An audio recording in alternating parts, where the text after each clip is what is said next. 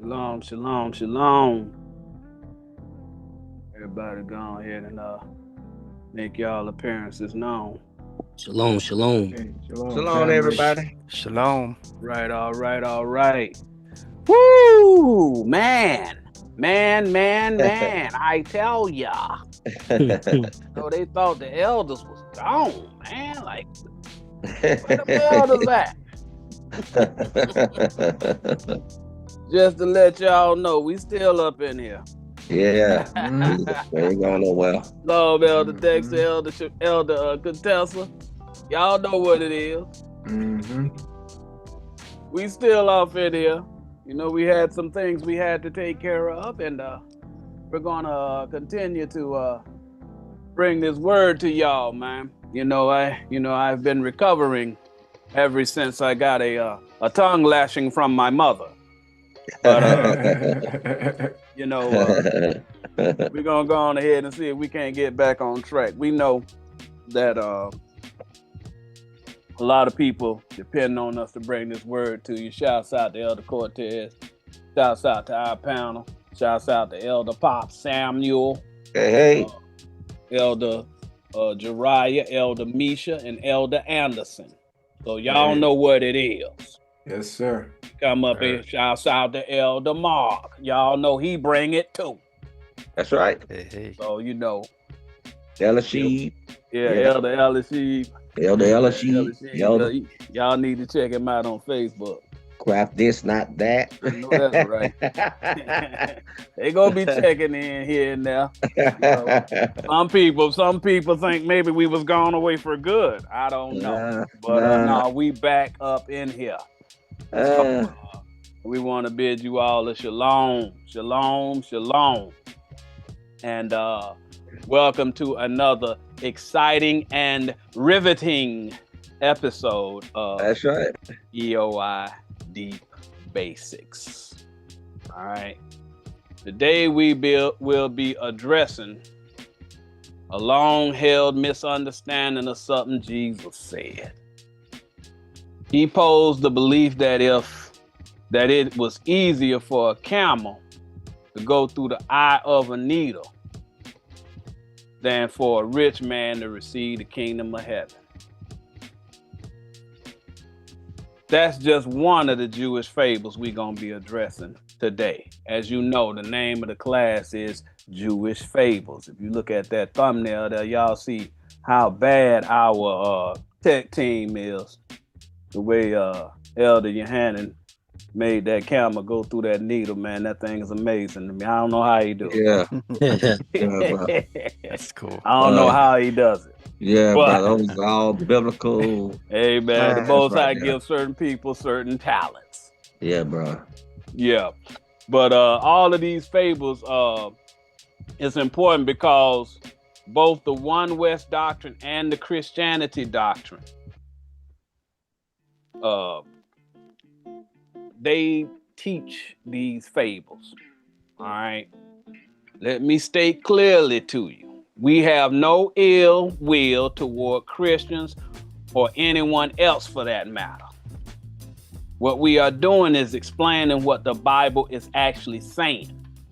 You have heard that Jesus the Christ never lied. You have heard that he walked on water. You have heard he cured a woman who had a menstrual issue. Yeah. You heard that he reattached a man's ear that Peter cut off. You blindly accept these Jewish fables without asking questions, when some of the explanations are as reliable as gas station sushi. If anyone comes and starts asking the Christian church to explain how he did it, their first instinct is to attack the person for not having enough faith. The One West religion will accuse you of causing division because you won't blindly follow the lie that they continue to teach. Today we will explain this and some of the other Jewish fables that these pastors they teach to keep the people afraid and under their doctrines. All right, some of the topics that we're going to discuss today Can a camel go through the eye of a needle? Literally. Did Samson kill 1,000 men with the jawbone of ass? Literally. Did Jesus reattach a man's ear after Peter cut it off? Literally. Okay. Now I don't know if we're gonna be able to get through those three. I'm gonna do everything I got in me to get there. All right. So y'all just gonna have to bear with us. But in future shows, because I spoke with Elder Yohanan, and he's saying this might end up being a little series, right? Future shows we might go over did God cover the earth with water?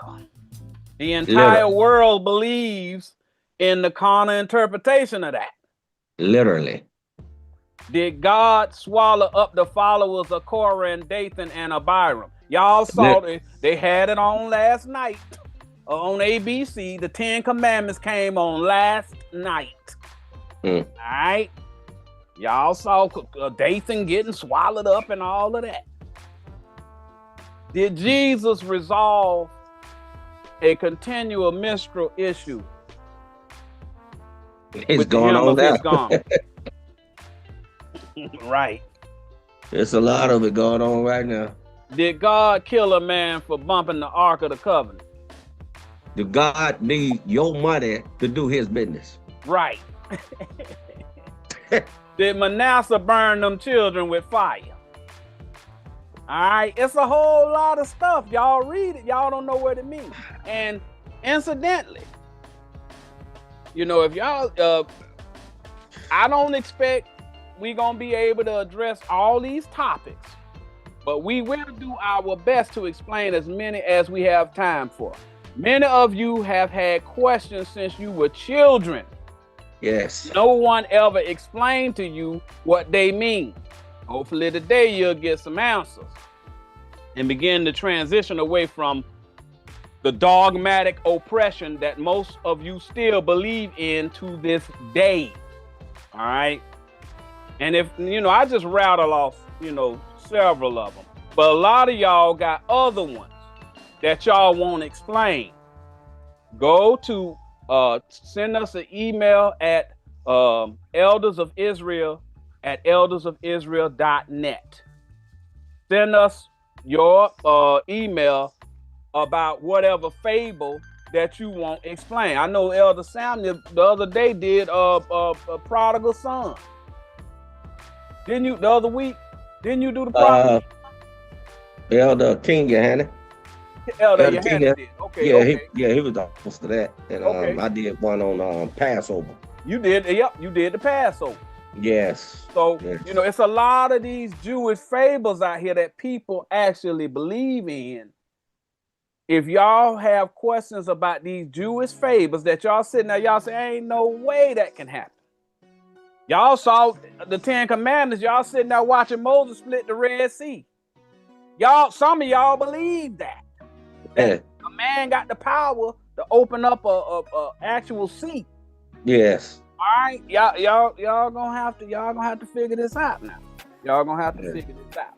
And the scriptures say this. I just mentioned it. He said that when you become a man, when you stop fighting that beast inside of you and become a man, because that's what you're doing. You're fighting God right now. Yeah. The ones who fight against the spiritual interpretation. He said you must put away your toys. Yes. Stop playing with it. Stop playing with it. Just get the spiritual interpretation. You won't be playing no more. When you become a man and stop, when you can dominate that old person in you and say, look here, I gotta go open up 2 closed sets. I gotta go in my house, find 2 clothes, not your closet, your closed sets, so it can be opened up to you. 2 precepts per brick roll, per word that God is talking about. Get the understanding, quit fighting it. Stop playing with it. When you become a man, you'll become a man for God. When I say man, I'm talking about the female too. She can actually teach when she know God's doctrine on behalf of God. She can teach. Go ahead, Elder. Shouts out to Elder Titus. Shouts out to Sirat Yasharala, Yasriel, Yasriel, Sirat, Syriac. Shouts out to you. Okay, so now, first place we're going to go to talk about this dogmatic oppression is going to be Titus 1:14. All right, that's what we're addressing today. Jewish fables. Jewish fables. Give me a Titus 1:14 now. Elder me. Sir. Thank you, sir. Y'all gonna understand if y'all new to the channel or whatever. We don't teach the Christian doctrine. We don't teach the One West doctrine. We don't teach the IUIC One West doctrine. No. We don't teach any of that. Teach God doctrine. God's doctrine. As Elder Samuel explained, we use the doctrine of Christ, which is to take two. You can find it in Matthew 18:15-20, then 2 Corinthians 13:1, Deuteronomy 19:15. It's all over the Bible. You got to get 2 or 3 precepts to establish what them words mean. All right, that's how you define what the words mean. The Most High's language is different than your language. Yes, totally. So you got to speak his language. You can't speak the language of a man. The language that most people in America speak is the language of a man named Noah Webster. Yes. Noah Webster don't speak for the Most High. Noah Webster's interpretation of words is different than the Most High's interpretation of words. Totally. Right? We go by what the Most High say the word means. Because the princes of this world, they control this world, but they don't control the Most High's doctrine. They don't. He alone controlled that. And that he said he was going to give you prophets who was going to be able to translate what he said. Yes. According to his heart, his mind. His mind is spiritual. Yeah. Absolutely. Read that for me, Elder. Titus 1:14. Mm-hmm. Not giving heed to Jewish fables. He's warning you. Don't take heed to Jewish fables. Now, a lot of people teach these Jewish fables as factual. They literally happen, okay? But the Most High telling you, don't take heed to them Jewish fables that these people teaching y'all, all right? He's giving you a warning. If somebody come telling you that a man split the sea with a stick, or that a man survived 3 days in a whale's belly, he's telling you that's a fable. Because can't nobody do it today. All right? That means it's a lie. That's what fable means. It means a lie. Something somebody made up. All right? Read. And commandments of men. Commandments of the men in them pulpits that's teaching it. He said don't give heed to what they're saying. That carnal mess. Read. That turn from the truth. The truth is the spiritual interpretation of what God says the words mean. That's the truth. Time. All the time. Take me to 1 Timothy 4:7. We're talking about what God said about Jewish fables. All right. He warned you about Jewish fables. You got to be able to see the devil, y'all. All right, devil mean deceiver. That's all it means. Deceiver. Mythical creature or nothing like that. The devil in that, in standing in front of that pulpit. All right. All the time. All right, that's who the devil is. Because he's reaching deep into those pockets. Yep. Read that up. Yes, sir. 1 Timothy 4:7. But refuse profane and old wives' fables. If it's something that's outrageous or fantastical, he said refuse it. If it's something that nobody else can't do to this day, but somebody said it happened, he said refuse that. Yes. All right. Read. And exercise thyself rather unto godliness. Godliness is using 2 or 3 precepts to establish what them words mean according to God. Every That's word. how you exercise, okay? Yes, every word. Yeah. Go to 2 Timothy 4:2. We talking about Jewish fables. All right? Jewish fables. Shalom, Elder Patricia. Shalom, Elder. Shalom. Shalom. Sorry it took us so long to get back. Shouts out to Elder Edith, too. Yeah, shouts out to Shalom, Elder. Elder. Shalom, Elder. We going down to verse 5. Hey, super elder. Hey, we don't know half what that elder know. Yes, sir. I mean about life. We don't know half I'm what telling that you. elder know. That's right. Read that for me, Elder. Yes, sir. 2 Timothy 4:2. Mm-hmm. Preach the word. Mm-hmm. Be instant in season, Uh-huh.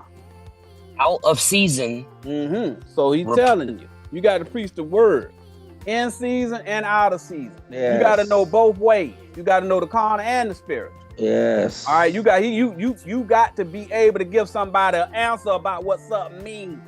Yes. All right, so that means you got to know the carnal and the spiritual. Read. Yes. Reprove. Mm-hmm. Rebuke. Okay, he telling you. When you see all of these people lying to these people, we got so many examples of it from the boys in purple. All the All time. the one Lord West have End. mercy. A lot of Not these money. Christian pastors. Yes. Okay, he said you supposed to reprove him and rebuke. That means you supposed to correct it. You supposed Yes. to tell the people what it means. He ain't saying get out there and try and fight them and all No. that. Ain't what he talking about. Mm-mm. He's saying use the platform you have to correct them. Read. Exhort with all long suffering and doctrine. So he's saying you gonna exhort yourself using the doctrine that he left. Again, the doctrine is using 2 or 3 precepts per word to explain what the interpretation God says it means versus what the men that you hold in high regard say it means. Next verse, we're going down to 5.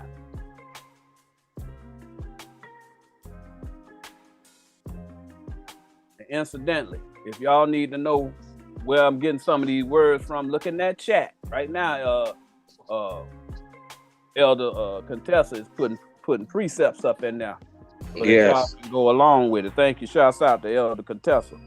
And I want to tell y'all something Praise. too. Those precepts that the elders putting in the chat, Uncle Bob is putting it, he building up this doctrine, the spiritual interpretation. So when after this class, if you want to get the overall of this class, just press that diamond. It's a diamond. And it's going to tell you, it's going to clarify everything that Elder Uncle Stephen talking about.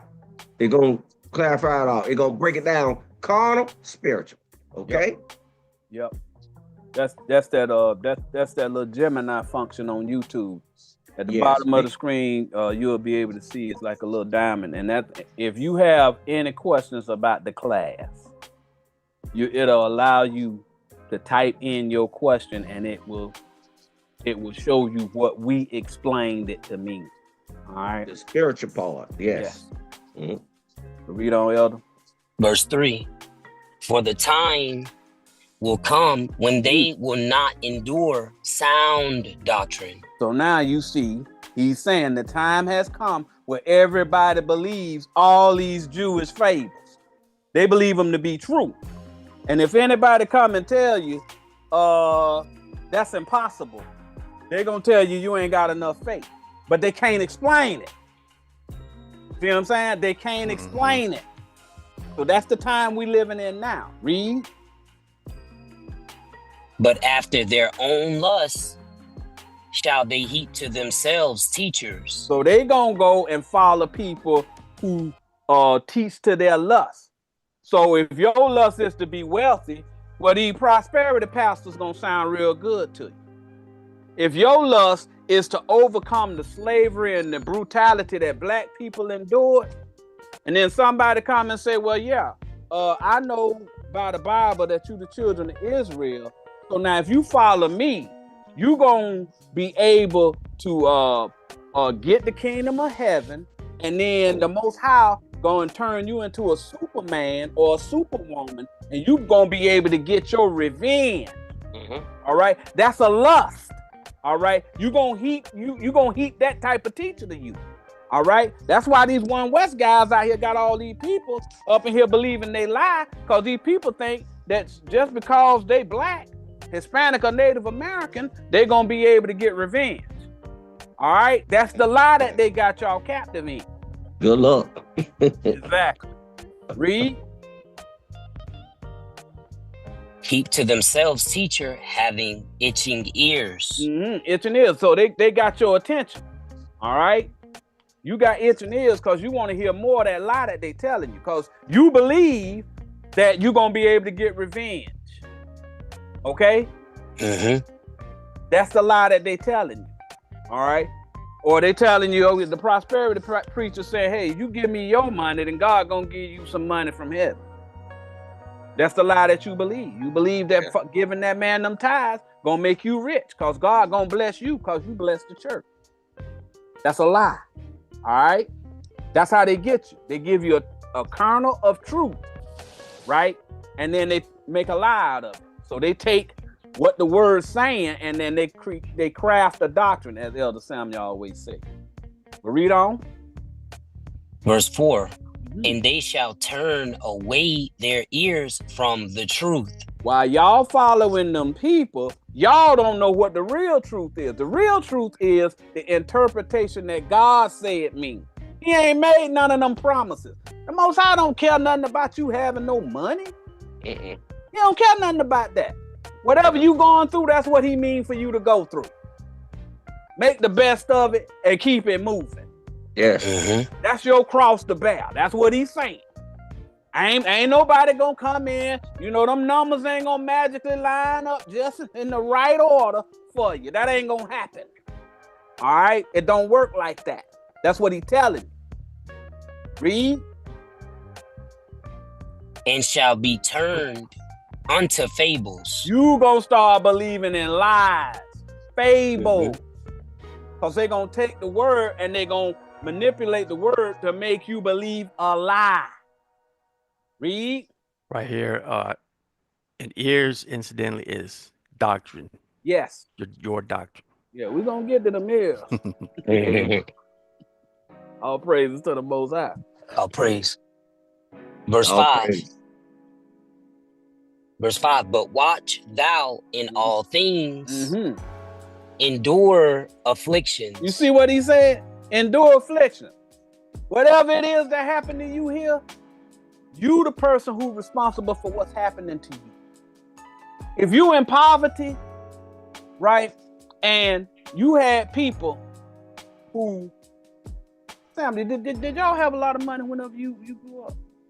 Grew up? No, brother, Exactly. no. So, but you was able to make some money after a while, though, wasn't you? Yes. You started educating yourself. Dude, back in the day, when I was a boy, they had to make signs, and a lot of people remember these signs. They used to put signs in the grocery store for people to have shoes on. A lot of people when I was growing up did not have shoes. Correct. A lot of white people, poor white people, did not have shoes. Correct. I grew up around seven boys. We had to borrow each other clothes. Yeah. So, yes. And it was a wonderful time for us because that brought us tighter. Yes. But with the affliction, he said, when you see somebody correcting you, like Elder Uncle Stephen about to do, he gonna tell you some things. Change. Change. You're gonna be afflicted with that, but go ahead, accept it, and change with it. Yes. So whatever happens to you in your carnal life, it ain't got nothing to do with your salvation. That's what we're trying to get you to understand. All right. When you go and you allow somebody to give you a lie, right? They can look at your carnal afflictions and they use that word affliction and they say, hey, the reason you going through what you going through is because of this or because of that. But the Most High talking about a different type of affliction. Yes. Right? The word means something different to him. All right. So he letting you know all of that stuff you depending on them numbers to come up. Hey, look, whatever happens to you in life, that's your lot in life. You're the one responsible for that. If your grandmama told you, baby, now I know I've been seeing you running with them boys. Now you're gonna have to let them boys alone, because them boys ain't no good. Them boys stay in jail. Their mom and daddy ain't got no common sense, and you following behind them boys. You gonna end up in a bad situation. That ain't got nothing to do with God. That got to do with your choices. All right? Everything that happened to you in this world got to do with your choices. All right? It ain't the Most High cursing you or nothing like that. If you didn't go to school and you got to take a job where it don't require any education, that's your fault. All right? You had the opportunity to go to school. You didn't do it. So you end up wherever you end up. All right? But read on. Do the work of an evangelist. An evangelist is a person that goes and he explains to you what the word means using 2 or 3. Them people who up in there in front of them pulpits and all that other stuff, a lot of them ain't nothing but shysters. All right? Yep. They're frauds. And they're getting your money. All right? That's not the work of an evangelist. The evangelist don't get paid carnal money. No, he's even. He know carnal, spiritual. He's even. He's an angel. He know the spiritual, carnal, and he going to give you a list of the precepts, what it actually means. 2 precepts per breadcrumb. That's the evangelist. Hello, we here. Read. Make full proof of thy ministry. How you prove something? Using 2 or 3. All right, y'all got it. Okay, Even.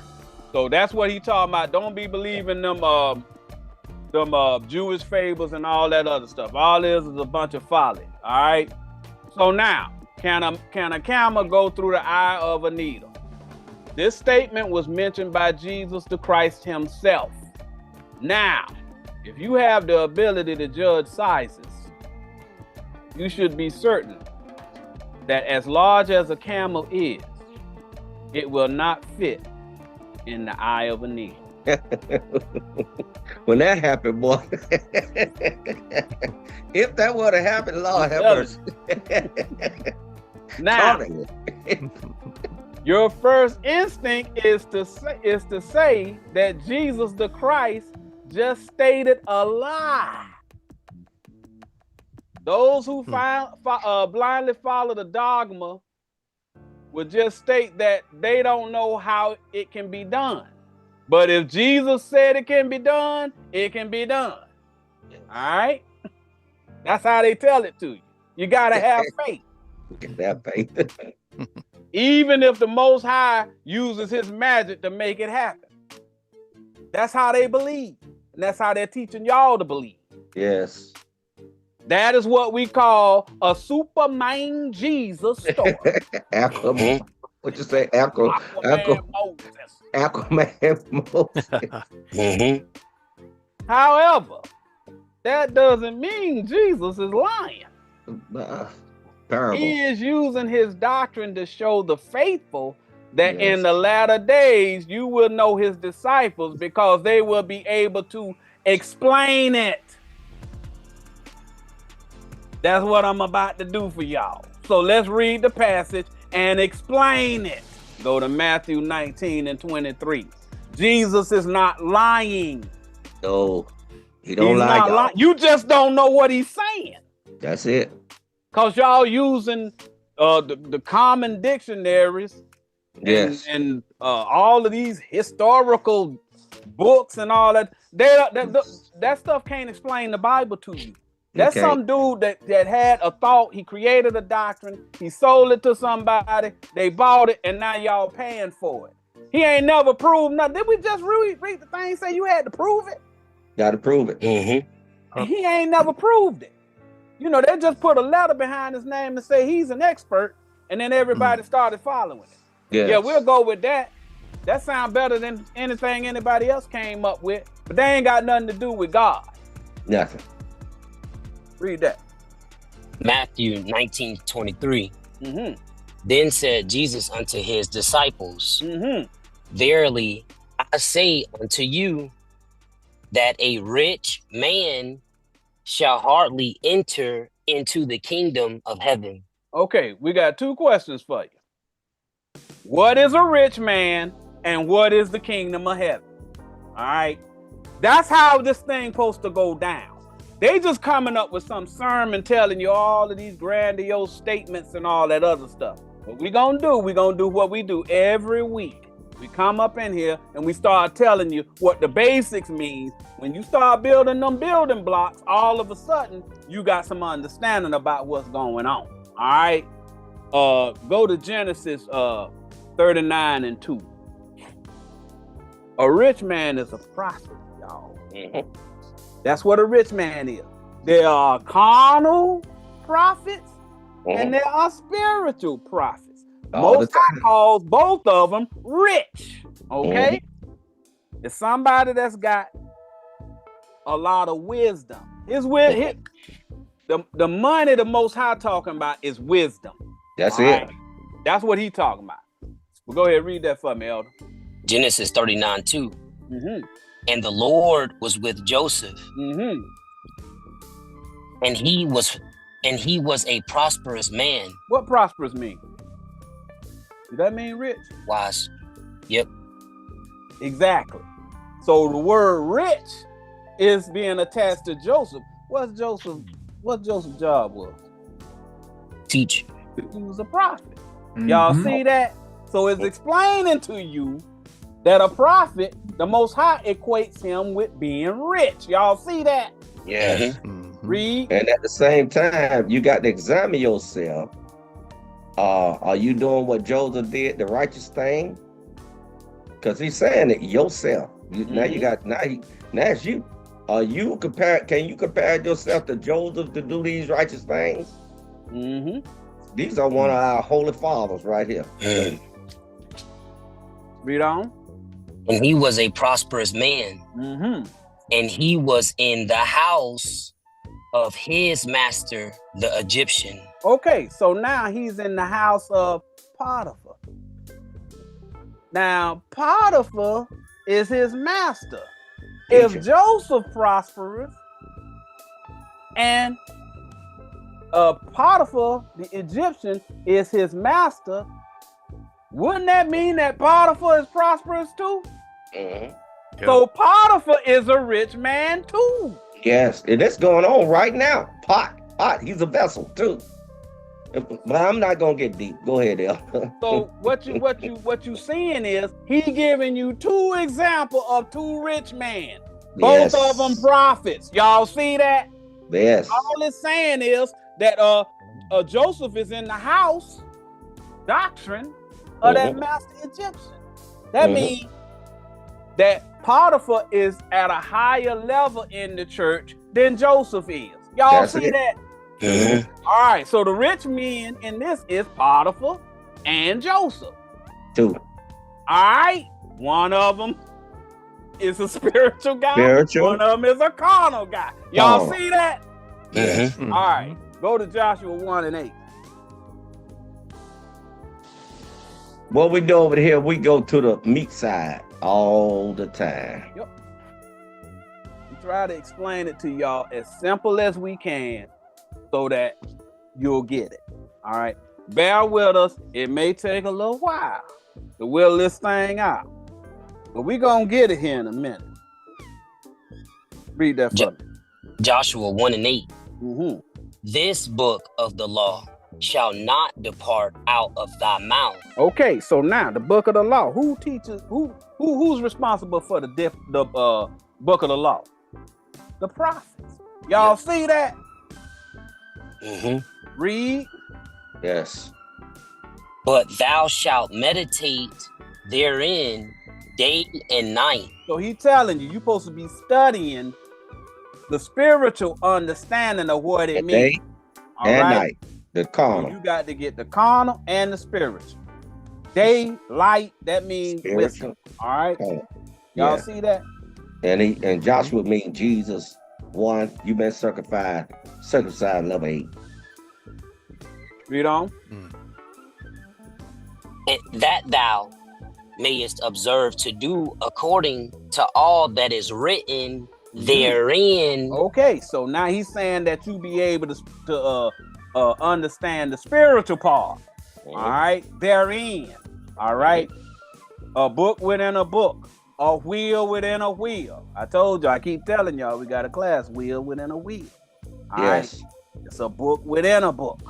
Read. For then thou shalt make thy way prosperous. Then you're gonna be a rich man.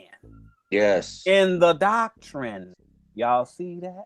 They said that way, you're going to take the highway, not literally on the highway. Correct. Get out take the street, spiritual boy. interpretation. Get out of the street, boy. Read. And then thou shalt have good success. Okay, you're going to be a rich man. Go to Judges 18 and 5. We talking about what is a rich man. We showing you a rich man is a prophet who got some knowledge. All the time. That's what a rich man is. All right.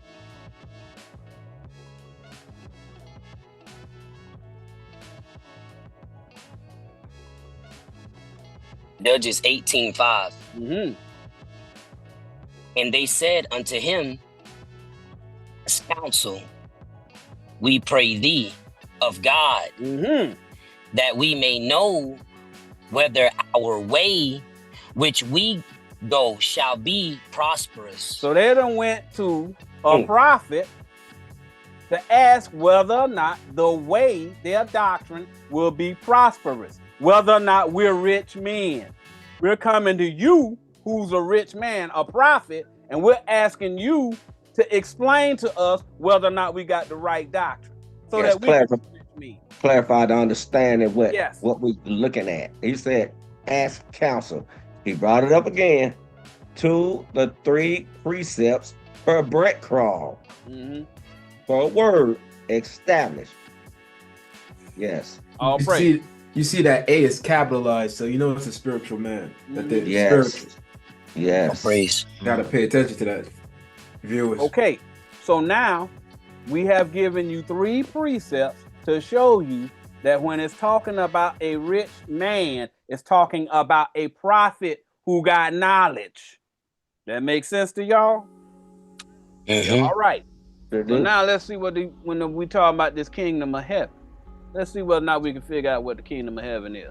Go to 2 Samuel 3 and 1. You know what the rich man in the story is now. So let's talk about what the kingdom of heaven is. See if we can't figure this out. 2 Samuel 3 and 1. Now there was long war between the house of Saul. The house of Saul, the carnal interpretation. Read. And the house of David. So that's the spiritual interpretation. Yes. All right.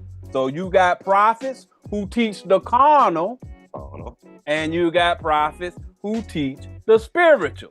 In this example, both Saul and David are rich men. Y'all see that? One rich in carnal understanding. Yes. One rich in spiritual understanding. Exactly. Praise. Read. But David waxed stronger and stronger.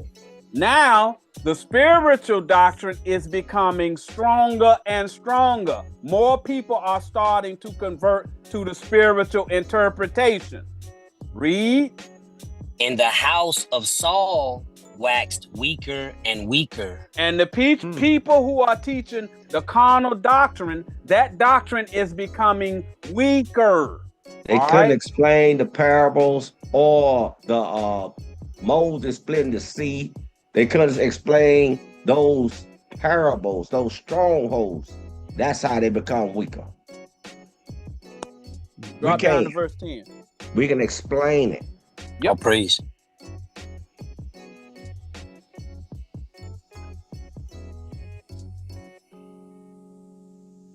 trying to give you the understanding of what the kingdom of heaven is. All right. We're explaining to you what the kingdom of heaven is. Y'all know what the rich man is. Now we're going to explain to you what the kingdom of heaven is. Read. 2 Samuel 3 and 10. To translate the kingdom from the house of Saul. Translate. You translate our doctrine, y'all. That's what you translate. Translate from the doctrine of Saul, which was carnal. Translate the carnal doctrine. Read. And to set up the throne of David over Israel and over Judah. Translate the carnal doctrine to the spiritual doctrine of David. That's the kingdom, y'all. Translate the kingdom, the doctrine, from carnal to spiritual. I know y'all see that. Yes. Yep. You got it, Colossians 1 and 13. You said what? Go ahead. I want to bring up one or two. Yeah. After we get through this, we go to Colossians next. Yeah. From Dan even to Beersheba. Okay, so everybody gonna be converted. The whole world gonna hear it. That's what he talking about. Carnal people all the way up to the spiritual people, from the wicked to the people who don't know nothing. Everybody gonna get the translation. They got access to it if they come and look on Elders of Israel YouTube channel. Where you going to, Elder Samuel? Go to Mark 1:15. Because this is what Jesus was saying. I don't know if you had this one. Go ahead. But if Mark 1:15.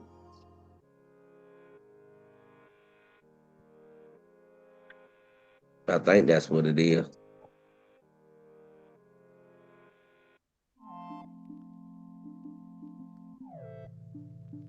Yeah. Mark 1 and 15. And saying, the time is fulfilled. Yes. Got to understand it. We got to understand it right now, y'all. Read. And the kingdom of God is at hand. His hand is his doctrine. The words totally flip around, y'all. Hand, arm, that's his doctrine. He'll reach out his arm with a mighty hand and gather his people with a mighty doctrine, y'all. That's the power that you got. First power of God. Romans 1 and 16. Write those precepts down. Read. Repent. Repent. How? Yea, and believe the gospel. That's what he's bringing up to y'all. Go to Colossians 1 and 13. The spiritual interpretation is the gospel of salvation. Yes. Colossians 1 and 13. Just write that down. But go to Colossians 1 and 13. Yeah.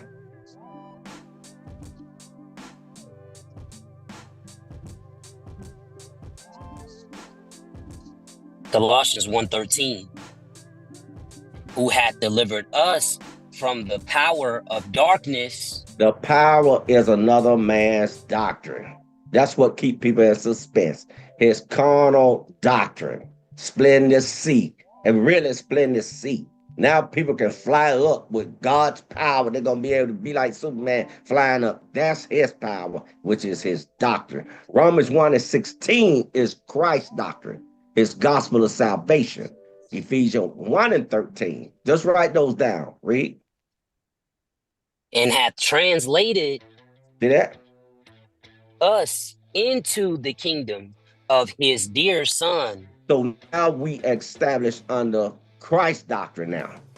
Oh, praise. Because we got the translation. Once you get the translation, and keep the translation. Go keep the translation. You're in another body of house now, congregation. Right back at you, Elder. Go to Genesis 41 and 15. Talking about what the kingdom is. Kingdom is when you translate from carnal to spiritual, you're in the kingdom. The kingdom is a spiritual doctrine, y'all. It's promised to y'all. Salvation is promised. He's telling you right now. That's your comforter. You got the salvation doctrine. Keep it. Keep that salvation. He telling you straight up. If you're in the kingdom, he said, You walking in the right way to have everlasting life. This is your comforter. Go Oh, ahead. praise. Mhm. Genesis 41:15. And Pharaoh said unto Joseph, I have dreamed in a dream, and there is none that can interpret it. Does interpret mean translate? Yes. They sure All do. right, okay. Read. And I have heard say of thee that thou canst understand a dream to interpret it. Okay, his dream is his doctrine. That's it. All right, that's who Joseph translated Pharaoh's dream, his Yes. kingdom, his doctrine from carnal to spiritual. Yeah. Joseph and Pharaoh are rich men. One Both. carnal, one spiritual. Y'all see that? Yes. Go to Daniel 2:24. He's doing Elder Stephen breaking it down like this. Because see, you dreaming if you think that Moses actually split the sea. Yeah, that's your You doctrine. dream. Yeah, that's your doctrine. Yeah, you couldn't translate it. You need to wake up out that dream, bro. Yeah, wake up out that dream, brother. That's fantasy. That's Pharisee. You're fairy telling. Yeah. That's what you see. Fairy tales. Yeah. And the scribes, they already know made up their mind to follow that mess. Not subscribe. You scribe already dedicated to darkness. Yep. Read that, Elder. Daniel 2:24. Therefore, Daniel went in unto Arioch, whom the king had ordained to destroy the wise men of Babylon. The king he talking about is Nebuchadnezzar. All right. Read. He went and said thus unto him, destroy not the wise men of Babylon. Bring me in before the king, and I will show unto the king the interpretation. He letting you know he knows how to take something carnal and translate it to spiritual. Y'all see that? Oh, praise. Daniel translates Nebuchadnezzar's dream, kingdom, doctrine from carnal to spiritual. Yes. Daniel and Nebuchadnezzar are both rich men. Both. One carnal, one spiritual. Now go Spiritual. back to Matthew 19:23. So y'all can see what's happening. Matthew 19:23. Then said Jesus unto his disciples, verily I say unto you, that a rich man shall hardly enter into the kingdom of heaven. So he's saying a carnal rich man ain't gonna be able to get the kingdom of heaven. The kingdom of heaven is the spiritual doctrine. Translation, That's y'all. the kingdom. They don't have the understanding. Shouts out to Elder Yohanan up in there. Elder King. Johanna. That's right. So now y'all know what those words mean.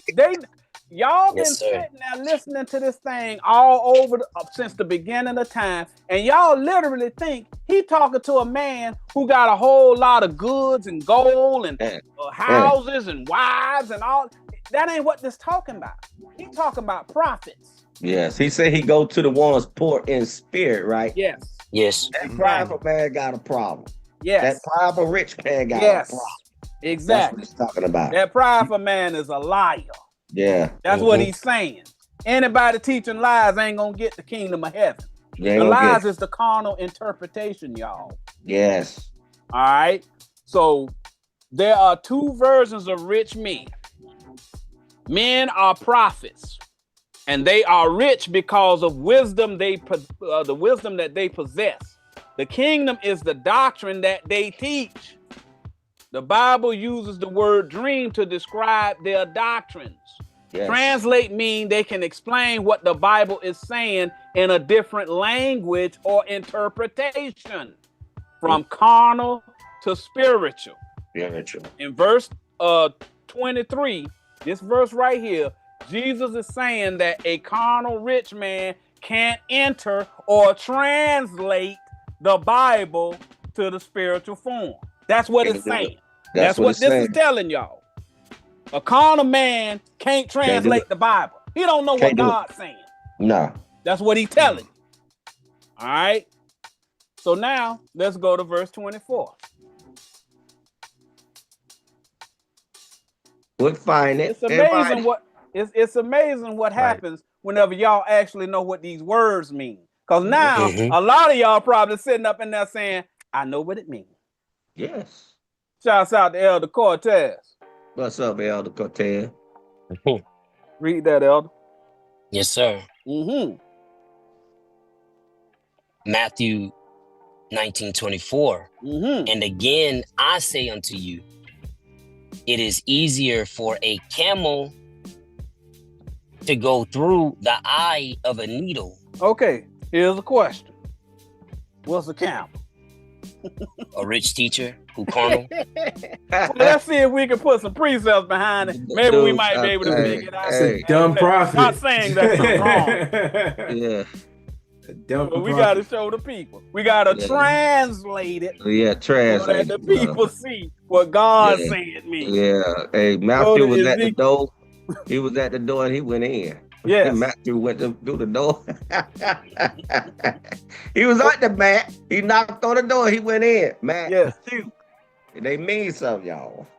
Go to Ezekiel 34 and 31. He took his shoes off at the door and he went in. Right. All praise the Most High. All praise the Most High. Hey, Luke stopped being lukewarm. He wanted that fire. We trying to explain to y'all what a camel is. Read that up. Yes, sir. Ezekiel 34:31. And ye my flock, the flock of my pasture, are men. He telling you, whenever he talking about them animals, he actually talking about men. Yes. Read. The ones who stand up for him. Yes. Those is the ones he rolled with. Yes. The flocks who eat my food, the flocks of my pasture, because pastors eat from the shepherd's food. That's it. You can go out there and call some sheep. That sheep will look at you like crazy. But if that sheep is getting fed from a certain person, every time we hear Christ, spiritual interpretation. Yes, Lord, we hear. I hear you. We gone. The elders gone. That's right. They are men. They stand up for me. See, go ahead. All praise. And I am your God. Amen. Saith the Lord God. All right. So what he's doing is he's giving you some information. He's telling you, whenever I'm talking about animals in the Bible, I'm actually talking about men. So a camel is an animal, but he's actually describing a man using a camel. Go to Ecclesiastes 13 and 18. He got a lot of water. Excuse me. He got a lot of water, but he just need the fire in the water to teach now. Ecclesiastes 3 and 18. I'm sorry.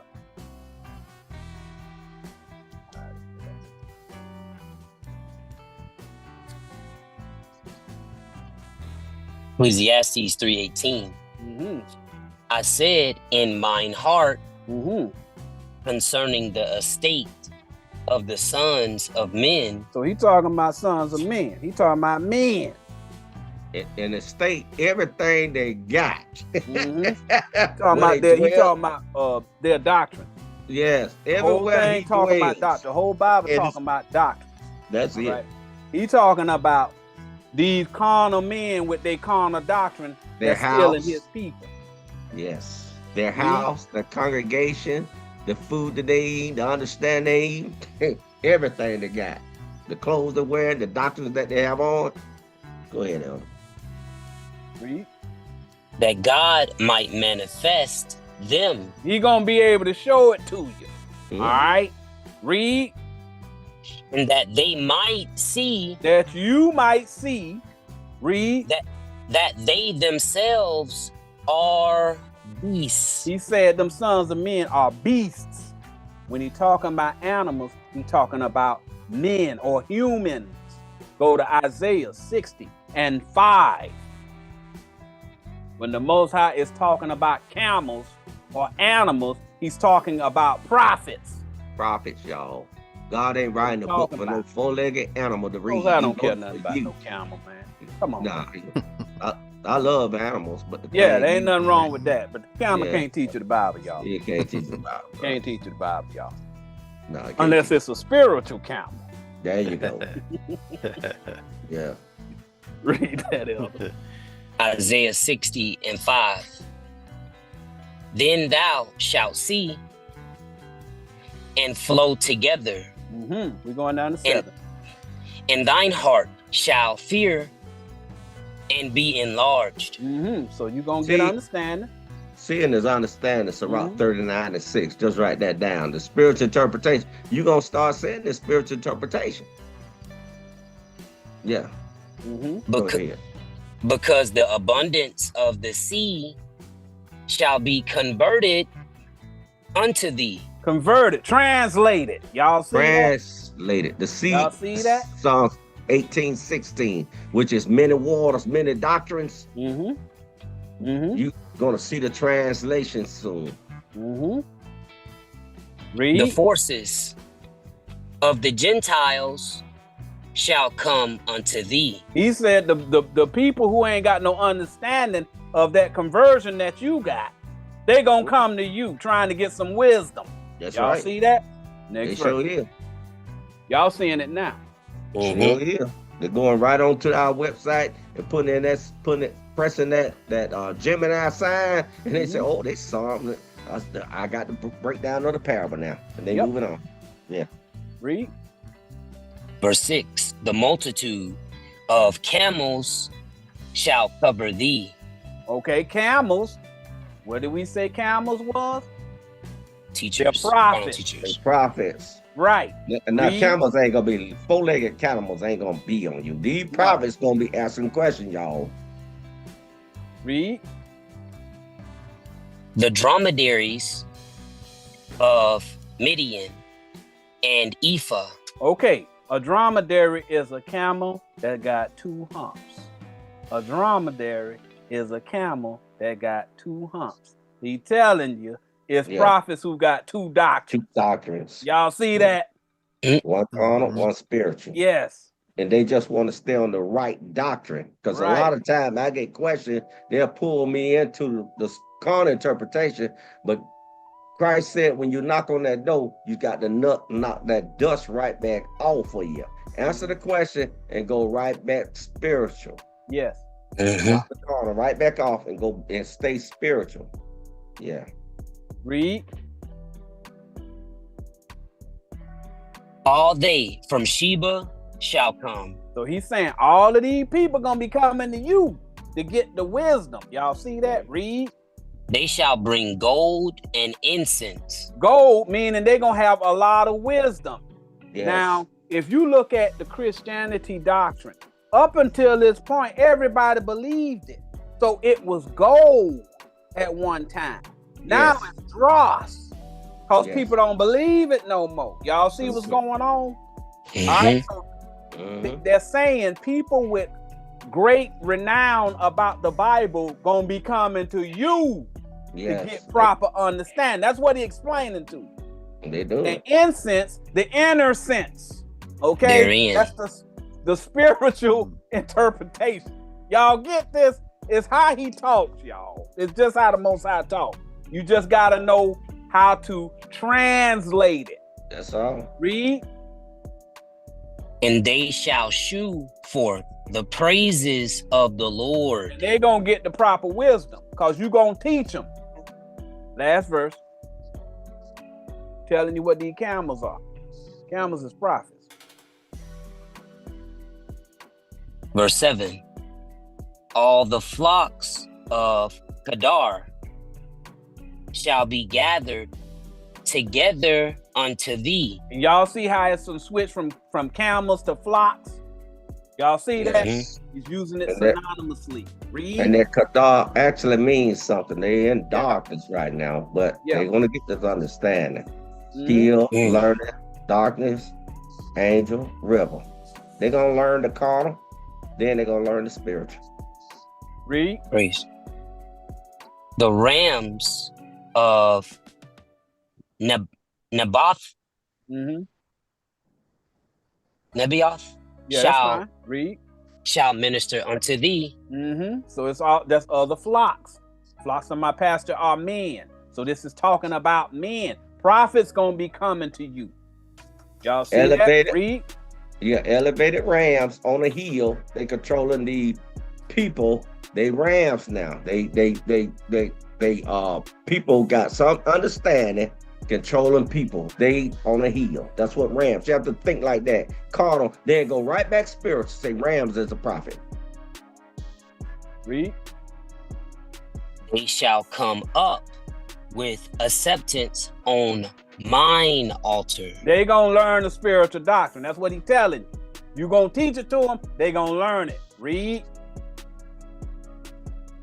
And I will glorify the house of my glory. The Most High gonna bless their understanding. They gonna get salvation. They gonna be in the kingdom. Yeah, all right. Glory mean light. John 8:12, 2 Corinthians 4:6. Glory. Okay. They're gonna get the light. It's gonna be up to them to keep walking in the light. That's it.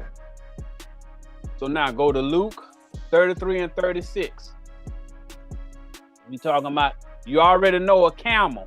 Now we're gonna talk about this eye, this needle. Let's see what an eye is. Go to Luke 11:33. We're going down to 36.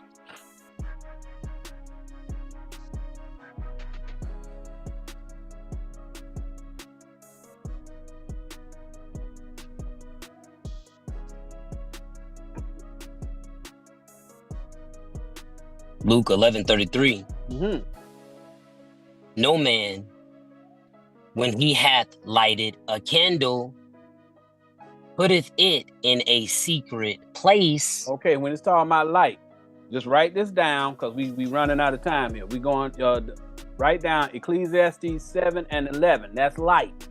Micah 3 and 6 tell you what light is wisdom. Okay, so when it's talking about any kind of light, candlelight, it's sun, moon, any type of light, stars, they're talking about wisdom. All right. I just want to add something to it. They're gonna put it in the chat. I'm gonna add it to you. He said, "No man." Let me get one for you, Elder. Go to Exodus 15 and 3. He said, "No man." So ain't no sense fighting the Most High. He gonna show this light, y'all. Ain't no sense fighting it. You one West Camp doctors. He gonna win. He said, "No man put a counter upon the sun." Read that right there. Exodus 15:3. The Lord is a man of war. He gonna win. Read. The Lord is his name. Go right back to where you were. Don't fight it, invite it. He said he gonna win. He said no man. Read. He's a man, ain't it? Duh. Read. Luke 11:33. No man, when he hath lighted a candle. Elder Uncle Stephen, Elder Mission, Elder Anderson, Elder Jariah, Elder King Johanna, Elder Sharon, Erica Tessa, Elder Janet, Elder Edith, Elder Contessa, Elder Anderson. The rest of these elders, once they get it, read. Put it in a secret place. They're gonna find Christ, this doctrine. He's a man of war. Read. He gonna let them shine. Read. Neither under a bushel. See that under a bushel. Bushel is another person. We gonna be under him. A bush is a prophet. A bushel of trees, that's in the same category as a tree. They ain't gonna be under nobody else but God. Read. But on a candlestick. That person got the light. Hello. Read. That they which come in may see the light. That spiritual interpretation, Sirach 39:6. You will see the spiritual interpretation. Elder Patricia, they got the light, y'all. Go ahead, Dale. Right back at you. So when it's talking about see there, you see with your eyes. Go to the next verse. They're gonna learn, y'all. When it's talking about eyes, it's talking about wisdom. It's talking about light. Yes. Read. Verse 34. The light of the body is the eye. There you go. Light. That's it. Means wisdom. All right, we gave you the precepts for Ecclesiastes 7:11, Micah 3:6. Read. Therefore, when thine eye is single, if you only got one understanding, read. Thy whole body is full of light. So you got the right, meaning the single spiritual interpretation. Your body full of light. If you got the spiritual interpretation, read. But when thine eye is evil, evil is seen, is carnal. All right. Carnal, y'all. Read. Thy body also is full of darkness. That means you ignorant. Dark means ignorant. Next verse. Going down to 36. Verse 35. Take heed, therefore, that the light which is in thee be not darkness. Make sure that your wisdom is not carnal. Yes. That's what he's saying. And speaking on the behalf. Explaining to you what I mean. I means wisdom. Yes. Read. Next verse. Next verse. Verse 36. If thy whole body, therefore, be full of light, you got wisdom. Read. Having no part dark, you ain't got no carnal in your understanding. Read. The whole shall be full of light. Your body, your understanding gonna be spiritual wisdom. Like Elder Samuel was talking about, when them people try and draw you out into that corner, go right back to the spirit. Read. As when the bright shining of a candle doth give the light. Okay, so it's letting you know when it's gonna give you light whenever your light shines bright whenever you got the spiritual wisdom. Go to Proverbs 22:9. Trying to tell you what an eye is. Trying to tell you what an eye is. Eye is wisdom. When the word's talking about eye, it's talking about wisdom. Wisdom.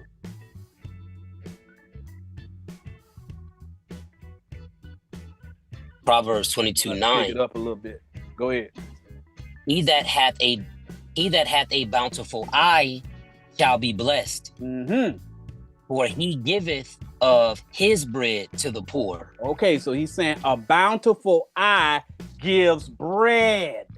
Bread is wisdom, y'all. Yes. Sirach 15:3. Yes. Just write down Matthew 4:4. That was the other precept. Yeah, that's another precept. That's another. Just write that down. It's talking about bread. It's talking about wisdom. The translation changed, y'all. That's what Elder Uncle Steph is saying. You got to get what God say what it means. Now you in another world. You see that? You came out the carnal world. Now you're in the spiritual world. It's a different language. God is a spirit, so you got to speak His language now. Ecclesiasticus 15:3. With the bread of understanding shall she feed him. He just compared bread to understanding. So when it's talking about bread, it's talking about wisdom. So read it on out. And give him the water of wisdom to drink. Also water. When you hear the word water in the Bible, when you're reading about it, water is talking about wisdom as well. So go back to Proverbs 22:9.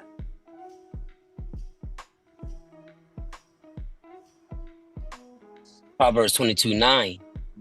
He that hath a bountiful eye shall be blessed. Doctrine, he gonna be blessed. This when it's talking about eye, it's talking about wisdom. When you have a bountiful wisdom, you're blessed, bountiful, rich. All right. Read. For he giveth of his bread to the poor. We just said bread mean wisdom, so it's comparing that bread to that eye. Y'all see what's going on. Now go back to Matthew 19 and 24.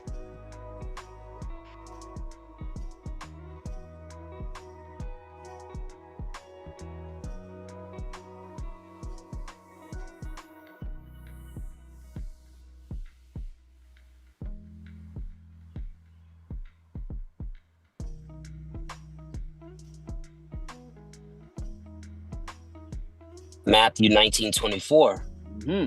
And again, I say unto you, it is easier for a camel. A camel is a prophet.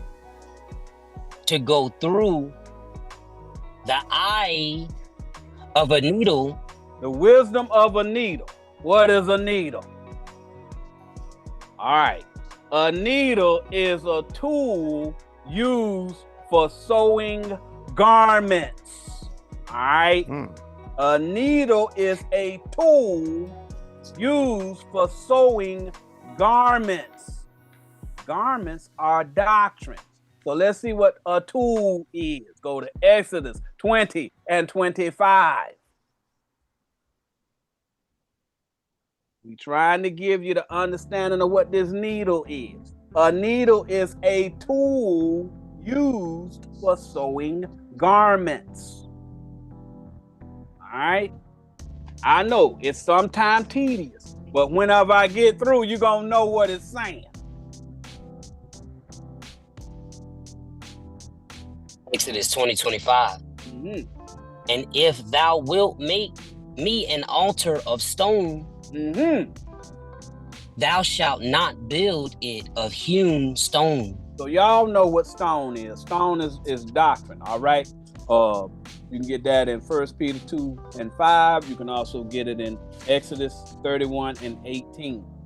Stones are doctrines. An altar is a place where you alter the word, all right?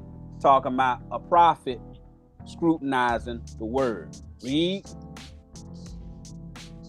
Or if thou lift up thy tool,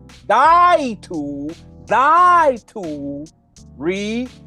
Upon it, thou hast polluted it. If you bring your own sauce to what the thing's saying, you're going to pollute it. Does that make sense to y'all? Yes. Your tool, your needle, your hammer, or whatever that you use in order to explain what the words mean, if you use your own understanding, you're going to pollute what the word means. You got to use 2 or 3 precepts to find out what it actually means. Y'all see that? Yes, sir. Go to Deuteronomy 27 and 5. We're trying to tell you what a needle is. A needle is a tool that sews garments together. So y'all see, a tool. Deuteronomy, yes, sir. Deuteronomy 27:5. And there shalt thou build an altar unto the Lord thy God. You're gonna build your church up. Read. An altar of stones. Of doctrines, right? Read. Thou shalt not lift up any iron tool upon them. Don't bring your carnal foolishness into what the Most High trying to get you to teach. Y'all see that? Yep. A needle is a tool that sews garments together. Go to Job 29 and 14. A needle. Go ahead. A tool could be righteous teaching. Yes. Or carnal teaching. When you see that tool teaching over and over light, that's somebody light. Now understand that, get out of it. Teaching over and over light. We go to the spiritual side. Some people teach carnal. The same thing, they smite the person with that understanding carnally, smiting them carnal. We smite them righteously, till they see the understanding what we're talking about, that light. Oh, praise. Read that Job 29:14. I put on righteousness and it clothed me. So he's comparing righteousness to clothes. All right. That's a garment. Righteousness is a doctrine. That's the doctrine we teach. We teach righteousness. Feed. My judgment Teaching. was as a robe Robe is a garment. and a diadem. Okay, so whenever you using your tool, you use your tool to sew together 2 or 3 precepts. Y'all see that? That's what it's talking about, that a needle does. That's what a prophet does. He sews together the doctrines, the garments. Y'all see that? Go to 1 Ezra 5 and 14. He teaching over and over till you see Christ, what he's talking about, what God is talking about. 2 to 3 precepts. Some people teach it carnally, 2 to 3 precepts carnally. It's 2 teachings going home. 2 houses. Carnal house, spiritual house. God say he want the spiritual house. 5 and 40. 40. Oh, 40. My bad. You good?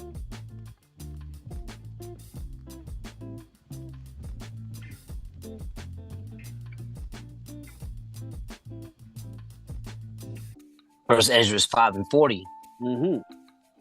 For unto them said Nehemiah, Athaliah, that they should not be partakers of holy things till there arose up an high priest clothed with doctrine and truth. That's a high priest that has the doctrine of truth. Y'all see that?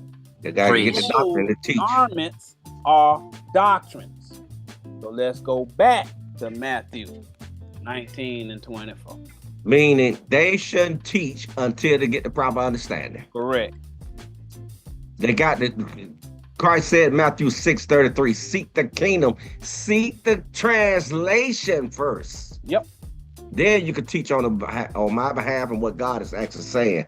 1 Corinthians 2 and 14, he said a carnal man can't teach. A natural man can't teach on behalf of God's doctrine. You can teach on certain topics, but not on God's doctrine. You can tell somebody to change a tie, how to change a carnal tie, or how to put a hammer to a nail and build a house, carnal building. But when it's God's house, no. He don't want you to touch it. He don't want you to defile it with a different tool, different teaching over and over and over with a different light. Go ahead, Elder. Read that again, Elder. Matthew 19:24. And again, I say unto you, it is easier for a camel to go through the eye of a needle. Okay, a camel is a prophet to go through the eye of a needle. So the eye is a doctrine, a needle is the tool. Okay, it's easier for somebody who ain't got no wisdom to learn a doctrine, read, than for a rich man to enter into the kingdom of God. than somebody who will know it all, who think they got the right doctrine of God to actually learn what the doctrine of God actually is, because they got too much pride. And y'all see that? That's what the Most High trying to tell you. It would be better if y'all didn't even learn that trash and got the men got y'all all prideful walking around here like y'all think y'all know everything. Don't know nothing about the It's easier spiritual. for somebody who don't have no understanding at all to come and learn the spiritual understanding than somebody who done already learned a bunch of trash in the actual kingdom of heaven. Because he gonna be trying to defend that trash. Y'all see that? So Christ is right. A camel can go through the eye of a nigga. He can learn the righteous doctrine. That's what he's saying. And Elder, like the camel might just, that little bit of water that he has might just be, he knows not to hate anybody. Yes, That's it. absolutely. Like John the Baptist, his doctrine. He was camel's hair. He just taught peace, y'all. That's it. That's all it was. That's it. all it was. He wasn't trying to make nobody his slave like these people are. Now that you have the wisdom of what the words mean, you can translate the scripture to mean that it's difficult for a carnal prophet with great knowledge to convert to spiritual doctrine of 2 or 3. It's easier for a common man to go through or get past or overcome the lies of a wicked carnal prophet than for a carnal prophet to receive salvation. The Gentiles that have been fooled will figure it out, while the lying pastors will receive the second death. Now, let's move on to our good friend Samson. Now, when I was a member of IUIC, I will never forget Deacon Asaph and Deacon Malachi teaching about Samson. The part I most remember is one of them asking whether you thought Samson was being stabbed and attacked while he was fighting these men. Yeah. They equated that to mean that when the Most High changes you in the twinkling of an eye, you will be bulletproof, just like Samson was sword-proof or arrow-proof. Pure, unadulterated, Superman Jesus.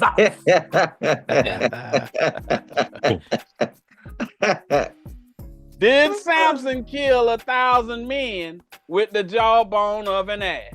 Oh, boy. In a word, no. No. Hey, a holy prophet going around murdering people. Right. Man, come on, y'all. A holy prophet.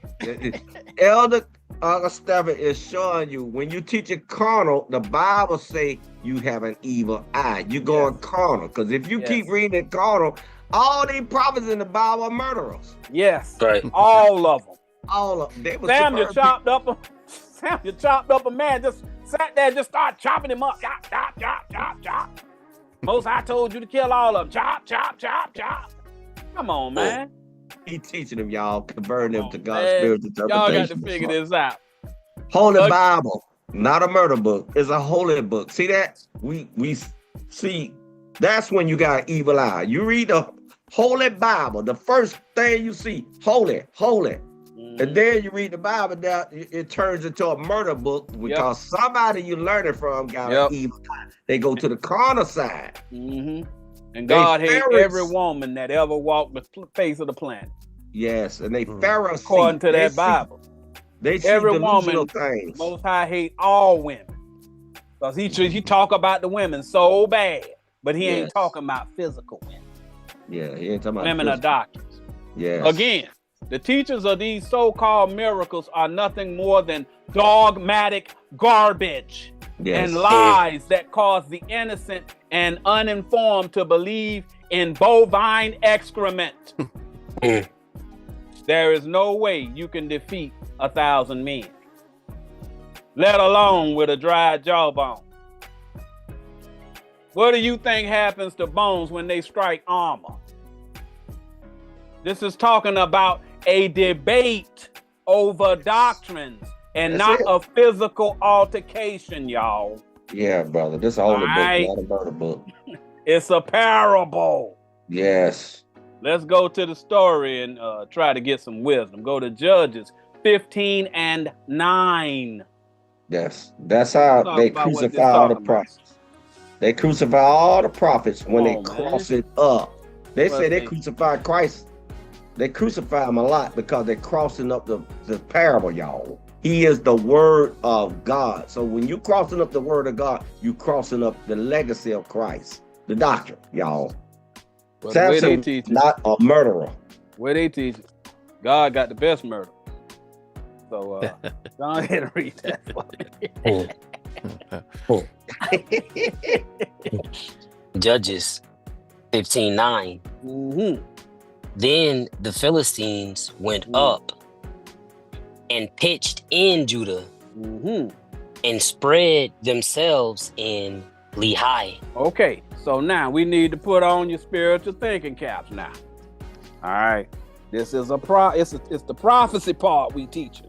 All right, y'all done heard all of that other trash. So we're going to tell you what the prophecy is. We're going to explain what the parable means, y'all. Lehi is the name of a doctrine. The Philistines have an interpretation of a doctrine. Judah has an interpretation of a doctrine.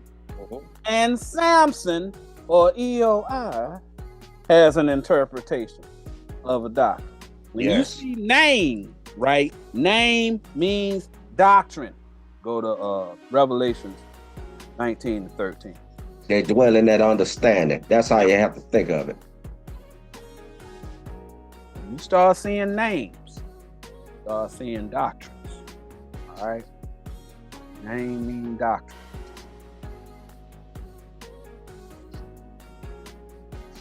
Being gold answer all questions. We saw that today on a video over there. That people in purple come saying, money answers all things. Look at man. Being gold answer all questions, brother. Money do not answer all things carnally. Because I will bring my daddy back from the dead if I could have paid that doggone doctor. Say, look at doctor, bring him back from the dead. I got this, I got my house. Now, will you take that? Right. No, not that money. Ain't enough money. Ain't bring enough him money. back. But the money, the precepts, turning the people into gold, Isaiah 13:12, a person that can answer all those questions. That's what it said. Gold answer all questions. Money, which is gold. Yeah. Praise. Yes, sir. Revelations 19:13. And he was clothed with a vesture dipped in blood. And his name is called the Word of God. So it's telling you, whenever you see names in the Bible, it's talking about words, people's doctrine. Some of them righteous names, some of them carnal names. Y'all see that? Drop down to verse 16.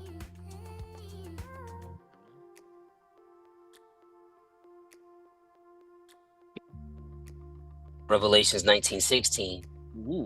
And he hath on his vesture and on his thigh. Thigh is a bone. We're going to get to that bone in directly. But bone mean doctrine. Read. A name. He just called that thigh a name. Read. Written. King of kings and Lord of lords. So that's letting you know. Name means doctrine. Go to Psalms 148 and 13. And the way they read that thing carnal over there in the captain talking about a tattoo. Don't that sound carnal like a tattoo? Didn't they say a tattoo? It's illegal to get a tattoo? You can't mark your skin. See that? Oh, but you can get a tattoo for God. You can get a tattoo from God in your mind. His doctrine, y'all. Come on, man. Yeah. And when Don't it says, be tattooed. Go ahead. Exodus 15 and 3, and it said the Lord is his name. That's just confirming that. The doctrine. Yeah. The Lord, that's his name. That's the doctrine, y'all. Yes. That's the doctrine. Praise. Psalms 148:13. Let them praise the name of the Lord. The Lord's doctrine. 2 or 3. We supposed to be praising 2 or 3. Read. All the time. Per breadcrumb. Per breadcrumb. Yeah. Read. For his name alone is excellent. It's saying the doctrine that the Lord left us, which is 2 or 3 precepts. You don't need to add nothing else to it, Carl. Praise. That's what here alone. Get the 2 or 3 precepts, you got the kingdom. He said that alone is excellent. That's the only thing that's excellent. The doctrines of men are not excellent. No, not salvation, brother. His glory is above the earth and heaven. So he got the top doctrine. Go to Psalms 138 and 2. I'm telling you, we're showing you that name that Lehi talking about a doctrine. Philistine, that's a doctrine. Judah, that's a doctrine. Y'all see what's going on? Samson, that's a doctrine. Yes. It's a prophecy. It's a similitude of what y'all seeing today. Yes. Read that. Verse 2. I will worship toward thy holy temple. A temple, read. And praise thy name for thy loving kindness and for thy truth. The truth is the commandments. Y'all see that? So he telling you the name is truth that you worship. Y'all see that? That's the doctrine. Read.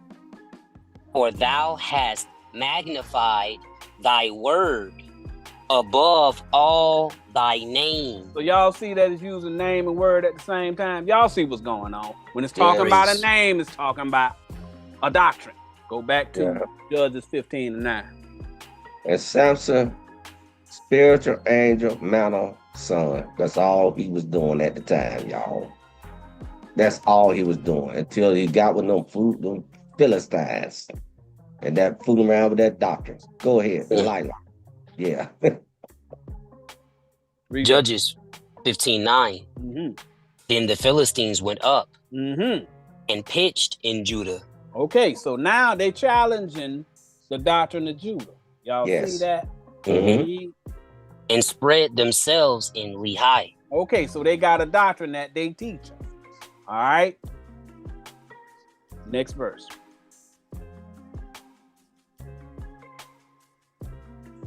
Verse 10. And the men of Judah said, why are ye come up against us? So now you seeing there's a difference between the Philistines and the men of Judah. The Philistines are the boys in purple and the mother. Yes. All right. Just so y'all know. Yes. There's similitude for them, y'all. They got the whole world in captivity. All right. They got Judah in captivity because Judah's scared of them. They're in captivity under that foolish One West doctrine.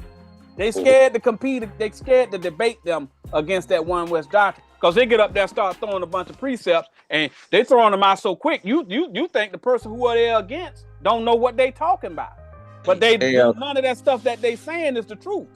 It's just a parlor trick to make you think that they the smartest man in the room, but they don't know what none of that stuff means. They don't. Hold that right there, Elder, if you can. Let me bring up one. This is it. Isaiah 2:6, because we said something. They are them. They are them. They are them. That's their doctrine. We know that doctrine. We know all these doctrines. The doctrines that we go over continually, we know. We know. Isaiah 2:6. Therefore thou hast forsaken thy people, the house of Jacob, Carnal. because they be replenished from the east. The rising of the understanding from that doctrine, what we about to talk about. And are soothsayers like the Philistines. Jesus black, God black. Let's all stick together and be black and murder Jesus' doctrine again. Yep. Because that's what they're doing. They're crucifying him again. Hosea 6:6-8. They're crucifying Christ again. Read. And they please themselves in the children of strangers. See, it being pressed in front of men. They're not satisfying God. They'd rather be walking prideful in front of men. They want to get glorified from men. He's a man of war. God gonna get what he wants. Go right back at you, Elder. Go back to Judges 15:10. He's gonna win. Judges 15:10.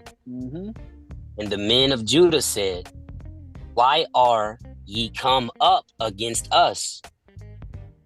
And they answered, to bind Samson are we come up, to do to him as he hath done to us. Okay, so now they want to bind the elders of Israel under their cords. They ain't gonna do that. They call out their wickedness, their lies, and their thievery. Judah has basic understanding of the Bible. That's it. Those are the people doing the best they can to understand what the Bible means.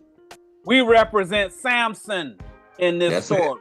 We started out as Judah and we elevated to the doctrine of Christ. Yes. All right. Go to Hebrews 1:14. We sprang out of Judah. Yes. Yes. Praise Right. Judah keep getting came up out of that trash. He claimed he a Jew, but he always said, duh. He always duh. Yeah, okay, bro. It's a spiritual side, bro. Yeah. Do like Christ. Spring out of that mess. Get out of that mess. Yes. Exactly. They want to bind us under their doctrine. Yeah, they ain't gonna work, But buddy. they ain't gonna work, brother. Because of what we did to them. We made them look foolish. We made their top dog run. Nathaniel ran from us, y'all. On his home turf. Yeah, we all went of them to his did. house. All of them did. At the Devil's Workshop in Riverdale, Georgia. And he ran from us. He better keep running. Right. He's gonna be running from his. He's gonna be running from his congregation soon. Right. Because they're gonna wake up. The Bible said it. They're gonna wake up. Read that, Elder. They're gonna spring out of Judah too. They are. Don't hurt him. Don't hurt them. Let that food go. Hebrews 1:14. Are they not all ministering spirits set forth to minister for them who shall be heirs of salvation? That's what we do. We minister. We the heirs of salvation, y'all. We got out of that ministering under Judah. Yes. All right. Now we the heirs of salvation. We sprang up out of that foolishness. Yes. Go to Micah 5:2. We got up out of that Judah. Yeah, bro. I ain't seen a spaceship yet. Not yet, man. Nah, they didn't come But for they them say it's slave coming. boats. But they didn't come for them slave boats, did they? Hey, man. They didn't come for Abraham, did they? No. Oh, okay. They say it came for Elijah. They say that. Oh, okay. That chariot of fire was actually. Good luck waiting on that spaceship. Micah 5:2. But thou, Bethlehem, Ephratah, though thou be little among the thousands of Judah. We used to be in Judah. Read. Yes. Yet out of thee shall come forth unto me. Out of Judah. Yeah. Read. We ain't gonna That be confounded is- no more. All praise. That is to be ruler in Israel. Now we ruling in Israel because we can explain it. We can That's right. translate it. We can explain what it means, y'all. We done Yes. came out of Judah. That's a Y'all good see precept that? right there. That's a good precept right there. Read. Whose going forth have been from old, from everlasting. Exactly. We done moved on from that Judah trash. Go to Yeah, Numbers 24:17. Judah. Yeah. He called himself Judah always. Duh, confounded. Right. Right. Duh. Yeah. What is the word? Yeah. brother. Yeah, That's brother. what I heard, man. Yeah, Rumor bro. about that going around. 2 to 3 precept washing the word. Yeah, brother. Yeah. Okay. Never heard that before. Just sit down, Okay. write it down. Go Just and write check it those down, precepts, man. son. Uh, You'll get there. Numbers 24:17. Mm-hmm. I shall see him, Mm-hmm. but not now. Mm. I shall behold him, Mm-hmm. but not nigh. Mm. There shall come a star out of Jacob, Jacob, Judah. Yes. Read. and a scepter shall rise out of Israel. Y'all see that? We done rose up out Correction. of that trash. That scepter is correction. That's the rod, y'all. Yes, the doctrine gonna come. It's We coming. got the doctrine because we explaining it to you. Read. And shall smite the corners of Moab. We're gonna be able to correct the understanding of Moab. Read. And destroy all the children of Sheth. So everybody else doctrine, this doctrine is gonna elevate above it. That's All it. right. Praise. The doctrine of Christ is gonna elevate above all of Judah. Yeah. Jacob. All right. Go back to where you were in Judges. Trying to explain what this stuff means so y'all can. We giving you the basis. This is a prophecy, a Yes, similitude of what you're seeing now. I Right told you now. what the players was. The players is the boys in purple and the one West camps versus the people of Judah. They understand love your neighbor. They just That's don't it. understand what it means. And they intimidated by the One West boys. Y'all see that? And then you got Samson. We're the one that bringing that jawbone. Yes. We got a mouthpiece on us. But go ahead and read that again. Judges 15:10. And the men of Judah said, why are ye come up against us? They scared of them. Read. And they answered, to bind Samson are we come up, to do to him as he hath done to us. So they're trying to change everybody's opinion about what we teaching. Yes.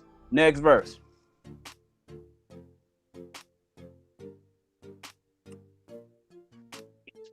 Verse 11.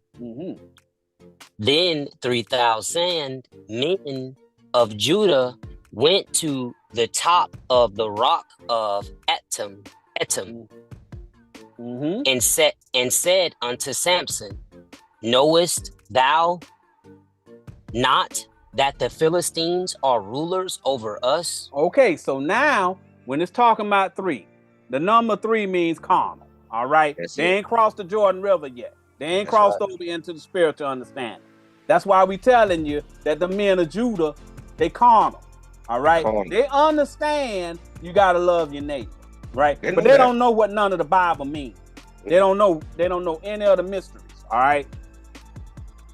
They learn to be tamed too. Yeah, they're not necessarily wicked. Like he used the example of John the Baptist.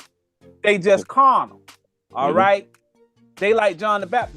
They don't necessarily mean any harm, but they ain't got no wisdom. They ain't got it. They feel the way that the doctrine of them boys in purple in that One West. All right. Because they've been slicing them since 68. They've been chopping them up out there on the street. None of them can't beat that doctrine, but we can. Yes. That's why they run. Yes. They don't have the 4th day. That 4th day, that's when you got some spiritual wisdom. Yes. These people fear the boys in purple, and they often go on the airways trying to call for peace and reconciliation under the wicked. They may say, we don't want to air our dirty laundry in Israel or something like that. They won't call out the wickedness in Israel because their doctrine is not as strong as the boys in purple and them other One West camps. They are saying, even though the Most High says call out the wickedness, don't say it publicly. We reject that assertion. The One West doctrine is not our Lord. It is the doctrine of the Philistines, as Elder Samuel just gave you that precepts about them soothsayers. Yes. They have Judah in captivity. Everybody's scared of them. Yes. See, they're learning the light. They tame the AM. They learning the light. Yeah. They see the light. Yes. But they still scared. They see it. Tam. That's what it is. That's a doctrine. That's a doctrine. Yeah, that's a doctrine. It's a name. Teaching AM light. They started to see the light, but they're still scared. Go ahead. Have a good time. Yes. But that's what they saying to us. All right? Because they scared. They want us, they want to bind us up under their doctrine. Don't make no noise. All right? But we all need to come together in Israel. That's what they say. Yes. All right? We need to come together. Stop airing dirty laundry. The people don't need to see us arguing. All of that. You get what I'm saying? They weak. Yes. We bear no grudge against them. No. But the thing is, the Most High said, cry loud. He said, call out that foolishness. You crucifying Christ. You crucifying Christ, brother. We are his attorney. We speaking on the behalf of his doctrine. You crucifying him, brother. Yep. Go to verse 12. There's no argument anyway. No. You need precepts to argue. Yes. And that's the one thing that them One West camps feel. Because the minute you say, can you tell me what that means using 2 or 3 precepts? All that humming, all that start then. That's right. Because we ain't accepting your opinion of it. We want to know what God, we see what you say it means. Now tell us what Christ said it means. Yes. Oh, you don't know? Let me show you. All of a sudden, they looking simple. That's right. That it's a reason they run from us, y'all. That's why we don't fit. We know we got the doctrine. Yes, we got it. All right. Read verse 12. Yes, sir. Verse 12. And they said unto him, we are come down to bind thee, that we may deliver thee into the hand of the Philistines. Yeah, we want to go on ahead and try and pacify you. All right? Yes. We don't want no mess in Israel. Yes. And Samson said unto them, swear unto me that ye will not fall upon me yourselves. Okay, Samson has an uneasy truce with Judah. That's what we got with them people in Judah. An uneasy truce. They want to pacify the doctrine of Christ to avoid conflict. Yes. Notice, we don't attack most people that are not virulent hate groups, even though they still believe in the Israelite doctrine. All right? We don't attack them. This includes the people of the Christian faith. So whenever it starts talking about binding people, cords mean doctrines that bind you.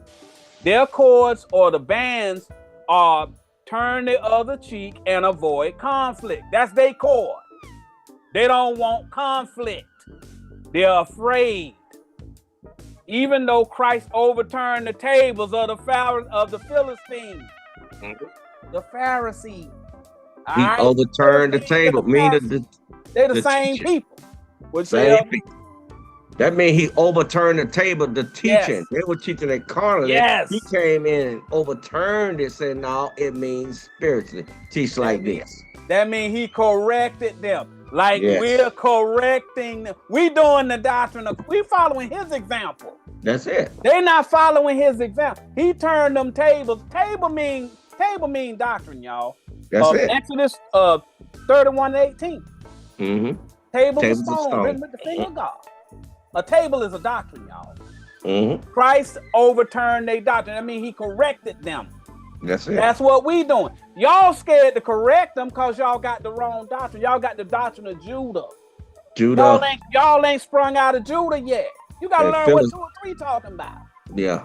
Jezebel doctrine and the Philistines doctrine, that smooth talking and all that stuff. That don't get you salvation. Christ said you got to come through him. Right. That's it. They want to pacify and influence us with a misunderstanding of the Bible. No. That is how they want to deliver us into the hand of the Philistines. All right? Through their cowardice of the One West doctrine. Yes. Can't we all just get along? Yeah. Let's talk about what these bands are. Go to Proverbs 5:22. No, we ain't gonna do it, homie. No, we ain't gonna do it. We're gonna call it out, bruh. Yeah. The Bible says, mortify them that dwell upon the earth. That's right. Shame them that dwell upon the carnal interpretation. That's right. That's what it means. Mortify means to shame, y'all. Look it up. That's right. Now, who gonna stand up for me? When y'all gonna start standing up for me? Yeah. When y'all gonna start teaching the spiritual? All of y'all walking around here shucking and jiving and beating around the bush, as they used to say. Who's gonna start teaching the right doctrine? Yeah, who's gonna teach? I'm tired of it. Going down to 23. Read that, Elder. Yes, sir. Proverbs 5:22. His own iniquities shall take the wicked himself, and he shall be holden with the cords of his sins. Oh, cords of sin. Bands bind sin. Y'all see that? Next verse. Trying to tell you what they trying to bind us with. Verse 23. He shall die without instruction. Instruction, that's a doctrine. All right? Y'all gonna die without getting the proper understanding because y'all scared of the men. Read. And in the greatness of his folly, he shall go astray. He telling y'all sufoolish for trying to pacify us with that garbage that they trying to bind us with. Go to Psalms 2:1. I'm trying to tell you what these cords are. Cords are doctrines. Y'all trying to bind the spiritual doctrine with that carnal trash. It ain't gonna work. It ain't gonna work, bro. Just check out your phone and go in the Bible app in a little while. Yeah. Some of it is being corrected. Yeah. That's for spiritual versus carnal. Yep. Uncle Bob doing this for you. Because he's using the Most High using him to do this. Yep. We're going down to verse 3. Psalms 2:1. Why do the heathen rage? The heathen is the people who ain't got no understanding of the spiritual doctrine. Y'all can get up there and get caught up in that race thing all y'all want to, but the Most High don't care nothing about that. You don't care what your interpretation is. A heathen is a person who don't understand the spiritual doctrine. Anybody who out here teaching all of this literal trash, they're a heathen to the Most High. And we see that our river age is getting old. That's what's making them mad. River age is getting old. You're mad now. Money running dry. Yep. Read. And the people imagine a vain thing. Vain thing is a carnal doctrine. All right. Thing is a, what is it? Mark 1:27, something like that. Yeah. That's what a Daniel thing is. 10 It's a and 1. doctrine, y'all. Praise. Read. Verse 2. The kings of the earth set themselves. King of the earth is a carnal preacher. A king is a priest. All right. Read. And the rulers take counsel together. Them priests, they taking counsel together. Yes. All right. They all comparing and coming All up with of the same. They teach the same doctrine. All They of teach it y'all. all wrong. All of them. Yep. Read. That's what you always be saying, Elder, when you say all the characters are just black now. Yeah, exactly. But they teaching the same doctrine. It's just the color of the characters is different. If you go over there to China and they got a Christian church over there in China, they probably showing Christ with Asian eyes. That's just how it go. Whoever teaching it, the deity gonna take the race of the person that's teaching it. That's just how it go. It don't matter. Yes. What matters is the words. The words. Okay? That's what gives you salvation, not the race. The words. All right. Said don't give in to genealogy. Yep. He kept saying don't give it. That tribal thing. That's genealogy, isn't it? Yep. What tribe you from? Ain't that genealogy? Yep. I'm talking about the legacy of them doctrines. That's all he talking about. That's the seed you don't want. That understanding. We know it, but we don't teach that. We know those 12 doctrines. Ain't no salvation in it. There ain't no salvation. Just one. Joseph doctrine. That's it. Read. And rulers take counsel together against the Lord. They working together to try and bring down the doctrine of Christ, which is to take 2 or 3 precepts to establish what all them words mean. Yes. So you can get the translation of what God say versus what man say. Y'all see that? Read. And against his anointed, saying. Who's the anointed? Anointed People with means the oil. the person that got the doctrine. Yes. That's what anointed means. Someone who understands the doctrine. We're the anointed because we got the doctrine of God's anointed, the doctrine of David, the doctrine of Jesus. Those are the messiahs, y'all. That's the Messiah. We got their doctrine. We're not the Messiah. We have the doctrine of the Messiah. Don't get caught up in worshiping no man, because you don't need to worship us. You need to understand what these words mean that the previous Messiah wrote. That's what you need to focus on. Last verse. So we telling you what these chords mean. Verse 3. Let us break their bands asunder. Yes, we're going to destroy their doctrine. Read. Their doctrines. And cast away their cords from us. Y'all see that? That's what they're trying to do. They're trying to band us or bind us under their doctrine. Go to Isaiah 5:18. They ain't interested in talking about them cords. It's talking about their doctrines. They're trying to bind Samson with their doctrines. Where's Samson, y'all, in this parable? It's something that's happening now. All our job to do is to make you see it. That's it. And Jerusalem is free. Praise. It's free. They'll set you Yes. free. Isaiah 5:18. Mm-hmm. Woe unto them that draw iniquity with Sin. their cords of vanity. Vanity, cause of vanity. That's sin, y'all. A spaceship. Right. And sin, as it were, a cart rope. So y'all see bind, Or sin, with a bind, sin. Y'all see what's going on? It's talking about their doctrine. They trying to put their doctrine on us. They telling us, don't do what Christ did. Christ turned over them tables. Y'all don't make no, we don't want no mess in Israel. We don't want nobody, them other people to know that we got disagreements in Israel. Oh, man. All of that old foolishness. Yes. That's exactly the opposite of what Jesus the Christ did. He went up in there, he started correcting them. He said, no, bro, it don't mean that. It Let don't me mean show that. you. Let me give you some precepts so you can see what it actually means. All right? That's what we gonna do. Now go back where we were in Judges.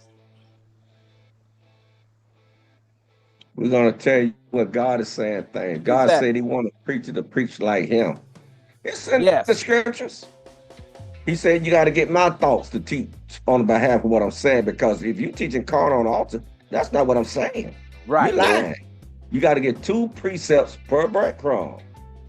Don't speak on my behalf, because if not, you're saying it. You telling lies what I'm saying. That's what I said. Did God didn't say that because you read the Bible carnally. Right. Mm-hmm. Yeah. Read that, Elder.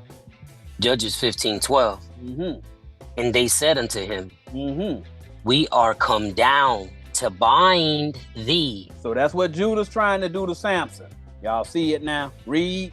That we may deliver thee into the hand of the Philistines. So we're going to try and pacify y'all so that y'all are going ahead and let the Philistines or the boys in purple lead y'all, because they the leaders of Israel. We want y'all to fall up under them. Good luck, buddy. Oh, okay. Good luck, buddy. And Samson said unto them, Mm-hmm. swear unto me Mm-hmm.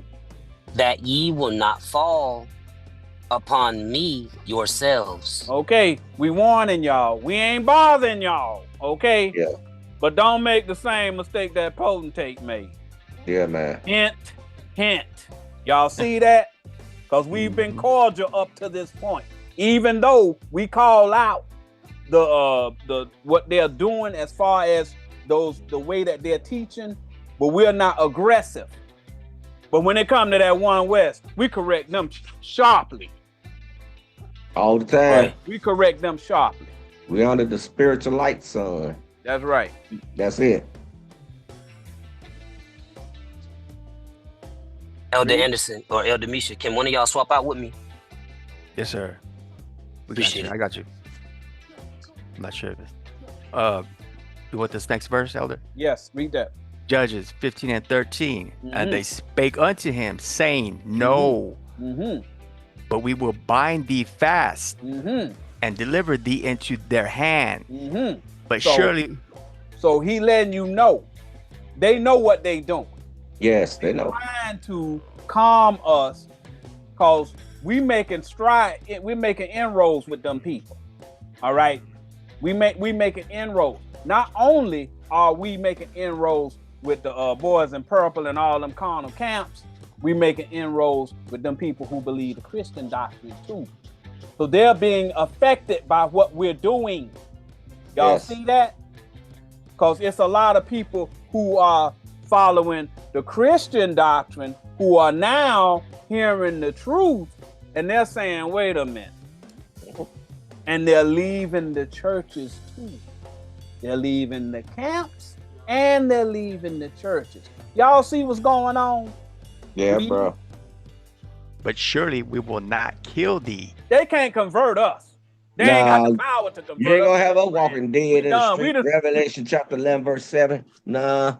We done sprang out of Judah, bro. we ain't rolling like that. Go ahead, brother. And they bound him with 2 new cords and brought him up from the rock. New cords. New cords. Right? That's right. Okay, let's get that. They know they have no power over us and fear us as well, but don't have any particular ill will against us. Kill mean convert. They don't have the power to convert us to their weakness. We cast out the bondwoman. We are born again under a new wisdom. Go to 1 Peter 1. Yeah, that's right. We put new We're wine born in again. this new. They can't this convert new us, vessel. y'all. We already converted. New wine being put in a new bottle now. Shouts out the new wine. Yeah, shouts out the new wine. Yeah, right. We got the new wine. We put it in this brand new bottle. There ain't that old That's right. about this. This is a brand new bottle here. That's right. Yeah. 1 and 23.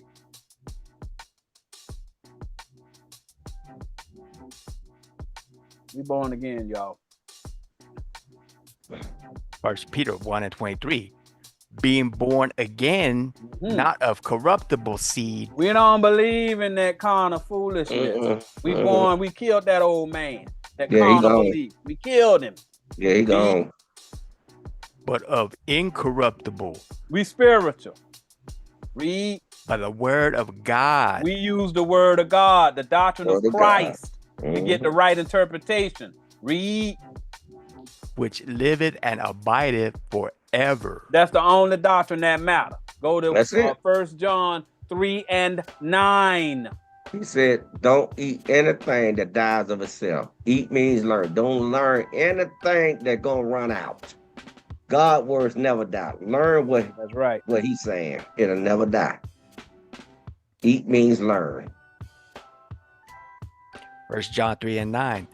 Whosoever is born of God doth not commit sin. When you born again, you throw away that carnal trash. That you carnal trash. Sin no more. Sin is the carnal belief. Y'all see that? Read. For his seed remaineth. Luke 8 and 11. Seed is the word. Read. Yeah. The 2 precepts per breadcrumb. That's right. Read.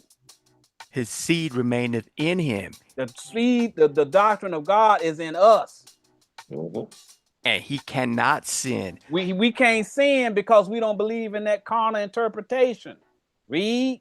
Because he is born of God. We're born of the word of God. Go to Galatians 4. That's our 28. That's our daddy. That's our big daddy there. That's right. We're rolling with the most. Yeah, we rolling with him, bros. Yeah, the Heavenly That's Father. Right. Trying to tell you, we under a new doctrine. Yeah. All right, we got a new doctrine. Did you say 28 or 20? Yes, we reading down to 30. Galatians 4 and 28. Now we, brethren, as Isaac was. We just like Isaac, bro. We wasn't born from that bondwoman. Nah. Yo. Are the children of promise. We got the children of the right doctrine. The promise was Christ gonna come back. That doctrine gonna come back. Yes. Y'all see that? Read. Verse 29. But as then he that was born after the flesh, the carnal teaching, persecuted him that was born after the spirit. They talk and they try and say that we're lying. Yes. Y'all see that? They persecute the spirit. Yeah, they crucify Christ again. Every time they come and tell you that we're lying. All right? Read. Even so it is now. This is a prophecy of what they doing. That's what they doing now. Y'all see it now. It's manifested. Last verse. Verse 30. Nevertheless, what saith the scripture? What's the law? Read. Cast out the bondwoman and her son. He said, get rid of that carnal trash. Read. That trash. For the son of the bondwoman shall not be heir with the son of the free woman. He said, don't make no covenants with them people. Them people wicked. They wicked. Don't make no covenant with them. So Judah, y'all trying to get us, can't we all just get along? No. I mean, we need to work together. We need to have unity and all that. Nah, bro. He said, cast that bondwoman out. He said, call them out for them lies. They up here robbing and stealing from these people, and y'all acting like that's okay. Because half of Judah stealing money from the people too. Yes.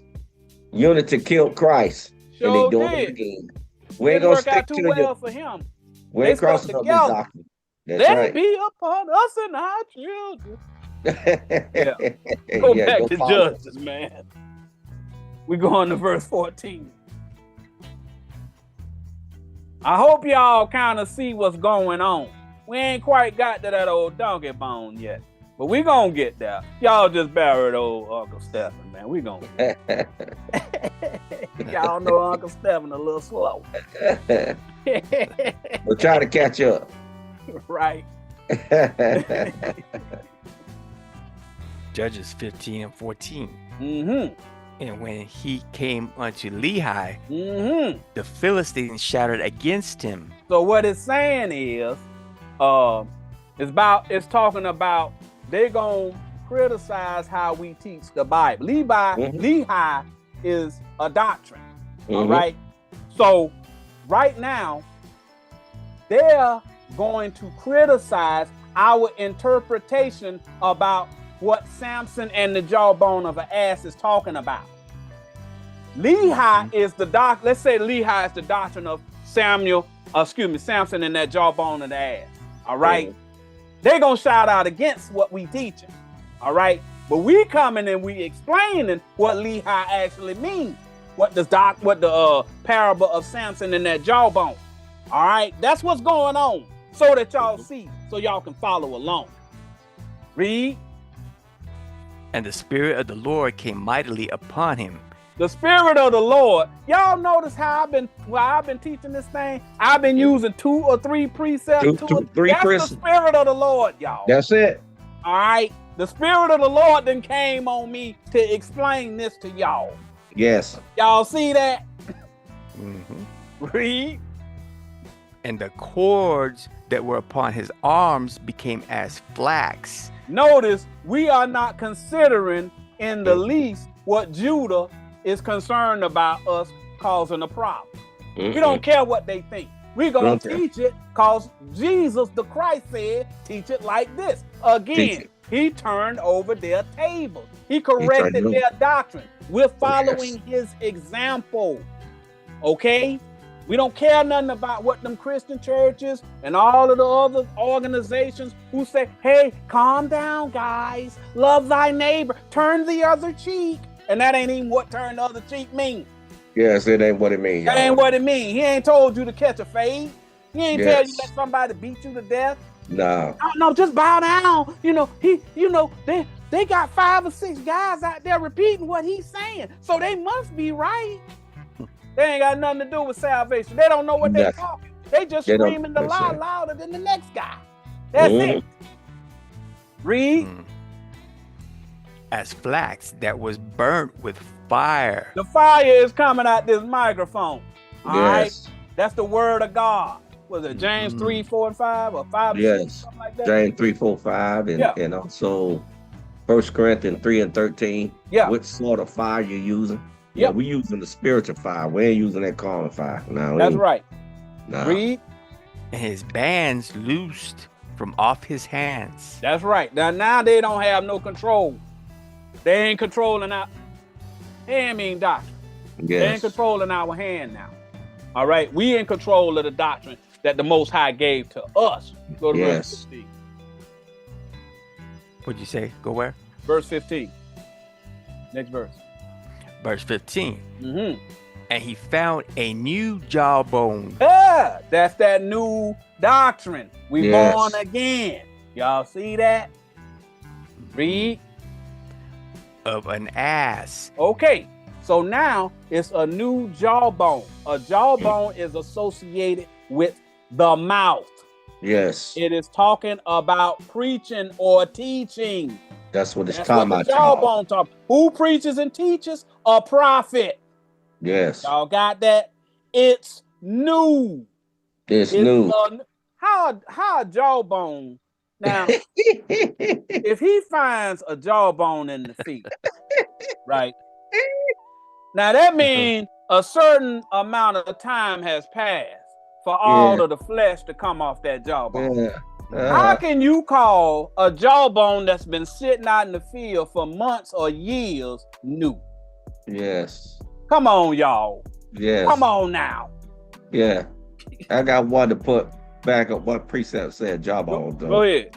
I don't go to it, but come right back there. Jeremiah 8:1. He said a new jawbone. He talking about a new doctrine come out of somebody's mouth, y'all.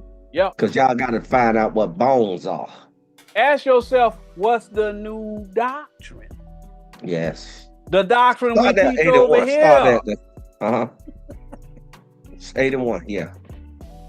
What's the new moon? Yeah. Yes. Exactly. Yeah. Come on, y'all. Get it together. Yeah, please do. Yeah. Jeremiah 8:1. At that time, saith the Lord, they shall bring out the bones of the kings of Judah.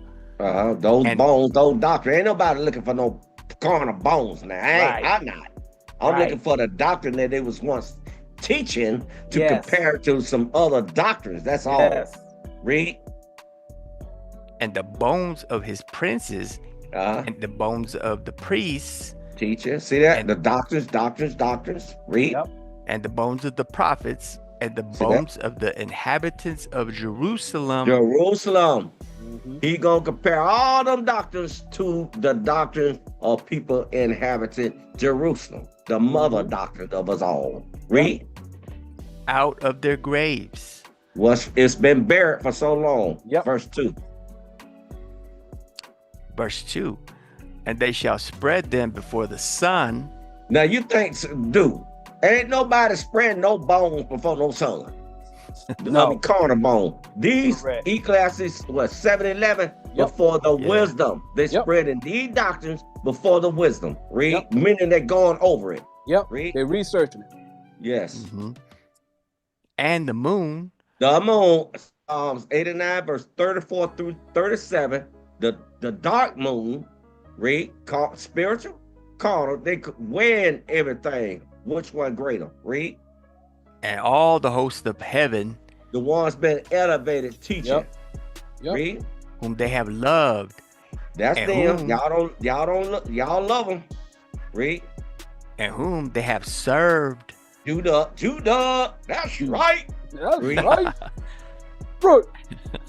And after whom they have walked. God say take the walk highway. They go out on the street with some boots on, with a miniskirt on. Don't even know. Get out the street, boy. Miniskirt. Where Elder King Johanna said he saw one on with a miniskirt wearing a bike with some boots on. Wow. High fashion. Yeah, bro. With some boots on. Read. And whom they have sought. Read. And whom they have worshipped. Idol. They don't build the idol. Now, read. They shall not be gathered. God don't want them. God don't want them. Read. Nor be buried. Meaning you ain't gonna kill the old man if you continue following those people. Read. They shall be for dung upon the face of the earth. That's the understanding they're gonna get. Carnal. Earth is carnal. Genesis 3:17. That's your doctrine. Carnal. You can't kill the old man. You're not gonna. If you don't get this new wine, you're gonna have a problem. Go back to where you were, Elder. So these bones gonna be, the doctrine gonna be spread before the understanding. You're gonna compare one. Which one is greater? The spiritual or the carnal? It's written spiritually, y'all. Y'all got to seek the kingdom first. Matthew 6:33. Get the translation first before you start teaching on the behalf of the Most High. Because if you teach it improperly, he don't want that. And once you find out, that's even worse. All right. So a jawbone is associated with the mouth. It's talking about preaching or teaching. It's new. It's a new doctrine.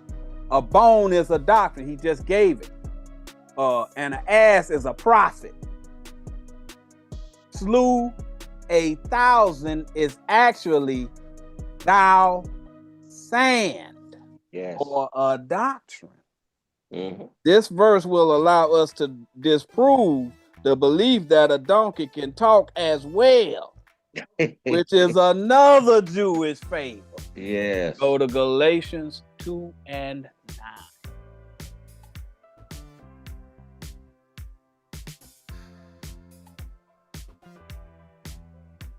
Y'all stop falling for everything. We seen this thing come through. We seen Malachi Z. York come through. We saw those other preachers come through with this stuff. But when we saw this doctrine of Christ came through, we grabbed the garment. We grabbed on and said, no, we ain't gonna let this one go by.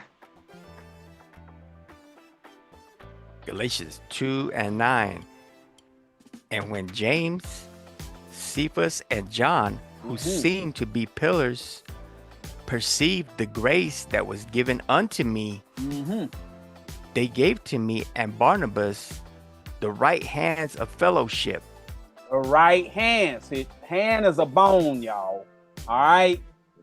The right hands of fellowship. They gave him the doctrine. Gave him the Y'all doctrine. see that? Read. That we should go unto the heathen, and they take unto the circumcision. Okay, so now he's saying we gonna teach the people that don't know nothing about the Bible, and then they're gonna teach the people who already been taught the wrong doctrine. Yes. All right.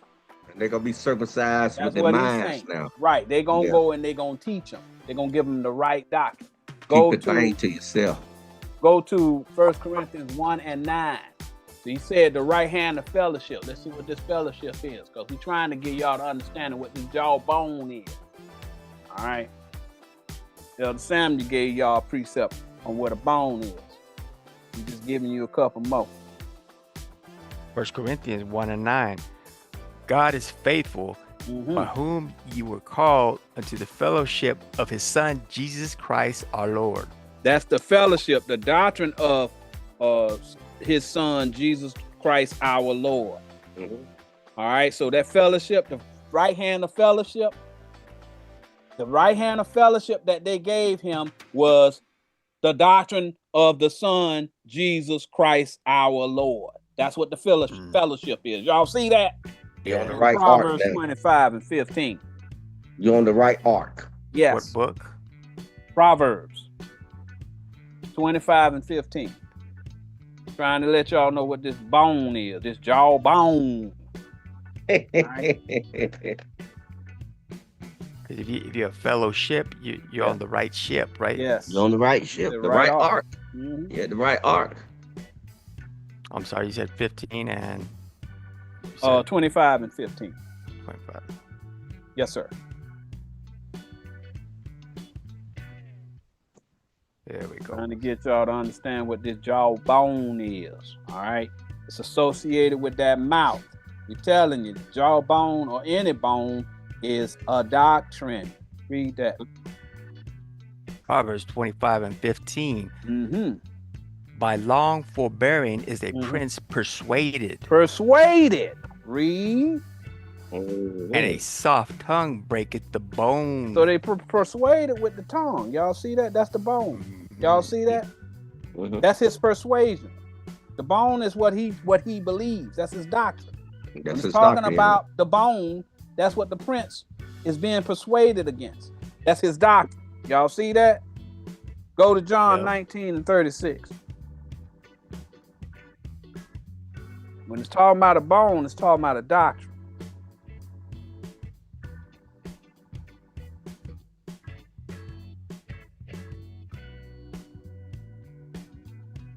John 19 and 36.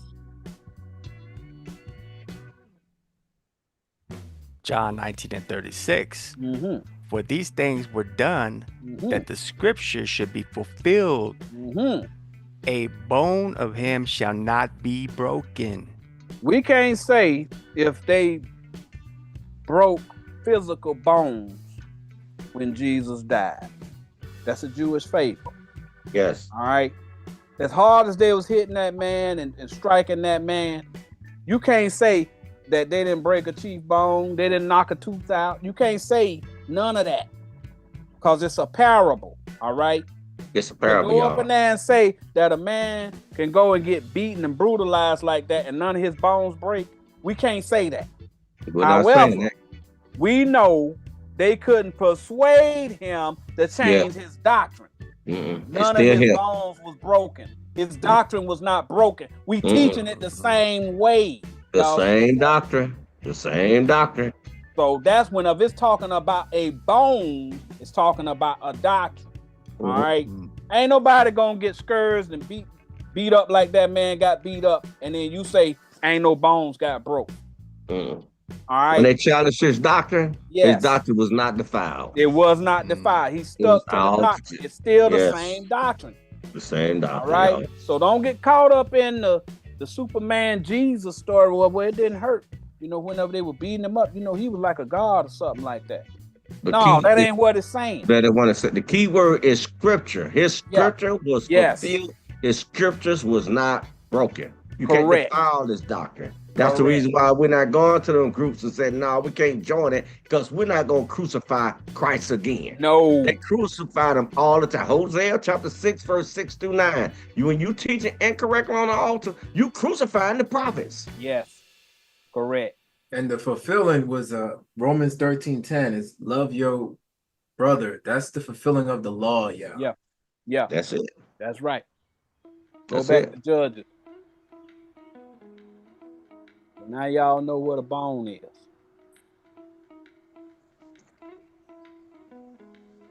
Judges 15 and 15. And he found a new jawbone of an ass and put forth his hand and took it and slew 1,000 men therewith. Okay. Now let's talk about this donkey. Now, I hope everyone who watches the show knows that donkeys can't talk. Right. I hope so.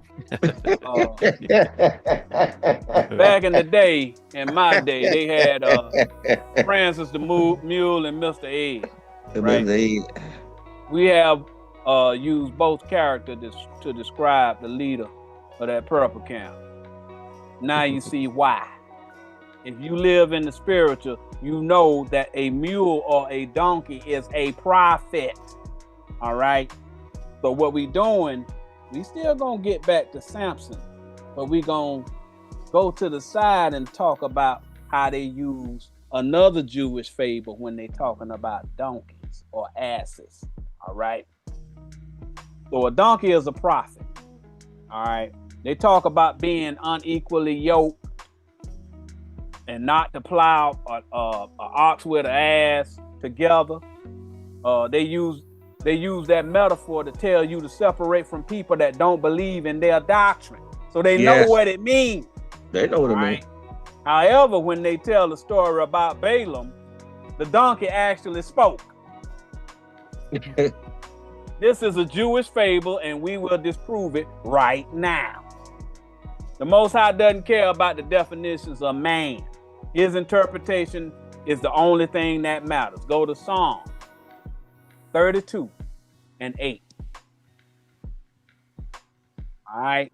When it was talking about that donkey talking with Balaam, it ain't talking about, like I told you, a bone is a doctrine. A donkey is a prophet. That's what they are, y'all. These animals are prophets. Yep. When it's talking about a donkey, it's talking about a prophet. We read it earlier when we described what a camel was. Read that, Elder. Psalms 32 and 9. 8. Excuse me. My bad. No, you good. Because we're going to 9 next. Psalm 32 and verse 8. I will instruct thee and teach thee in the way which thou shalt go. So it's talking about teaching. Yeah, right? A way, y'all. A way how to teach. Now, he didn't say go out on the highway. He said a certain man. Yes. Get out the street, boy. Get out them streets, boy. Read. I will guide thee with mine eye. My doctrine. So he's telling you, I'm going to instruct you the right doctrine. I'm going to guide you with the doctrine. All right? Read next verse. Now he warning you. Verse 9. Be ye not as the horse or as the mule. He talking about don't be like them other prophets. Yes. Which have no understanding. Y'all see that? When he's talking about a donkey, he talking about a prophet. When he talking about an ass, a mule, a horse, those are all prophets who have no understanding. Y'all see that? Because he gonna instruct you. Yes. And the donkey. I ain't calling you a horse or a mule. Read. Yeah. Those are prophets. And the horse, the mule is some people going back and forth, spiritual, carnal, to total stubborn. That's a mule. It take a horse and a donkey to make a mule. You see that? So he going back and forth. He's still messed up. Yep. Still messed up because he see the spiritual. The horse is the prideful person. That mule is a person that's mixing the doctrine with the spiritual and carnal. See that? They seeing it. They seeing it. Read on. Whose mouth must be held in with bit and bridle. A bridle is a cord. That's a doctrine. We just gave it to y'all. Okay. They got another doctrine. Read. Lest they come near unto thee. Lest they convince you to believe that foolishness. Go to Isaiah 1 and 3. We ain't gonna mix the doctrine, y'all. No. Nah. They know whenever it's talking about a doctrine, when they're talking about a donkey, it's talking about a prophet. They always use this precept to let you know it's talking about people. Isaiah 1 and 3. The ox knoweth his owner. And the ass his master's crib. Now who they comparing that ox and that ass to? Read. But Israel does not know. My people does not consider. Can y'all see how he comparing that ox and that ass to people? It literally say people right there. It's saying it, y'all. All right. It ain't talking about no real donkey. So what is the lamb? What they supposed to be eating? They're not supposed to be eating a real lamb. I'm not saying that for Passover. You're supposed to eat the understanding what Christ was, the lamb, y'all. They use metaphors when it benefits their lie. Okay. That's it. Right. They use a metaphor when it benefits their lie. But whenever they come to these Jewish fables, all of a sudden it's a real donkey. It's a real donkey bone. All right. When we telling you the jawbone of the ass is Samson. Yes. The jawbone of the ass, y'all. We got the new bone, the new doctrine. I know y'all see that. Go to 2 Corinthians 6 and 14. It's saying Israel being stubborn and stupid at the same time. That's what it's saying. That's all. That's being stubborn and stupid. That's all. That's an ox and that's an ass. Like when you see the spiritual, that the men are beasts and the flocks are men. That's what he's telling you. Anytime he's talking about animals, he's talking about people. People, y'all. Come on now. You said where, Elder? I'm sorry. 6 and 14. Animals go by instincts. He talking about you. He talking about the prophet now. Don't act like them. Good God. I know that's right. 2 Corinthians 6 and 14. Be ye not unequally yoked together. A yoke is a yoke attaches a farm animal to a plow. That's what a yoke is. All right. That's that thing they put around his neck and attach him to that plow so he can pull that plow. That's what a yoke is. Start over. Be ye not unequally yoked. He calling ye being yoked. He calling you the farm animal. That's the mule, the horse, the ass that pulls the plow, the ox. He's comparing you to a farm animal. Y'all see that? Read. Your burden is to pull that and plant that seed. What he talking about? Yes. Pull Read. that doctrine, your burden, your doctrine, and plant that seed. And if God's you're seed. unequally yoked, Yes. you Meaning more- you spiritual, but you attached to somebody who Right. carnal. That's why we say we can't have no covenant with them people. We can't have no covenant with them people. That's what he's talking about. And whenever they tell this story, whenever they read this precept, they say, hey, look, y'all can't be hanging with them people that don't believe like us. Y'all can't be hanging. So they know you the one that's yoked.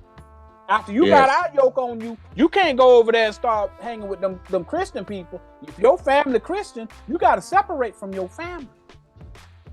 So they know that an ass, an ox, a mule, they know it's talking about people. It's a metaphor. Yes, man. Be ye not unequally yoked together with unbelievers. For what fellowship hath righteousness with unrighteousness? What kind of what's the difference between a righteous ox and an unrighteous ox? That don't even make sense. It's talking about people. Y'all see that? When it's talking about donkeys in the Bible, it's talking about people. Yeah, well, the Bible say in Deuteronomy, I think 22, it says, thou shalt not plow an ass and ox together. Yes. And two people teaching at the same time. Dude, come on now. Correct. You can both of them go plant the same seed, a dumb seed. Metaphor, y'all. Yes, bro. Read. And what communion hath light with darkness? Wisdom versus ignorance. That's what he's saying. Okay? When it's talking about a donkey, it's talking about a prophet. Yes. All right? A donkey is a prophet. Go to 2 Peter 2 and 9. So we can go ahead and, since we're talking about donkeys, we'll go ahead and get this one out the way.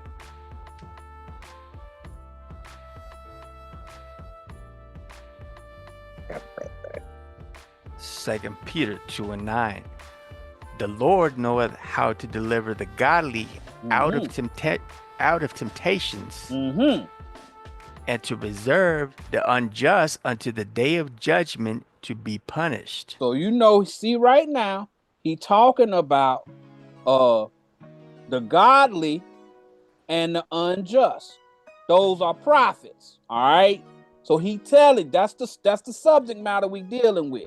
Drop down to verse 12. The Most High comparing beasts to the ungodly.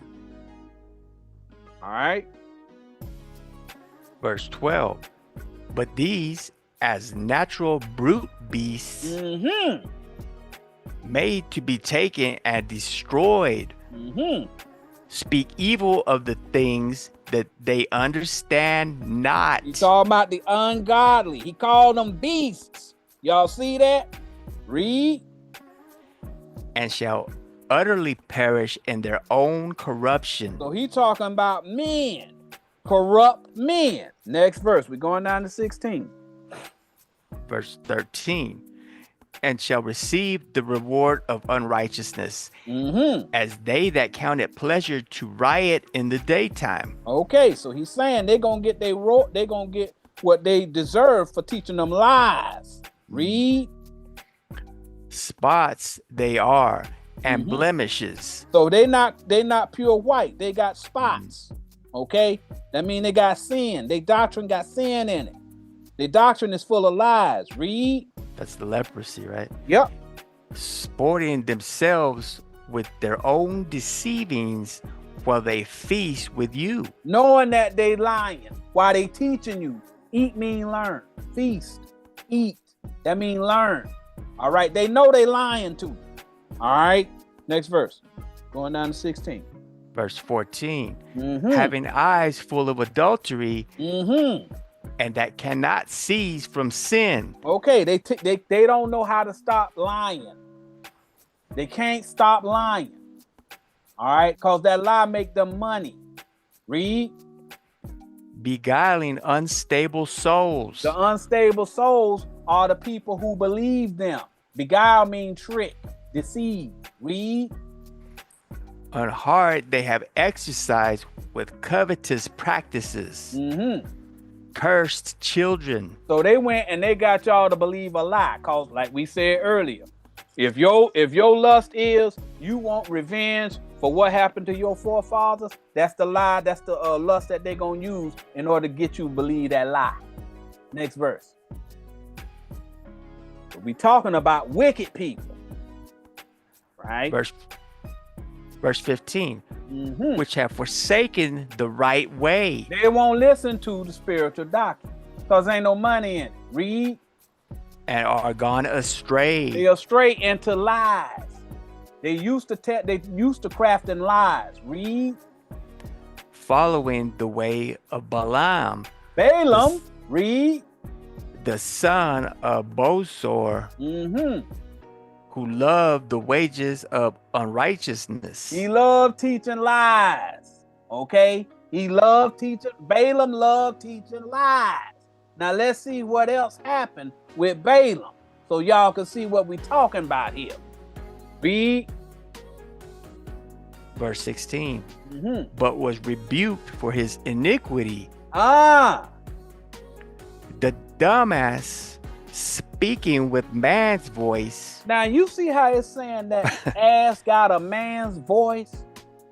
All right. It's a dumb ass. All right. So now it's talking about Balaam. He's the ass. All right. Balaam is the ass. He knows what he's doing is wrong. The ass is his conscience warning him. He letting you know they know. Y'all see that? The ass is Balaam. We spoke about Balaam before, a wicked counselor. When we was talking about Deacon Ithon. Y'all remember that? Y'all see that? That's the dumb ass. I don't want to say it too fast together. Y'all might figure out what I really think of it. But read it again. But was rebuked for his iniquity. He knows he's lying. All right. He's rebuking himself. He knows he got to pay for what he did. Read.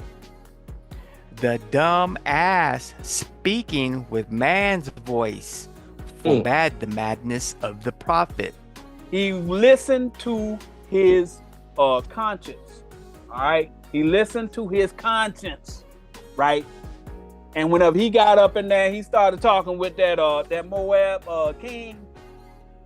He wouldn't go as far as he wanted to go, but he went quietly and told him another way how that he could trick them children of Israel to start sinning. All right, they gave him another doctrine. He used the Midian doctrine. All right, yes. But a donkey ain't never taught y'all. Yeah, read that one more time. What'd you say? Read that one more time, Elder. Go ahead. But was rebuked for his iniquity. His teaching, his sin. They started to see the spirit interpretation. Read. The dumb ass speaking with man's voice. Stop. That one right there, man. I know it's not a period, but forbid the madness of the pursuit. You crazy. Go to Job 36:22. He said a man's voice. God don't want to hear that man's voice. That carnal interpretation. He don't want to hear it, y'all. It's smoke to his nose. He don't want to hear that man talking. The man, a carnal man. He want a spiritual man to speak to him. That's why he told that guy, he said, y'all need to go to Job. To get Job to pray for y'all. To teach y'all. Because y'all don't know what y'all talking about when you come to me. Get Job. Somebody who gonna do my job. Read that. Job 36:22. Behold, God exalted by his power. His power is the doctrine. Romans 1:16. That's what gives power to these prophets. Ain't no Superman Jesus flying around. Who teacheth like him. So what's the power? The person that's teaching, who got the doctrine. That's why when you go back to that First Peter, he said, a man's voice. God do not want that garbage on his altar teaching carnal. Read. But was rebuked for his iniquity. Now, The dumb ass. You teaching crazy. Read. The dumb ass speaking with man's voice. A carnal man talking to them. Now, what God said, he got to put on fringe. Look at a clown. Get out the street. Just get out the street. You're looking silly. Read. Forbade the madness of the prophet. Now they sick with a spiritual disease. Mark 1:32. Because what you looking at, God said, how readest thou? Luke 10:46. How readest thou? How you reading? Dude, how you reading the Bible? Because I don't see that. Is it John 10:46? One or the other. No, it's Luke. How are you reading the Bible?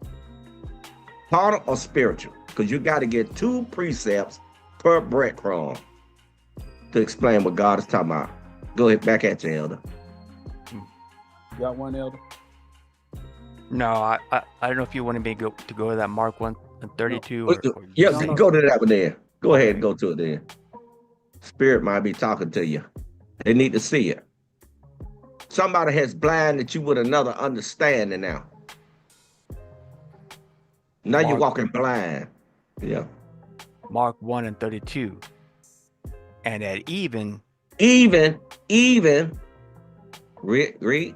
when the sun did set, they brought unto him all that were diseased with those other doctrines.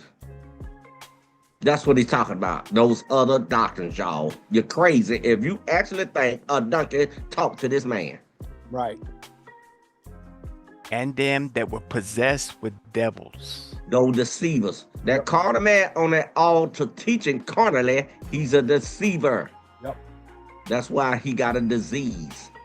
His vainglory now don't built in. Yeah. Right back at you, Elder. All praises go. Now y'all see that Praise. Balaam is the ass, the dumb ass is Balaam, the prophet. All right. Balaam is the dumb ass. All right. Go to 1 Samuel. He's a wicked prophet. Go to 1 Samuel 16 and 17. I'm gonna give you an example of a righteous prophet. Don't fight it. Invite it, y'all. Just invite it. Just say, hey, let God win, because he gonna win. Yep. He gonna win. So there's more than one place where the Most High uses an ass to describe a man. Yeah. Read that up. 1 Samuel 16 and 17. Mm-hmm. And Saul said unto his servants, provide me now a man that can play well, and bring him to me. So when it start talking about people who playing instruments, talking about preaching. Was it Preacher. Isaiah 58:1? Lift up your voice like a trumpet. So when it's talking about somebody that can play, it's talking about somebody who can preach. You can go around those Saul scriptures. needs. Yeah. Going down to 20. Convince somebody about scriptures. Now they're going over scriptures. Verse 18. Then answered one of the servants and said, behold, I have seen a son of Jesse the Bethlehemite. We're going to see which one of them sons he talking about. Read. That is cunning in plain. So he know how to preach. Yeah, you know how to teach, boy. And a mighty valiant man. Valiant, yep. And a man of war. Yeah, he know the Bible. Yeah, he gonna cut you up pretty good, buddy. Read. And prudent in matters. And a comely person. So people believe him whenever he teaches. Read. Yes, convincing. Yeah. And the Lord is with him. He got the spiritual doctrine. Next verse. Verse 19. Wherefore Saul sent messengers unto Jesse and said, send me David thy son, which is with the sheep. Okay, so now he talking about David. Y'all see that? Now let's see what Jesse did. Next verse, last verse. Verse 20. And Jesse took an ass laden with bread. Then we just recently, then we go to Sirach 15 or Ecclesiasticus 15 and 3, and it said bread was understanding. So an ass or a prophet who got bread. It just said the man was with the sheep. He a preacher, right? So he's calling that son, that preacher, David, an ass. Can y'all see that? Yep. Read. And a bottle of wine. Wine is wisdom. Read. And a kid. A kid is a prophet. Read. And sent them by David, his son, unto Saul. They letting you know David is the ass laden with all of the wisdom. Y'all see that? Yep. He a kid. He young. Y'all, I know y'all see that. All right, he a young man. He new to preaching, but he good at it. Y'all see what's happening? Yeah, and he set those doctrines to keep him in check. Yes. Because all of us are stuck. The doctrine kept him in check. Yep. You see that? Yep. Yeah. A bottle of wine, he gave that understanding. He gave the lame with bread, teach him. Say, look at David, you might can teach, but God's supposed to be on your head all the time. Go back to Judge. See that? Judge 15. Verse 15. Judges 15 and 15. And he found a new jawbone of an ass. Okay, so now y'all know it's talking about a prophet with a doctrine, with a new doctrine, the new moon, the new jawbone, the New Testament, the new covenant, the doctrine of Christ. I know y'all see that. All right. Yeah. Read. And put forth his hand. We just showed y'all hand mean doctrine. Read. And took it and slew He took it to his own doctrine. He took the doctrine that he had. He took the doctrine that he's learned and added it to his doctrine. Y'all see what's going on? Read. Yep. And slew 1,000 men therewith. Oh, okay. So he slew 1,000. He ain't talking about 998, 999, 1,000. That's not what he's talking about.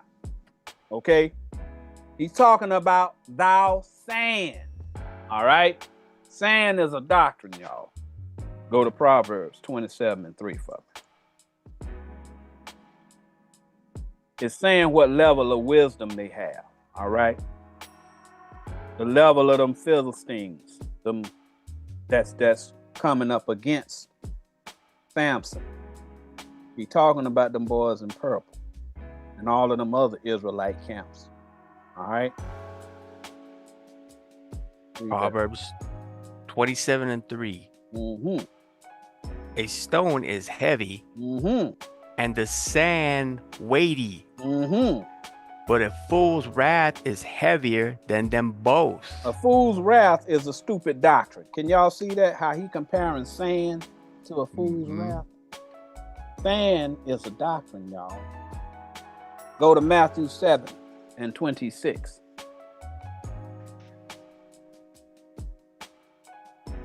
When it's talking about sand, it's talking about a doctrine.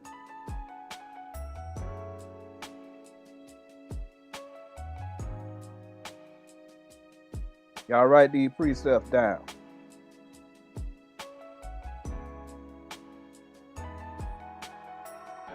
Matthew 7 and 26.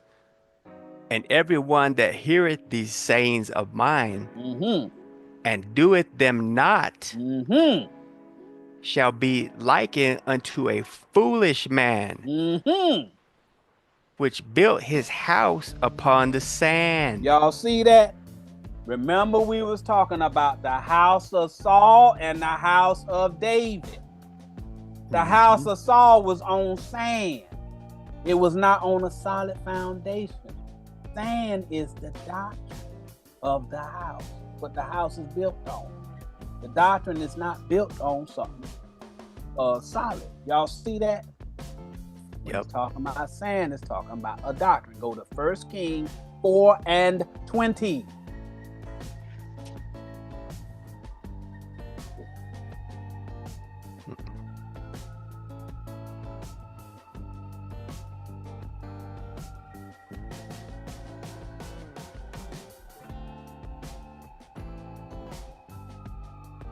I also want to thank all them elders that's putting them precepts up there.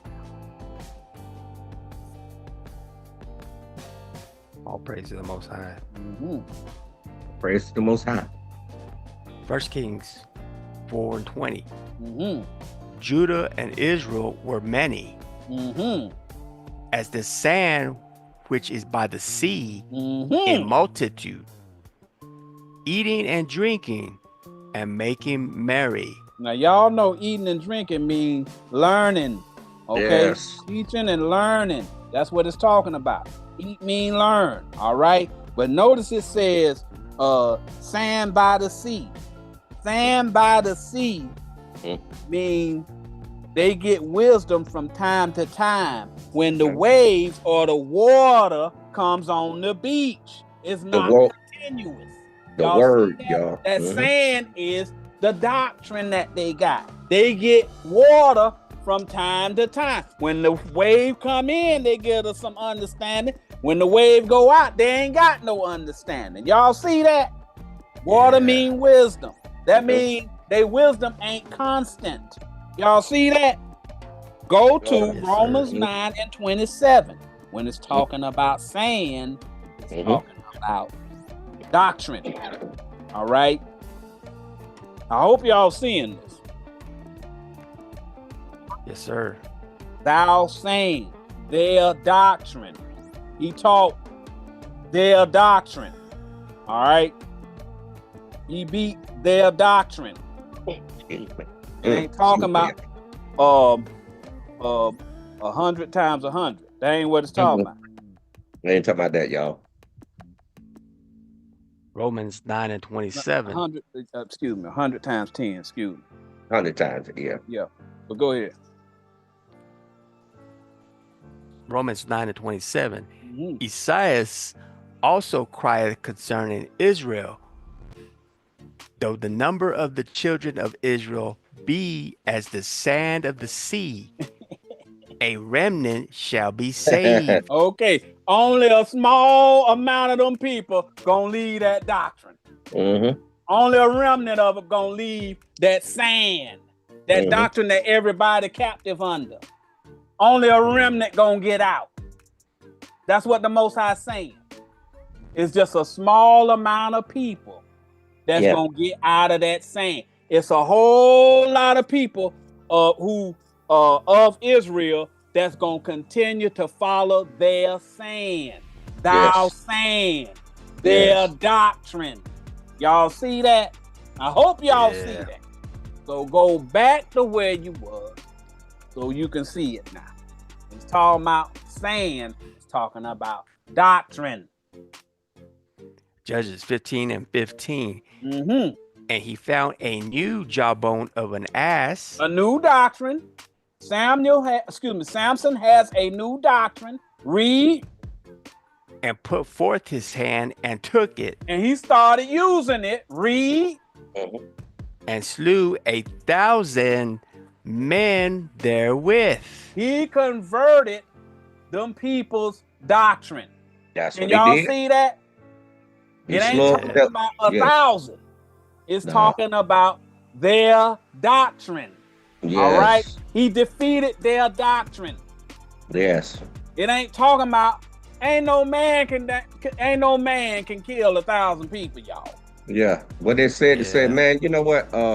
We got that understanding. Yes. David slew 10,000. Mean they had the 5 senses carnally, 5 senses spiritually. That's what he's talking about. He slew those people. You could slay anybody that got peace. They say, you know what, man, let me weigh the water. Let me listen to you. And if they got peace, they say that sounds logical. Mm-hmm. That's when they can stop. They ain't fighting the old person inside Yeah. and fighting over what somebody else don't talk to them. It's easier to teach someone never even been in old churches, believe it or not. Yep.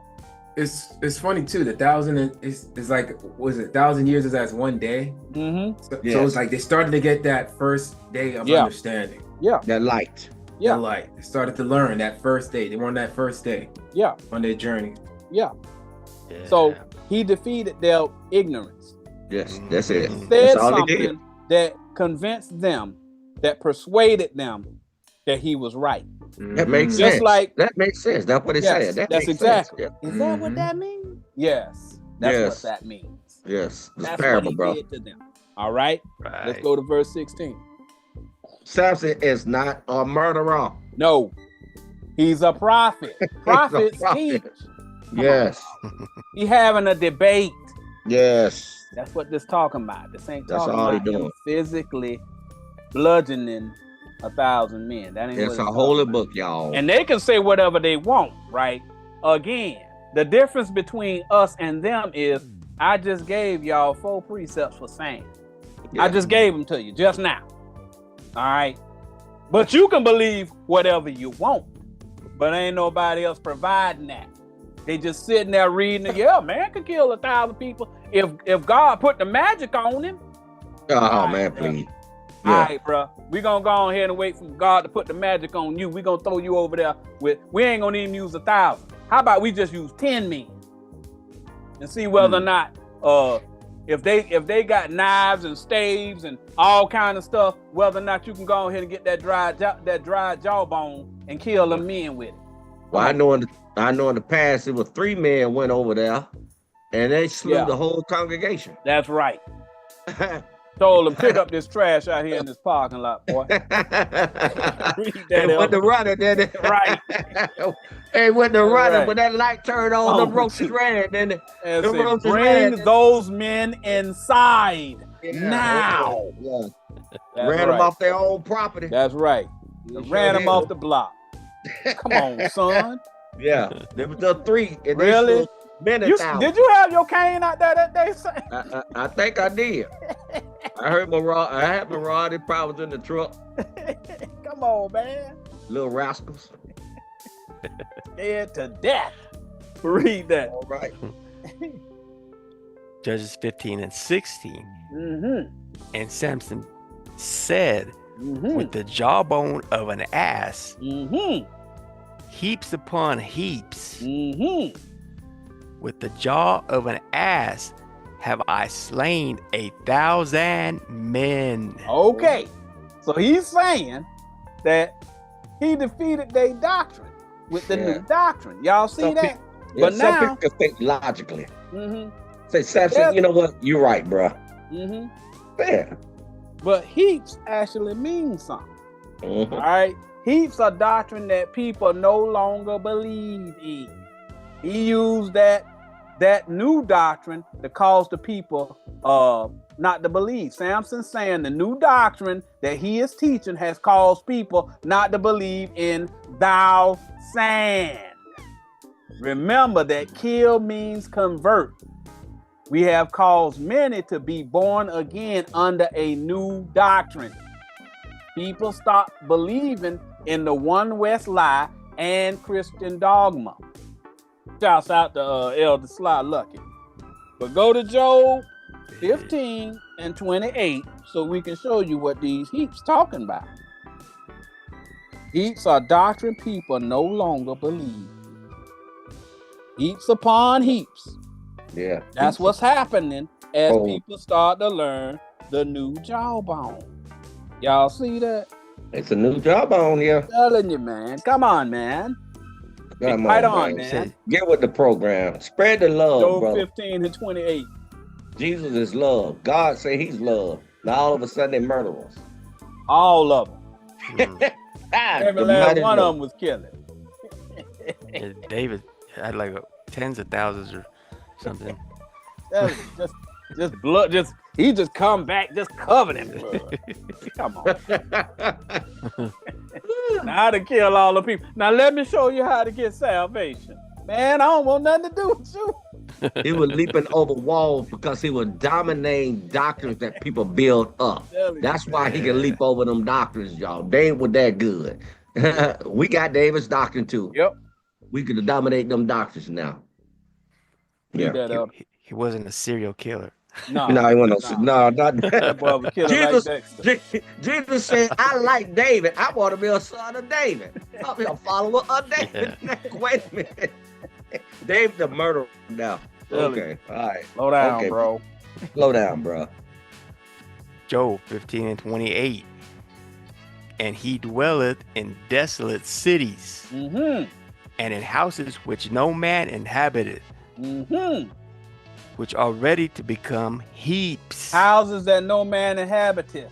Meaning they don't believe in the doctrine no more. Y'all see that? You see how he calling that heaps? A doctrine nobody don't believe in no more. Go to Psalm 79:1, please. They don't believe it no more. That's what heaps mean. They don't believe heap in of that garbage. doctrine no more. Yes. And my granddaddy said, heap sees, he knows.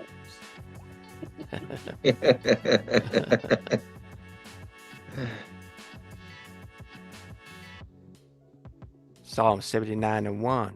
Mm-hmm. A psalm of Asaph. Mm-hmm. O God, the heathen are come into thine inheritance. Mm-hmm. Thy holy temple have they defiled. With their carnal foolishness, that one West doctrine. That dumb doctrine. Read. They have laid Jerusalem on heaps. Up until now, they had y'all walking away from Jerusalem and believing in them. They turned Jerusalem into a doctrine that nobody believed in no more. Yeah, that's what they did. That's what the heathen did. The heathen ain't talking about a specific race of people, y'all. It ain't no spiritual. People ain't got the spiritual doctrine. All them one West boys is heathens. The Most High telling you. Yes. It's a scripture that say Judah shall be as the heathen. Yes. And they fulfill that prophecy. They manifested it. All right. So, but heaps, you see, heaps mean a doctrine nobody believes in. Y'all see that? They overthrew the doctrine. But Most High brought the doctrine back. Y'all see that? Mm-hmm. So go back to Judges 15:16. He said put on a whole arm doctrine. Our God. Put on the whole doctrine of our God. That's what armor is. Read that again so y'all can see now what heaps mean. Judges 15:16. And Samson said, with the jawbone of an ass. With the spiritual doctrine. Heaps upon heaps. We done destroyed that doctrine where nobody don't believe in it no more. Yeah, garbage. Read. With the jaw of an ass. With Samson. Have I slain 1,000 men. I destroyed their doctrine. Thou sand your carnal doctrine. Y'all see that? Go to the please. Verse 17. And it came to pass when he had made an end of speaking. When he got through preaching.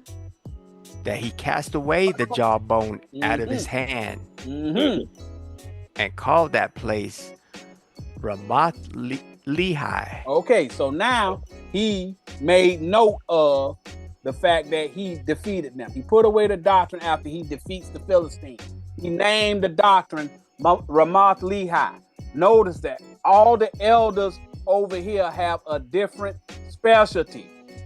All right. We have specialties in what we teach. You notice that Elder Samuel has great knowledge with compound words. I specialize in comedic accountability. We all have our cross to bear. However, this is showing you that Samson had many doctrines in his arsenal. Yes. He could pull forth doctrines depending on the situation that he's in. And y'all have noticed as we start teaching on different subjects. as we correct these different Philistines that bring these lies to our understanding. Y'all see that? All right. And that was the doctrine right there. Ram. Yeah. Yes. Rams dwell high. Mm-hmm. They know how to calculate things with that math. Yep. Are you gonna choose carnal or death? Samson. Right. Carnal or spiritual? Yep. Which one? You calculate things. Light, Eden, high house. That's what that means. Go to verse 18. Gotta choose one. Yep. Verse 18. And he was sore athirst and called on the Lord and said, Thou hast given this great deliverance into the hand of thy servant. And now shall I die for thirst. What? And fall into the hand of the uncircumcised? All right, y'all. Just so y'all know, all right, it's not saying that he was physically thirsty. I know, because I was there whenever Nathaniel was trying to teach it. He was like, you know, you kill 1,000 men, you get thirsty. He was just all out. He ain't had no energy. The man about to die out there after he done killed 1,000 men. Yeah, man, they thinking about that. He ain't talking about that kind of thirst, y'all. No. All right. It's saying he is thirsty for knowledge. That's all right. Y'all gonna notice something about how we do over here. All right.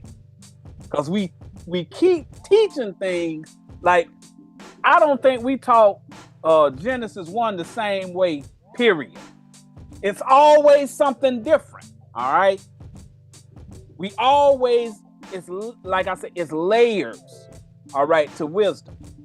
All right. Yeah. And it's always another way to go to get to the point where you need to get.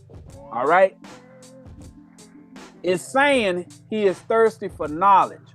Once you use your doctrine to defeat someone, they will learn from their defeat.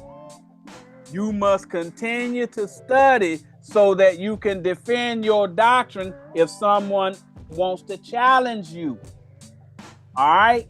So what he has to do after he went and defeated them, the first thing they're gonna do, let me give y'all a little secret. The majority of the people watching us are in those camps. Okay? The majority of the people that watch us, elders of Israel, are in those camps. Primarily the purple boys. Oh, yeah. They are terrified that somebody gonna come out there on them streets and start using our doctrine to humiliate them. They're terrified of it. They watch everything we say.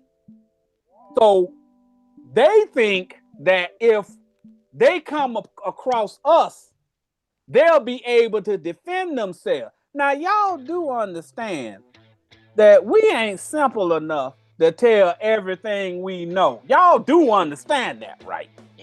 All right. That's what Samson is doing. All right. Now that I done showed that, right, he done learned my doctrine. Like, remember whenever Moses sent them spies out there and he said, spy out the land, learn their doctrine so you can use their doctrine against them. When David cut off Goliath's head. Yes. That means he took that understanding. Yeah. Y'all see, he used his own sword against him. He used his doctrine. Sword mean doctrine.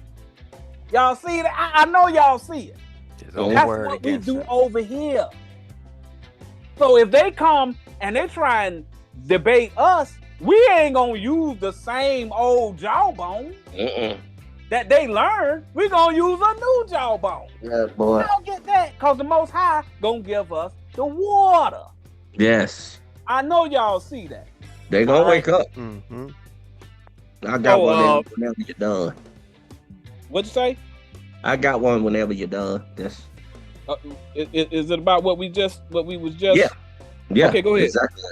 Go to Revelation 7:16. See, that's the reason why I used to get upset, because how long, but Revelation is the end, then, right? Okay, let's hear from God. He said he gonna get his flock back. Yeah. But you brought up about Samson, he was thirsty. Yeah. Okay, for more understanding, right? Yeah. Okay, read that right now. He's on Revelation revealing Revelation chapter 7. Okay, this is one house. They got to choose level 6. Okay, Revelation 7. You're gonna get the understanding, so they can fight all they want. The ones God wants, He's gonna get them back anyway. Read that. Revelation 7:16. They shall hunger no more. You ain't gonna need no more bread. He gonna give y'all the understanding. Read. Neither thirst anymore. They're gonna be John heirs to the understanding. Read. Yep. Neither shall the sun light on them. Sit up. They don't have to teach them no more. Read. Nor any heat. They're gonna have the fire. Go to Revelation 22:17. They're gonna have the fire. They're gonna be the fire to keep yourself warm. They ain't gonna need nobody else to teach them. Read 22:17. So it's gonna come to pass. Revelation 22:17. And the Spirit and the bride say, "Come." And let him. The spiritual interpretation and the bride, us. We married to him, right? Yep. Read. And let him that heareth say, "Come." And let him that is athirst come. He just like Samson was asking for some more understanding. Read. And whosoever will, let him take the water of life freely. Freely. He'll give it to you freely. So when Samson asks for some understanding, as long as he's doing the right thing, God will teach him. He will teach you, but you got to have the precepts, the spiritual interpretation every time when y'all looking for it. Every time. Yeah. Yeah. Yeah. All praises. All praise to the Most High. Go to John 16:13. Do this till Elder Stephen come back. They got to get the spiritual interpretation. The other stuff ain't nothing but garbage for salvation. Man can tell you maneuver through life on this planet, but maneuvering to the spiritual translation is what we teaching. That's all we doing. That's right. John 16:13. Howbeit, when he, the Spirit of truth, Zechariah 8:3, that doctrine, the truth. Read. The Spirit of truth is come. Is here, y'all. He will guide you into all truth. That's what we just said. They ain't gonna be thirsty no more, right? That's right. Read. He gonna give you all the answers. Read. For he shall not speak of himself. Not us. We speaking on the behalf of what the Most High said, using 2 to 3 precepts per breadcrumb. It's been changed, y'all. I'm talking to the one scouts. Look in your phone, go to that Gemini, press that diamond, ask it for spiritual, carnal. And it's going to break it down, carnal, spiritual. Read. But whatsoever he shall hear, that shall he speak. He gonna see the spiritual interpretation all the time. We know what a tree is. Tree is a prophet. We know what an ass is. We went over the ass is a prophet. Ox is a prophet. Read. Yep. And he will show you things to come. We just read in Revelation. They're gonna get to understand it, so ain't no sense fighting it.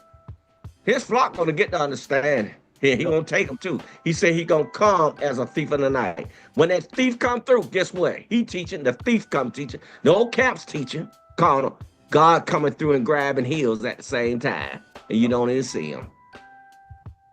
See that? Two gonna be teaching at the same time. God's prophets, spiritual interpretation, and that dumb donkey at the same time. You got to choose which house you want to be in. Examine yourself which house you in. Right back at you, Elder. All praises. So what he's saying, whenever you're talking about a thirst, go to you can go to Ephesians 5:26, let you know the water is the word. And we already went to Sirach 15:3, showed you that water was wisdom.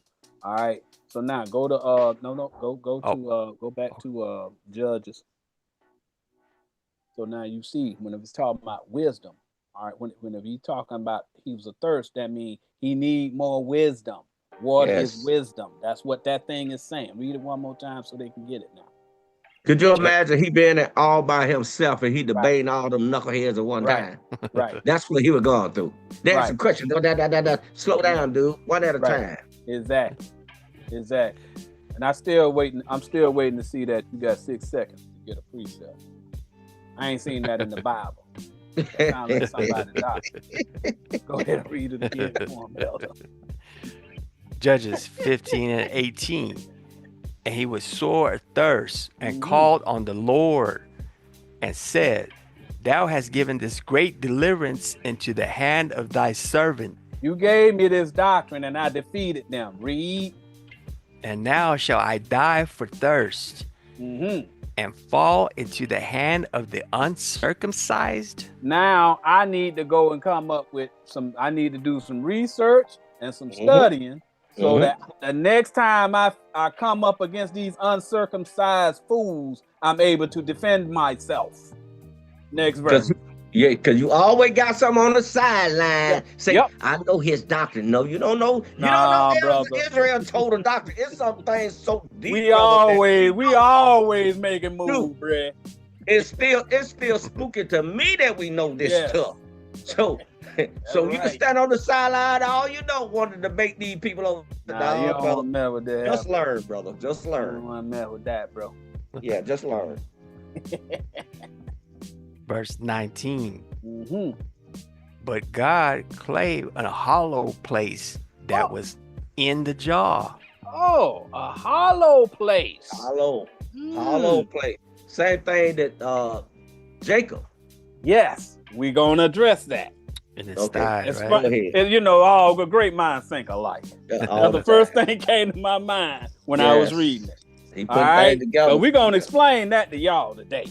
Yeah. All right.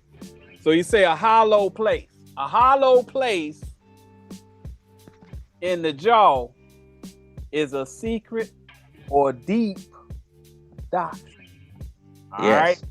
Yes, remember, I agree with that. Samson is the jawbone.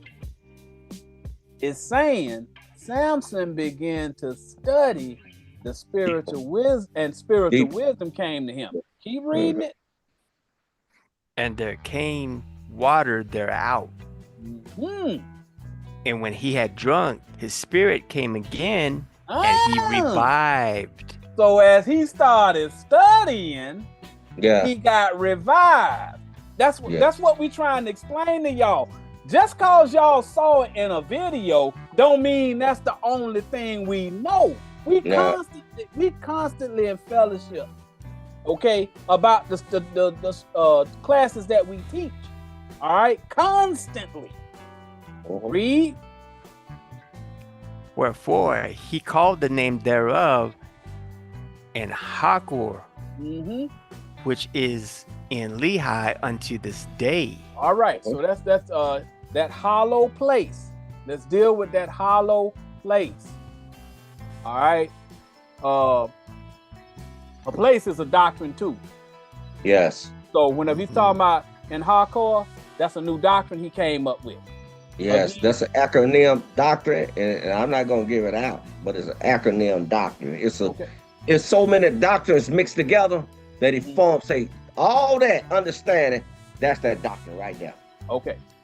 And so what that doctrine that he done came up with, okay, remember I say we go and we teach you something, right? Now y'all got that.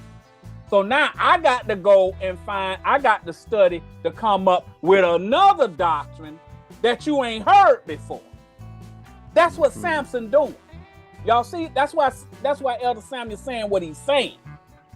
It ain't, we don't just, it's this thing ain't just flat. This thing is dynamic.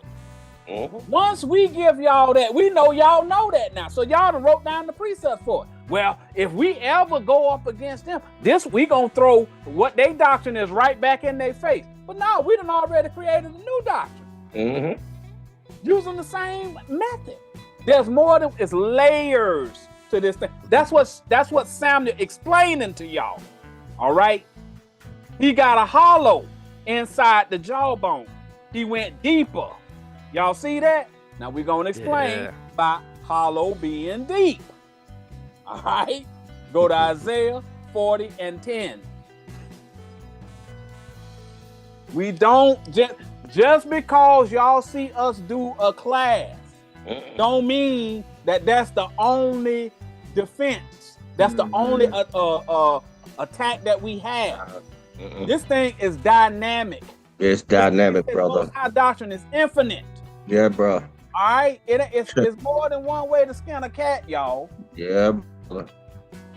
Y'all better. They did the best thing, ask bro. somebody. You better ask somebody. Go over there and ask them folks over there in purple. They don't want none, bro. We're going down everlasting life, right? Yes. That's that goes on and on and on. Forever, ever. Yeah. On and on till the break of dawn. That's right. Y'all get the wisdom. Hey, that's what it is. We're gonna keep teaching. Hey, that's some righteous words right there. That's boy. right. To the break of dawn. That's right. Get that light, boy. Isaiah 40 and 10. Behold, the Lord God will come with a strong hand. Y'all know now that hand mean doctrine. We done showed it to y'all. Yes. All right, that's what the bone is. All right, read. And his arm shall rule for him. Arm doctrine. That's another bone. Y'all see that? Of God, armor. Yeah. Of our God can defeat any doctrine. His armor of our God. His put on the whole armor. His doctrine, y'all. Read on. Behold, his reward is with him, and his work before him. Okay. Next verse. So y'all see it's talking about his doctrine. Verse 11. He shall feed his flock like a shepherd. He shall gather the lambs with his arm. Okay, so the people gonna start converting. Y'all see that? They're gonna convert to the doctrine. Read. And carry them in his bosom. His bosom is his mind. Okay, they're gonna get the doctrine. Read. Don't get it. And shall gently lead those that are with young. Okay, so even the people who got congregations of their own, they're gonna bring their congregations along, and they're gonna start teaching the doctrine of the Lord to them. Yes. Next verse. Verse 12. Who hath measured the waters in the hollow of his hand? The what?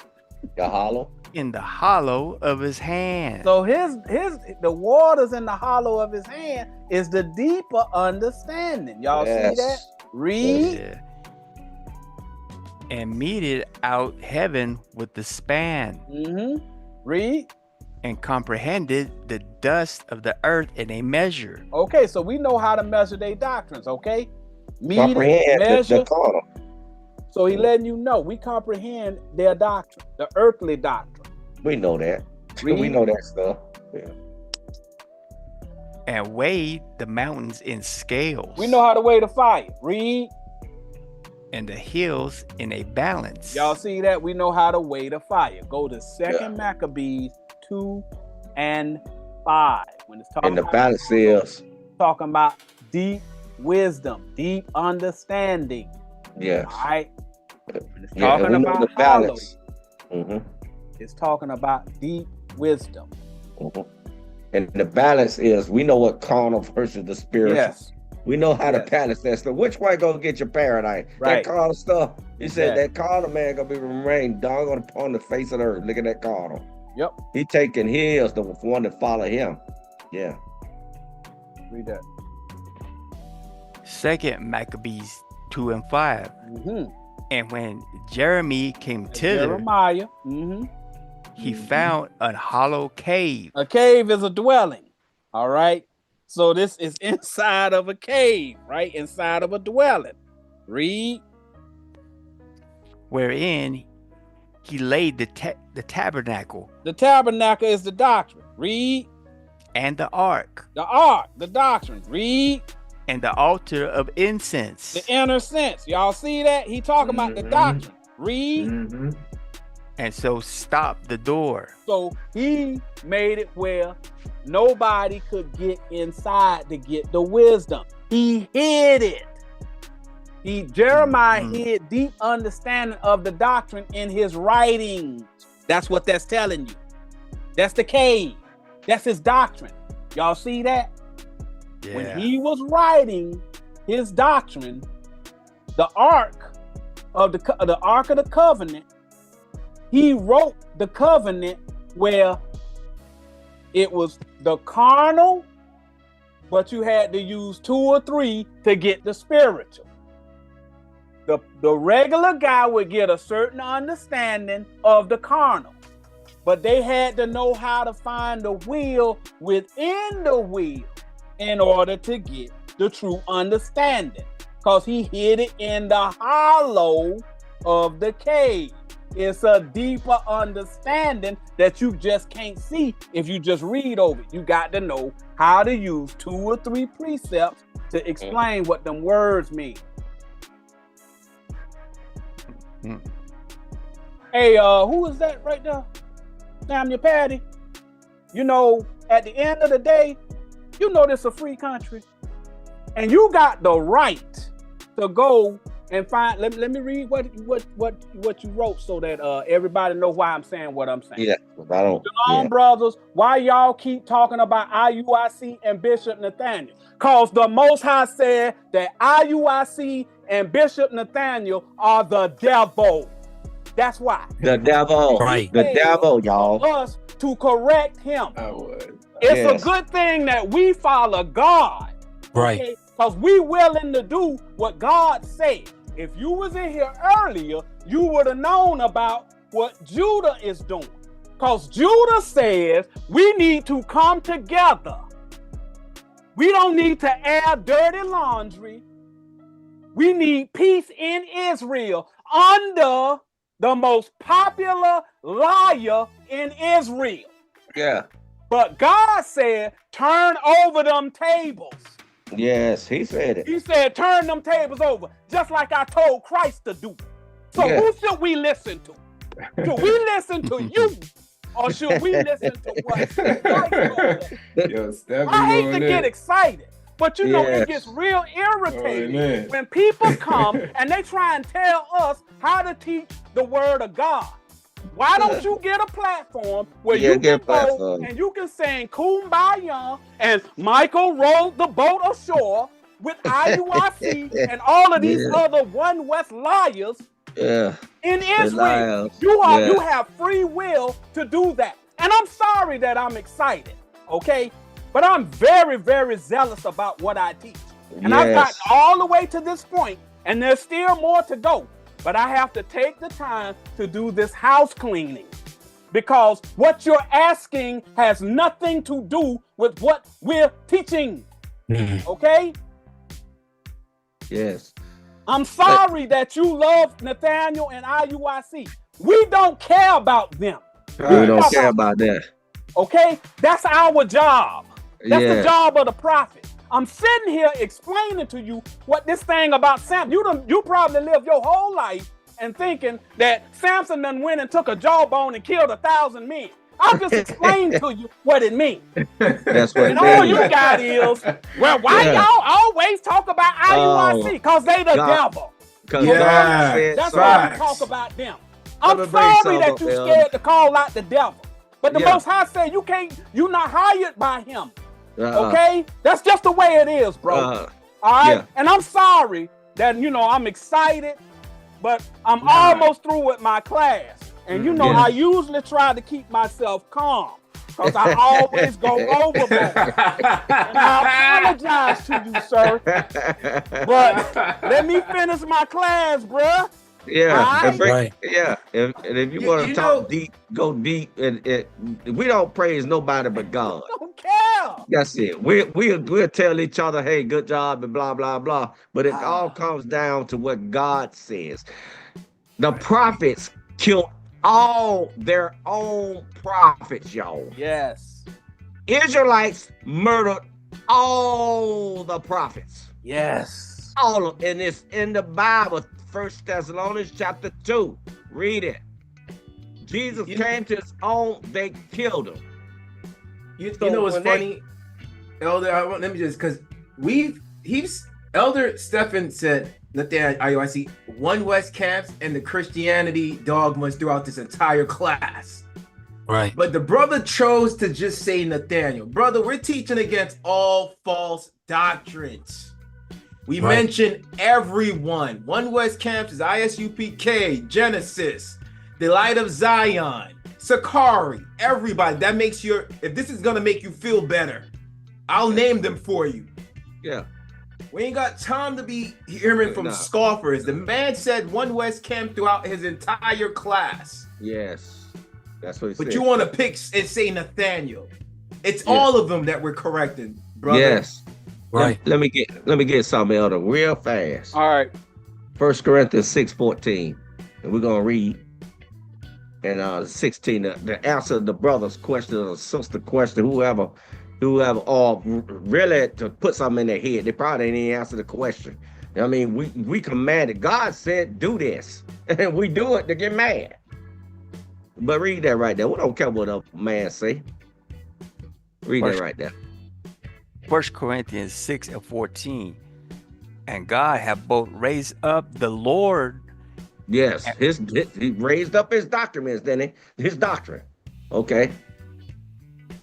And will also raise up us by his own power. His power. Now they're going around talking about IUIC, going around talking about they gonna do this, do that. That ain't the power. His power is Romans chapter 1, verse 16, which is this doctrine. Next verse.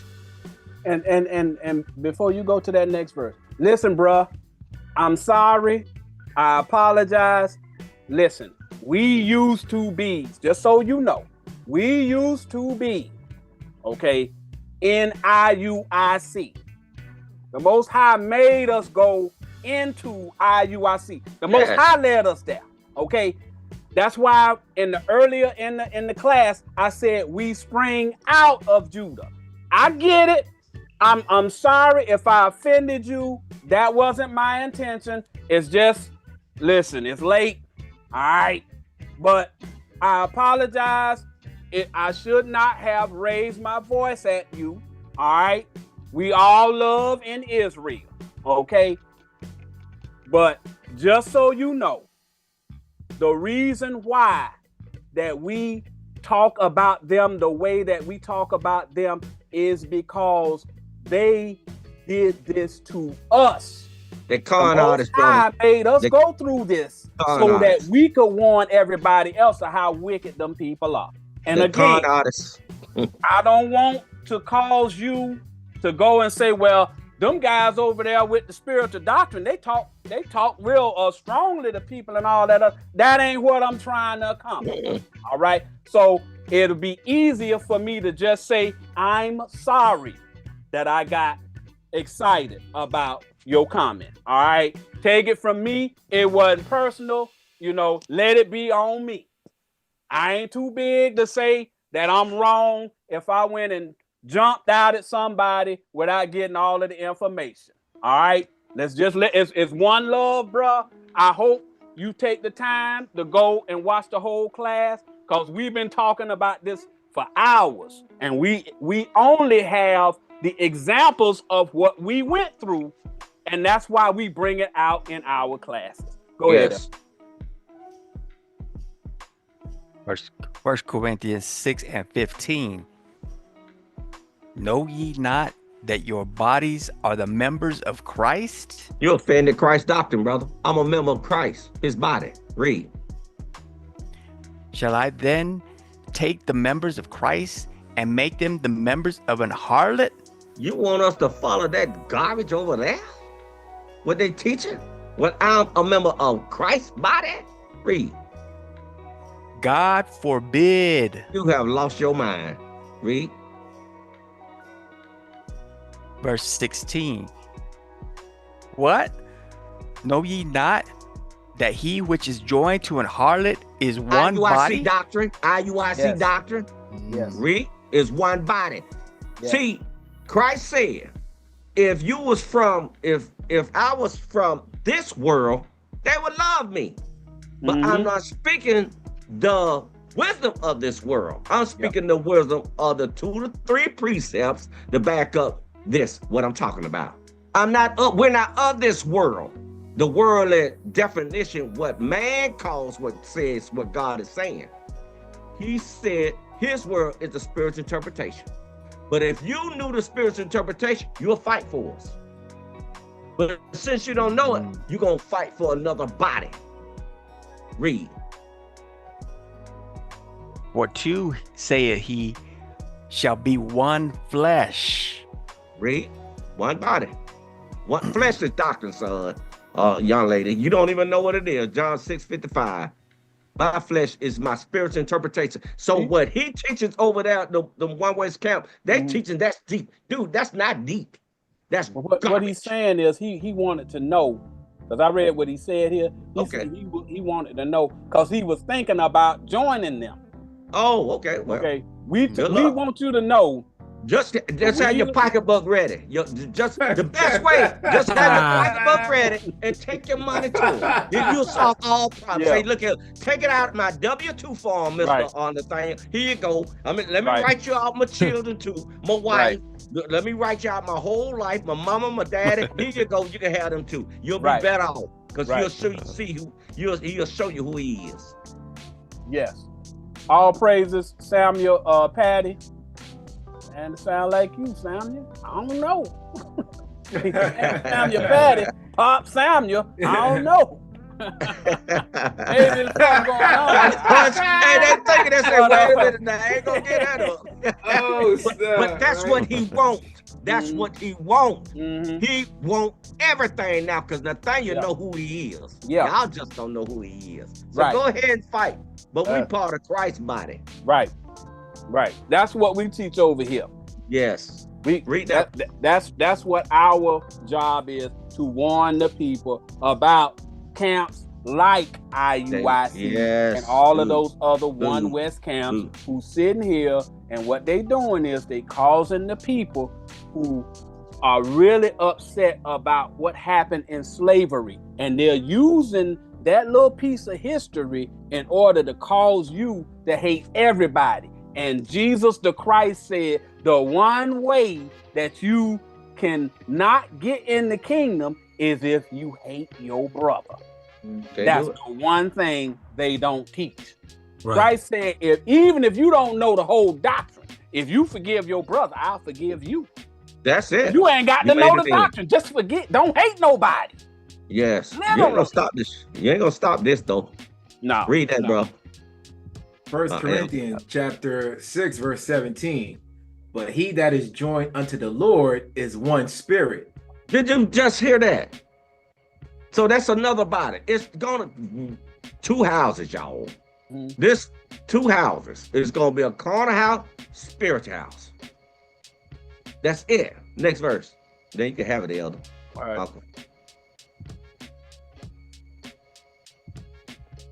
1 Corinthians chapter 6, verse 18. Flee fornication. The man said there's a spaceship coming to get them. Yep. Every sin that a man doeth is without the body. Without the body. Read. For he that committeth fornication sinneth against his own body. See what I'm saying? So when you leave Christ, that's what happened. Yep. Go ahead, Elder. All praise. Don't lie. The man don't made it. He don't brought up, Elder Uncle Stephen don't brought up about the mule. He don't brought up say this and that, because that's what he teach, brother. Yeah. That's what he teach. I never joined any other church in my life, but I went over there. Never. I never joined any other church and part of a congregation to help them build up. Never, till I found out they were the devil.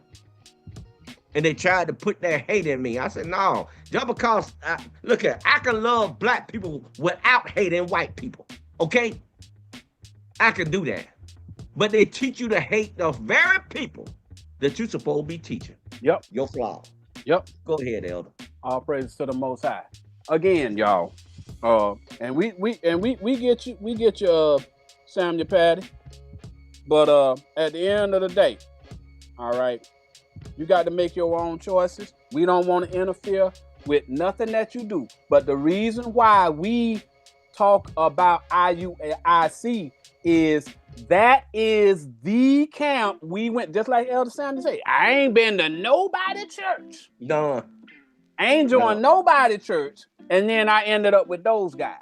So those guys gave us a great understanding of how to hate your brother. Yeah. Right. We learned it from them. We learned it directly from Nathaniel's lips. I heard it from his mouth. Yeah. They're going to kill some folks. Yeah. Brother, kill what? Who you Straight killing? up. So I heard that. The fact that we have that information, that means we can speak with authority and let you know this is what they're teaching. The Most High said we had to learn their doctrine first. We spied out the land. That's why I said that. Most High sent Moses to spy out the land. We spied out the land under Moses. We got the carnal part. Then we crossed the river Jordan. And then Joshua or Jesus took us the rest of the way. We got the spiritual part.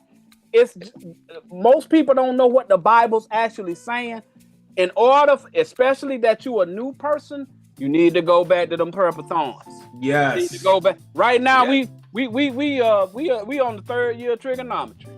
Bro, that's where we at now. We all past calculus right now. Yeah, so it's it's really hard for somebody new to understand what we saying. Get your pocketbook ready. Yeah. But if you go over there, they're gonna get them bunny ears out your pockets, bro. They're gonna turn them pockets inside out. Learn how to sweat the sun. Yeah. Let me just say before we go, Samuel P. Addy.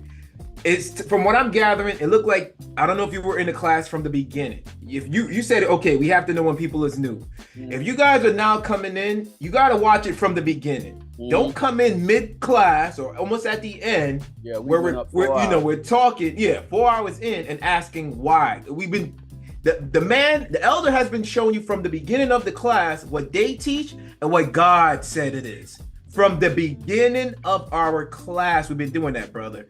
So words of wisdom to you. If you're going to watch our classes, come at the beginning of it, not in the middle, not close to the end. So you'll get the full concept of what we're teaching. All praise to the Most High. All right. All praise to the Most High. So let's go. The last thing that we spoke of was about Jeremiah hiding in a hollow cave. So that word hollow again, meaning deep wisdom. He hid the spiritual part underneath the carnal reading, the literal reading of the Bible. All right, that's what that's talking about with that hollow place. So now, let's read it again. It said, God claimed a hollow place. What's a place? All right.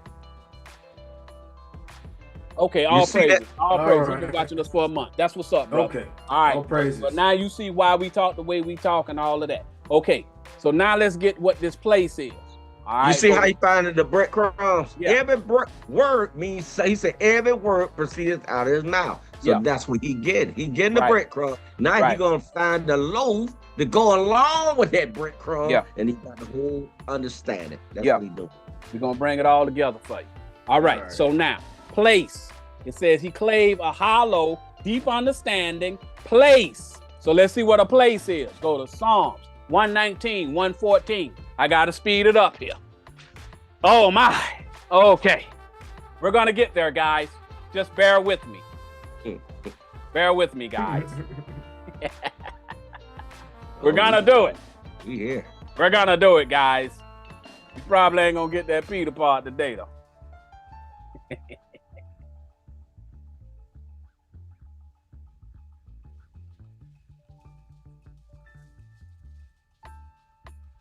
Psalm chapter 119, verse 114. Thou art my hiding place and my shield. I hope in thy word. Can y'all see how that place is the word, thy word? Can y'all see that? Go to John 8 and 37 for me, right? And the art that he's talking about is his doctrine. The art. That's how you teaching this stuff. Your art. You see how you can paint a picture in somebody's head to say this is what God is actually saying. See, the devil got a picture he painted people's head too. You good, bro? We ain't no apologies necessary. Listen, you ain't got to go to no building. The Most High ain't never told you to go to no building. Your church is on this channel right here. If you want to fellowship with us, don't pay nobody no money. We don't charge no money. Don't send us no money. I send it right back. You need the money, brother. That's right. You ain't supposed to be paying for the word. When you go fellowship, they gonna want them tithes and all. Yes. The Most High say the word supposed to be free. You can get free here, or you can go pay somewhere else and get the wrong doctrine. I mean, that's on you. But we don't charge for the word over here. No. Fellowship. As long as you got time, you got a little internet, you can go ahead and log in. 3 o'clock on Sunday, baby. Read that for me. We trying to explain what a place is. John chapter 8, verse 37. I know that ye are Abraham's seed. Seed means the word. Luke 8 and 11. Read. But ye seek to kill me. Because my word hath no place in you. Y'all see that? The word. This place is the word. I know y'all see that. Go to Jeremiah 29 and 10. When it's talking about a place, it's talking about the word. The understanding that you got, brother. That's what he's talking about. That's what it's talking about. Where are you dwelling in? Carnal or spiritual? Yep. What house are you in? Carnal or spiritual? Because you just brought up seed, word, place. Trying to make sure you get it. When it's talking about that holler, it's talking about a doctrine. Jeremiah chapter 29, verse 10. For thus saith the Lord, that after 70 years be accomplished at Babylon, I will visit you. So after you get the full understanding of carnal doctrines, Babylon, all right, once they get you trained to see the word literally in Christian churches and in Israelite camps or whatever religion you following, I'm gonna visit you. The doctrine gonna come back. All right, read. And perform my good word toward you. The word, you're gonna get the good word, which is the spiritual doctrine. Read. And causing you to return to this place. Y'all see how he just said place was the word? Place is the word. Y'all see that? I explained that 7 is completion, brother. Yep. Over and over and over. When you learn their doctrine, we know their doctrine. We know IUIC doctrine is trash. We know this. It's a deeper interpretation behind it that you're not getting. See, you see what I'm saying? So we know that 70 years be accomplished in Babylon, land of confusion. You see what I'm saying? Yep. You're going to know that doctrine, but then I'm going to give you a better doctrine. Go to 2 Peter 1 and 19. Trying to let you see when it's talking about a place, it's talking about a doctrine. Yes. A place, the word place translates to doctrine in the language of God. It's a translation. All right. The key word, if a person keep asking you for money, they'll deceive them. Yep. If they ask you you're for in the wrong money, place. You're in the wrong place, brother, because it's free. Yes. Word free. 2 Peter chapter 1, verse 19. We have also a more sure word of prophecy. Talking about the word. Whereunto ye do well that ye take heed, as unto a light that shineth in a dark place. Light, spiritual doctrine, shining in a dark place. We said dark meant ignorance. So you getting the wisdom and you getting out of that dark place, that dark doctrine, that ignorant doctrine that you've been following. Read. Until the day dawn. Until you get proper wisdom. Read. And the day star arise in your hearts. Whenever Christ's doctrine rise up in your mind. All right. So when it's talking about place, it's talking about a doctrine. Yes. Now, we're going to go and we're going to say something. We're going to tell you a little something. This is going to be the last part because I ain't going to be able to hit Peter today. But we're going to go to Genesis 32 and 24 because we talk. What? Nope. Go back and read Judges. No. We're not going there yet. But at least read the first part of it. But Read this one, right? Yeah, read it again. Read it again. Judges chapter 15, verse 19. But God clave an hollow place that was in the jaw. Okay, so it means he gave him deeper a deeper doctrine. Y'all see that? Read. And there came water thereout. And he went and he started learning. Read. And when he had drunk, he drunk it. So he studied and he got understanding. Read. His spirit came again. So now we got another doctrine. If somebody come trying to challenge us with the doctrine that we defeated them with that jawbone. Y'all see that? We got a deeper understanding of it. All day long. Read. You can explain it better now. Yes. Which is in Lehi unto this day. See that? Now it's a new doctrine that we made off of the Lehi doctrine. Y'all see that? Yeah. Go to Genesis 32 and 24. Because it's another hollow that y'all know about. All right? Elder Sam, you brought it out. Shalom to you too, brother.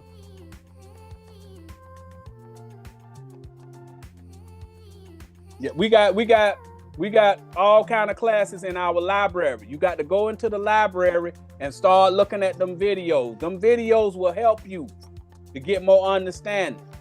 You can watch every day if you want to. Yeah. We just teaching the new stuff now. You need to go get that foundational stuff. It's 5 years of videos in there. And you got keeping up with the commandments as well. Yes. I suggest you thoroughly watch them because they breaking it down. They breaking it down the words, the individual words. Actually, yes. Yeah. What God called the word. Yeah. What God called the word, they're breaking it down. Okay, keeping up with the commandments. So let's talk about another hollow. Read that. Genesis chapter 32, verse 24. And Jacob was left alone. So it's literally telling you he alone. All right. Okay. This thing about Jacob fighting the angel, it's a Jewish fable. The reason that I added it to it, because we talking about Jewish fable. We may as well get it on out the way. All right. Now you know that hollow means you will have more wisdom when we read this. All right. The man Jacob is wrestling with is himself. Just so y'all know. All right. It says he is alone. Okay. He's alone. That means it's only one person there. All right. Go ahead, read, Elder. And there wrestled a man with him until the breaking of the day. Okay, so now it's saying he's alone, but a man is wrestling with him. That man, he's having a conversation with himself. Okay, old person inside the old man. This man. Okay, and the breaking a day. Okay, he is alone. Breaking a day is wisdom coming to him. Jacob is examining more deeply what he learned from Laban, his uncle. That is what wrestling means. He's starting to find out. He's starting to find out that the stuff that he learned from his uncle Laban has deeper meanings to it. That's what's going on. That's what he's wrestling with. Because remember, he's just left his uncle Laban, right? And now he's examining what he knows, all right, from Laban. He's finding there's a deeper meaning to it, all right? That's what wrestle means. Now go to the next verse. On and on and on to the break of dawn. That's right. Break of dawn is whenever you start getting some understanding. You're like, oh, wait a minute. So you saying that he told me this, I learned this under Nathaniel, but now after I'm starting to use this 2 or 3, I'm learning it means something deeper. I thought water was just water that you drink. Wait a minute, water mean the word? Y'all see what's going on? That's what's happening to Jacob now. He's getting more and more spiritual understanding. That's what's happening. All right. Genesis chapter 32, verse 25. And when he saw that he prevailed not against him, he touched the hollow of his thigh. Oh, so now y'all see what's going on here. He is touching the hollow of his thigh. The thigh is a bone. Doctrine, right? He's learning that what he thought he knew is much deeper. Y'all see that? That's what hollow means, deeper wisdom. Y'all see that? That is what happened to most of you when you were in one West doctrine or in Christianity. Now the angel in you is finding out that there's a deeper interpretation of what you learned in Sunday school or in Sabbath class. Y'all see that? You know, but keep on reading. And the hollow of Jacob's thigh was out of joint, and he wrestled with him. Okay, so now your understanding out of joint. You thought 100% through all of them days in Sunday school that Moses split that sea. 100%. I know it. I've been listening to it since I was a child. That man, I've been watching. The 10 Commandments came on last night. The man split. All right, and now after you've been over here, you wrestling with. Wait a minute. Is that things? If water is the word, right? So that's the sea, and then he got a rod or a staff, and a rod or a staff is a doctrine, and he split the Red Sea. Does that mean he rightly divided what the thing means? Yes, 2 Timothy 2:15. You got a deeper understanding of what the Bible's saying. Y'all see what's going? That's what's happening with Jacob when he's wrestling with. He's the angel. Go to 2 Ezra 1 and 38. When it's talking about an angel ain't no metaphysical being. An angel is a prophet, y'all. It's you. It's you. You the prophet. Yes. Okay. It's talking about a man, a prophet. An angel is a prophet. He said, examine yourself. Yes. So you're talking to yourself. He said, wait a minute. Now, if Paul did the same thing in 1 Corinthians 15:31, he killed the man daily himself. Yes. So he beat that old person up. Yes. But he learned from the Pharisees and say, this what God is actually saying. So it's spiritual. Yes. That's what Jacob is going through. Yes. Read that out. So they can see Second Ezra chapter 1 verse 38. And now, brother, behold what glory, and see the people that come from the east. The east is where the doctrine of God, the wind of God is. Okay, that's the doctrine of God. That's Hosea 13:15. Yeah. Okay, so the people from the east, that's who the angels are. The people that's got the doctrine of the east. That's us. That's us. Exactly. Yes. Next verse.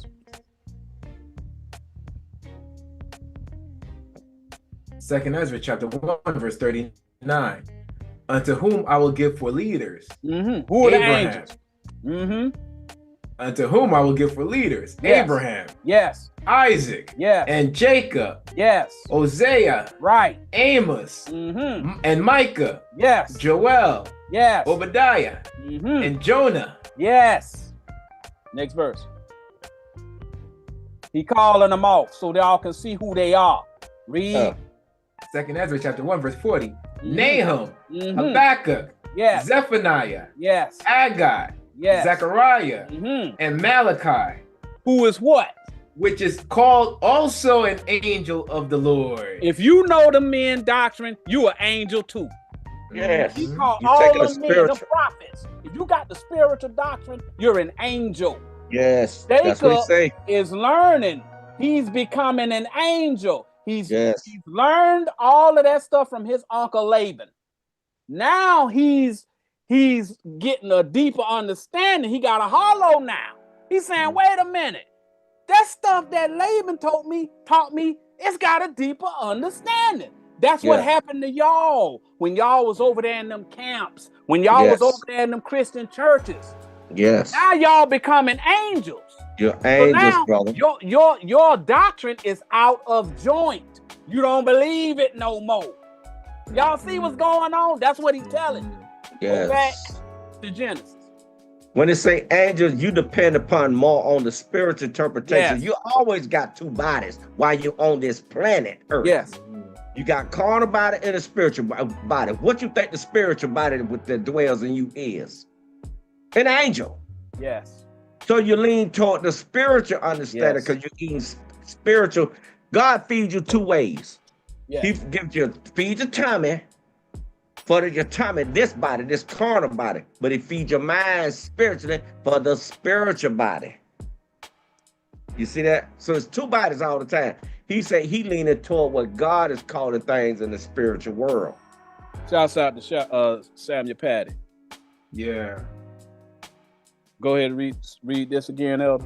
Genesis chapter 32, verse 25. And when he saw that he prevailed not against him, touched the hollow of his thigh. Right. So that angel is causing him to consider Examine what he learned from Laban. Read. And the hollow of Jacob's thigh was out of joint, and he wrestled with him. As he wrestled with him. So he letting you know that thing messing with Jacob. He's saying, man, that stuff that Laban taught me is trash. It's a deeper understanding than what he taught me. Next verse. Y'all see that? Yep. Genesis chapter 32, verse 26. And he said, let me go, for the day breaketh. So he letting them know, you starting to get more understanding. They mean wisdom, y'all. He's starting to get understanding of what that stuff, that carnal stuff Laban taught him. He learning what it means spiritually. Y'all see that? Yes, sir. That's what happened to y'all when y'all started paying attention to this channel. Y'all started, wait a minute, man. I'm starting to see it. Yes. Shouts out to Elder Sly Lucky, because he said, I see it. That happened to all of y'all. Y'all see it now. Read. The Bible is a parable, y'all. It's parable. Yes. You starting to understand the parable. And he said, I will not let thee go, except thou bless me. Okay, I'm not going to let this new understanding go. Bless me with more understanding. Because now my joint, my thigh is out of joint. Out of whack. Your doctor's messed up. I ain't got no understanding. I'm walking around here looking simple. Read on. I'm whack. Next verse. Genesis chapter 32, verse 27. And he said unto him, what is thy name? Okay, so now y'all know what name means. Name means doctrine. Y'all see that? His name is Jacob. Jacob is carnal. He's carnal, y'all. That's the old man. Yes. That's the old man. Yes, he's carnal. He's saying the understanding that I got from my uncle is carnal. That's what he's telling you. All right. Next verse. And he said, Jacob. Go ahead.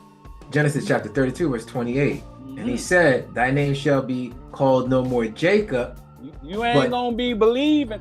This is what he's talking to himself in his mind. He's saying, I ain't gonna believe. I ain't gonna call or teach the Jacob doctrine no more. That's what he's saying. I'm throwing that away. That's brainwashing doctrine. Brainwash doctrine. Yes, that's what he's saying. I hope y'all see that. Read. But Israel. I'm switching to the spiritual. Y'all see that? There's a difference between Jacob and Israel. Jacob is the carnal, Israel is the spiritual. All the time. All right. In the doctrine about Samson, in the parable about Samson, the Judah was the carnal, Samson was the spiritual. I hope y'all see that. It keep telling the same story. It's just putting different names on the characters. All right. All it is. So read what Israel means. For as a prince hast thou power with God and with men. Is a preacher. A prince. So Israel got the prince power of God. Yes, the spiritual person of God. Yes, you see that? That's what he's saying. You the spiritual prophet. Jacob Yes. is saying, I'm converting to a spiritual prophet. Yes. Read. For as a prince has thou power with God and with men. I got both doctrines. Come Y'all on. see that? Read. And has prevailed. I prevailed. Now, them people who only carnal, they can't do nothing with me. A carnal prophet can't correct the spiritual prophet because he don't Can't know do my it. doctrine. He don't know it. Y'all see that? I'm prevailed over all of them. Go down to 30. Yes. They can't 30. deal with me. That's what Jacob said. This Jacob is you. Yes. You making a conversion. It's a parable, y'all. Yes. It ain't no man never fought no angel. You mean to tell me an angel can destroy 5 cities, but some guy who running away from his brother can be the angel? Man, who y'all? Man, come on, bro. Carnally Get it thinking. together. Yeah, carnally thinking. Y'all Right. come on. Now. Carnally thinking. I Yeah. mean, use common sense. Y'all say Come on. an angel so powerful. 2 of them took down 5 cities. But this regular dude who's scared of his own brother can be Yeah. the angel? Yeah. According to y'all belief system? Come on, Yeah. man. That don't even make sense. He will find himself, the intelligence in himself. He said, Right. I'm going to choose the most logical thing that God is saying what it is. That's all it is, y'all. But read on. Genesis chapter 32, verse 30. And Jacob called the name of the place Peniel. Mm-hmm. For I have seen God face to face, Mm-hmm. and my life is preserved. Okay. So you now have the name, the new name Israel, Jerusalem, Zion. All that means the same thing. And the video is documented. It's documented. You got the, you know, now he got the right doctrine. Now he ain't walking dead. Right. What you thought was secret, important information has been transformed. Your thigh or your old belief, thigh's a bone, y'all. Bone mean doctrine. It's out of joint. Your sinew, cord, line upon line, precepts are out of joint. That means your old doctrine out of joint. You don't believe it no more. All right? You have a new name and have prevailed to become a prince with the power or doctrine of God. All right? Peniel is your new doctrine. That's it. All right? You got a new doctrine. Written in stone, Peniel, written in stone. You got the right doctrine. And you seen face to face, that means your doctrine to the Most High's doctrine. And that new doctrine is preserved because you selected the Most High. You selected the spiritual. Y'all see that? Yeah. Next verse. Genesis chapter 32, verse 31. Mm-hmm. And as he passed over Penuel, Mm-hmm. the sun rose upon him. So as you started getting more wisdom, the sun rose on you, meaning you got more wisdom. Y'all see that? You getting stronger and stronger. Just like when we first started. We was new in the understanding, but now the sun that rose up on us now. Y'all see that, right? Read. And he halted upon his thigh. What does it mean to halt? If Stop. somebody say halt, what do they Stop. mean? Stop. He stopped Yeah. believing in that doctrine, that Yeah. carnal doctrine. Don't y'all see that? And he start believing in the Y'all other see that? doctrine. He Yeah. halted belief in his old doctrine. That's Yeah. what y'all did. Y'all stopped believing that trash. Y'all see that? Yes, sir. Go to the next verse. Yeah, bro. Come I on love to it, the man. spiritual side. Come on to the spiritual side, bro. Hey, We man. love you so much. It was a time I probably would have done some things, but now come on over to the spiritual side. That's We'll right. break it down. Hey, keep your money, brother. It's an honor for you to keep. I want you happy with your money. Right. Yeah. That's right. We don't charge a dime. Yeah, Matter of keep your fact, money. brother, go ahead and use your money to take care of you and your family. How Yeah, how about that? Take your mama out to dinner. How about that? Take your mama out to dinner, bro. Yeah, bro. Genesis chapter 32, verse 32. Mhm. Therefore, the children of Israel eat not of the sinew which shrank. Okay. The children of Israel don't eat. Eat mean learn. All right. Yes. Sinu is a cord, a doctrine. Yeah. That shrunk. We don't believe in that doctrine that shrunk whenever I started questioning it. The decrease, that doctrine ain't no good. That is we don't believe in it. I know y'all see that, right? It don't make sense, brother. There's that sinews, that new carnal, that new carnal. You don't believe in that? Yeah, right. Go ahead. Sinew mean cord. That's a doctrine. The doctrine that shrunk. That's the doctrine Laban taught. Yes. Ain't no spaceship coming to you. Ain't no spaceship. That man over there said a spaceship gonna come and get there. Dude, that doctrine is shrinking. He done ran out of stuff. Okay. Outside the legs for life. But read again.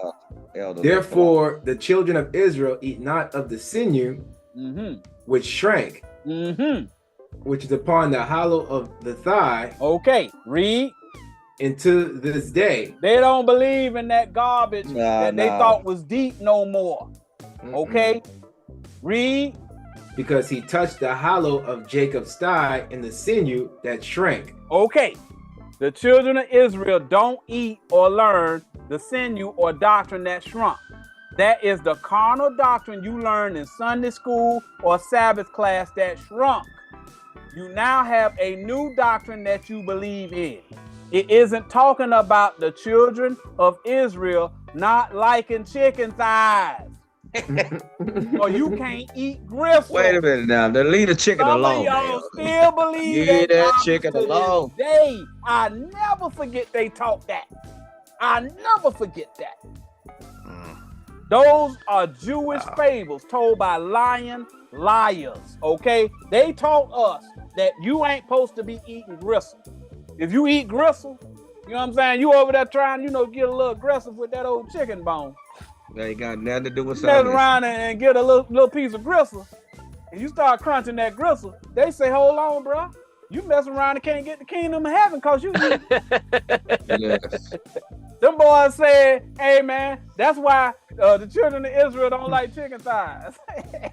Straight up, dude, y'all bro. It also is saying don't eat in. Now you know the Christmas tree is fake. You know the Easter bunny is fake. Now he don't explain the purple guy. He has explained that the Easter bunny is fake. Now he going around hatching lies. That's what he's saying. Right. The children of Israel, we don't take that in either. Just because you said everybody know no white man ain't coming out of no chimney. Everybody, you know that anyway. Hell, a lot of them ain't even got a chimney. See the chimney in the project. Come on, bro. They know that. What chimney you saw in a mobile home? Come on, bro. But he got fire too. And people bringing him, he's the tree now. And they bringing their children to listen to that tree talk. Now they snared on a tree. They hung on that tree. They snared on that tree. He told you that the Christmas tree wasn't right, but you went into his house. Now he the tree that you worshiping. Yeah. You see that? See, I understand the guy better. That's what we saying. Yeah. The tree is Christ. He's the root. You see that? All the rest of them fake. That's all it is. All of them. So, but we wanted to make sure that y'all know, because I'm telling you, they teach about thighs, and they don't know that thigh mean doctrine. They don't know a bone is a doctrine. We showed y'all whenever we was telling you what a jawbone is. Talking about a doctrine. Talking about Jacob's doctrine. That's it, y'all. The sinew is like ligaments or whatever. That's what sinew is. They call it's ligaments. Okay. Yes. The corner of it. Yeah. It's talking about the cords that hold your bones and your muscles together. That's what it's talking about. All right. Now understand it's shrinking now. Right. You know it don't make sense. Now move on to get the spiritual interpretation what Acts is saying. That's what those caps ain't teaching you. And whenever we were earlier, we showed you when it talks about cords are doctrines. We showed you that. We gave you the precepts for it. All right. So a lot of y'all believe that stuff, and these guys get up there teaching, and they talking about Jacob fighting an angel. Jacob is the angel, y'all. He the angel, the Fighting spiritual himself. man, brother. He fought his carnal old man, and he prevailed. You read it. He said he prevailed and became a prince with the power of God, meaning he got the spiritual doctrine. He got God's doctrine. He prevailed. He overcame the ignorance that he taught, that he learned from Nathaniel. I mean Laban. Yes. You said it right. You said it right. You see what I did right there? Yes. But that's what happened. All right. Them people taught y'all lies. And now y'all have prevailed. A better lie. Yes. The Christ said that, I mean, the scripture said they're gonna whitewash it. That's what they did. Yes. So let's get back to now y'all know when it's talking about that hollow, that's what the hollow is, the understanding. That's why whenever they get up there and they start teaching, you start hearing all these bombs go off like, oh man, he must have said something worthwhile. I mean, that must have been something deep. Maybe I need to rewind that to see what he actually said. But he ain't saying nothing but trash. Because he ain't using 2 or 3. Because he don't know what none of that stuff means.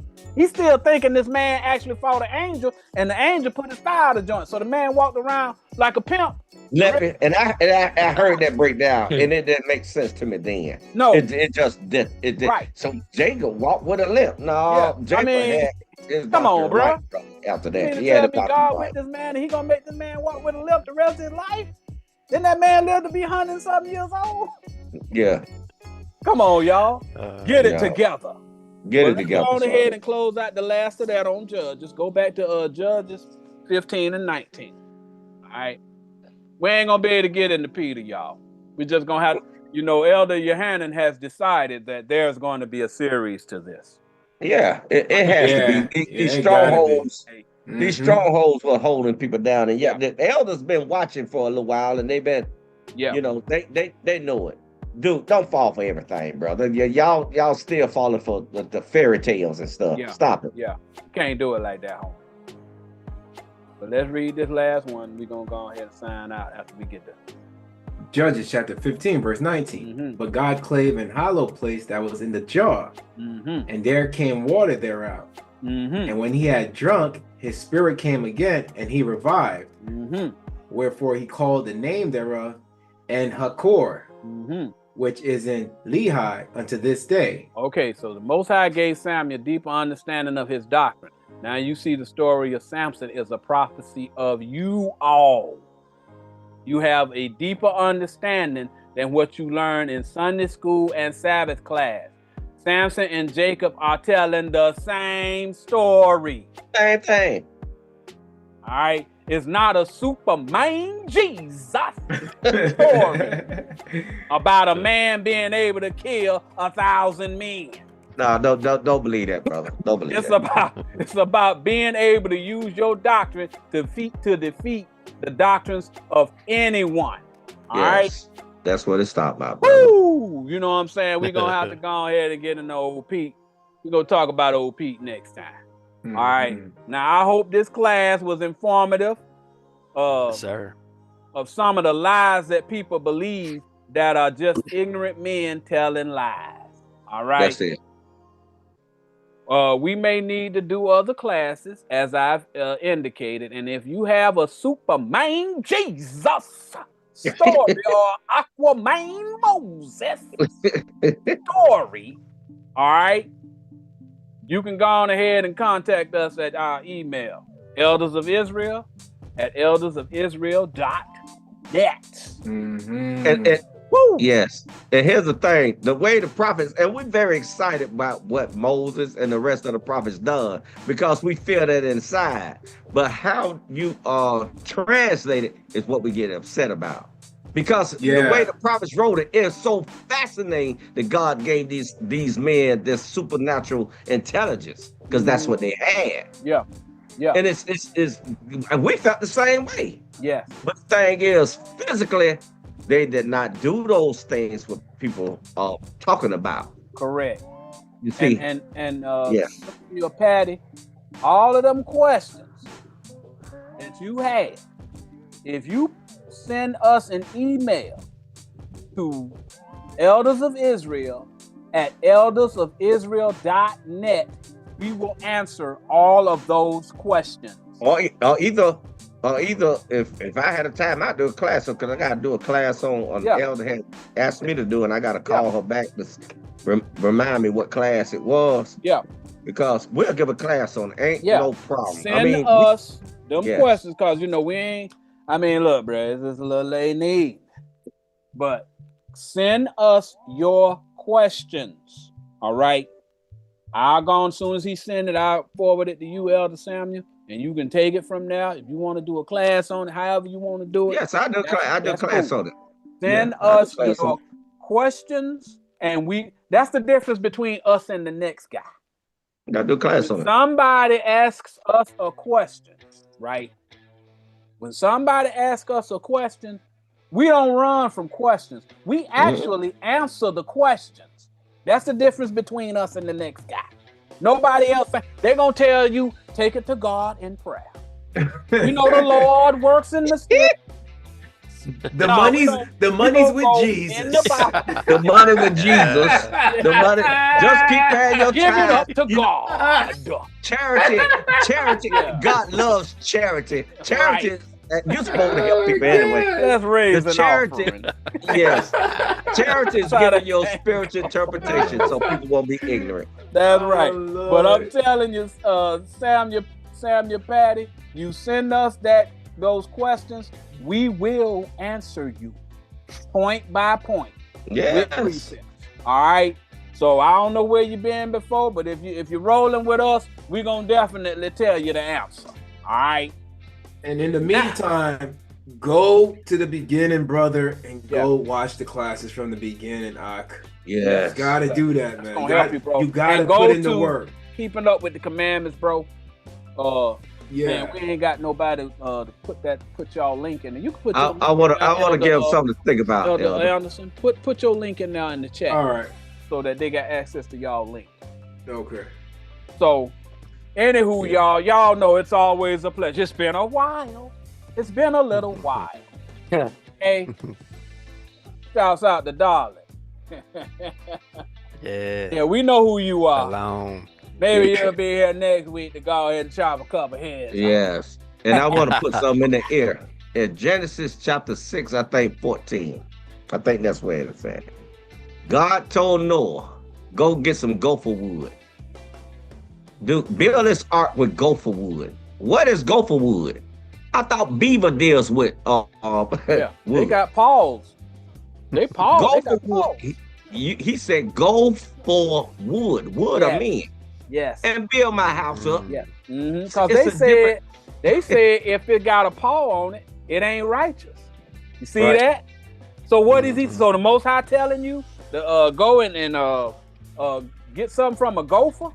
It's a parable, y'all. He said, go find me some men to build this ark. Yep. Go for wood. Go for wood. He talking about go find some men and build me my ark. His ark is this congregation, y'all, so they can dominate doctrines, y'all. Float on water to dominate doctrines. I'm sorry. You got to go back to the beginning, okay? That's why Elder Uncle Stabby, he'll cut you. Say, son, young lady, go back to the beginning, because we have passed trigonometry. Yes. We on another doctrine that man don't even know about. Right. We using different symbols for our doggone math. You see that? We on the trust me. Yeah.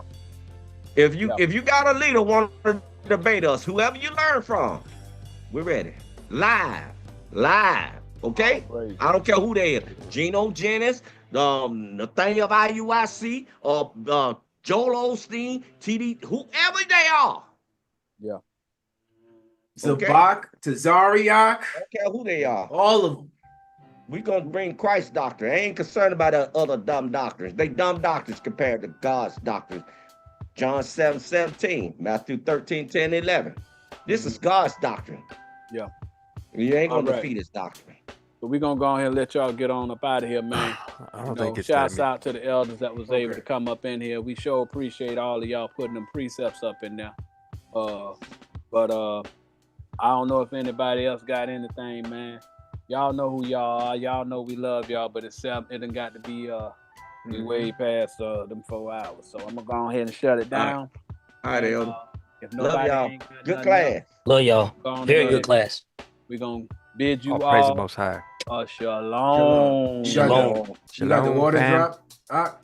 Yes, sir. Oh, man. Put that water drop on. I wasn't able to put the link in. Traditions over here. Okay. What's going on? You see this? Yeah. Yeah.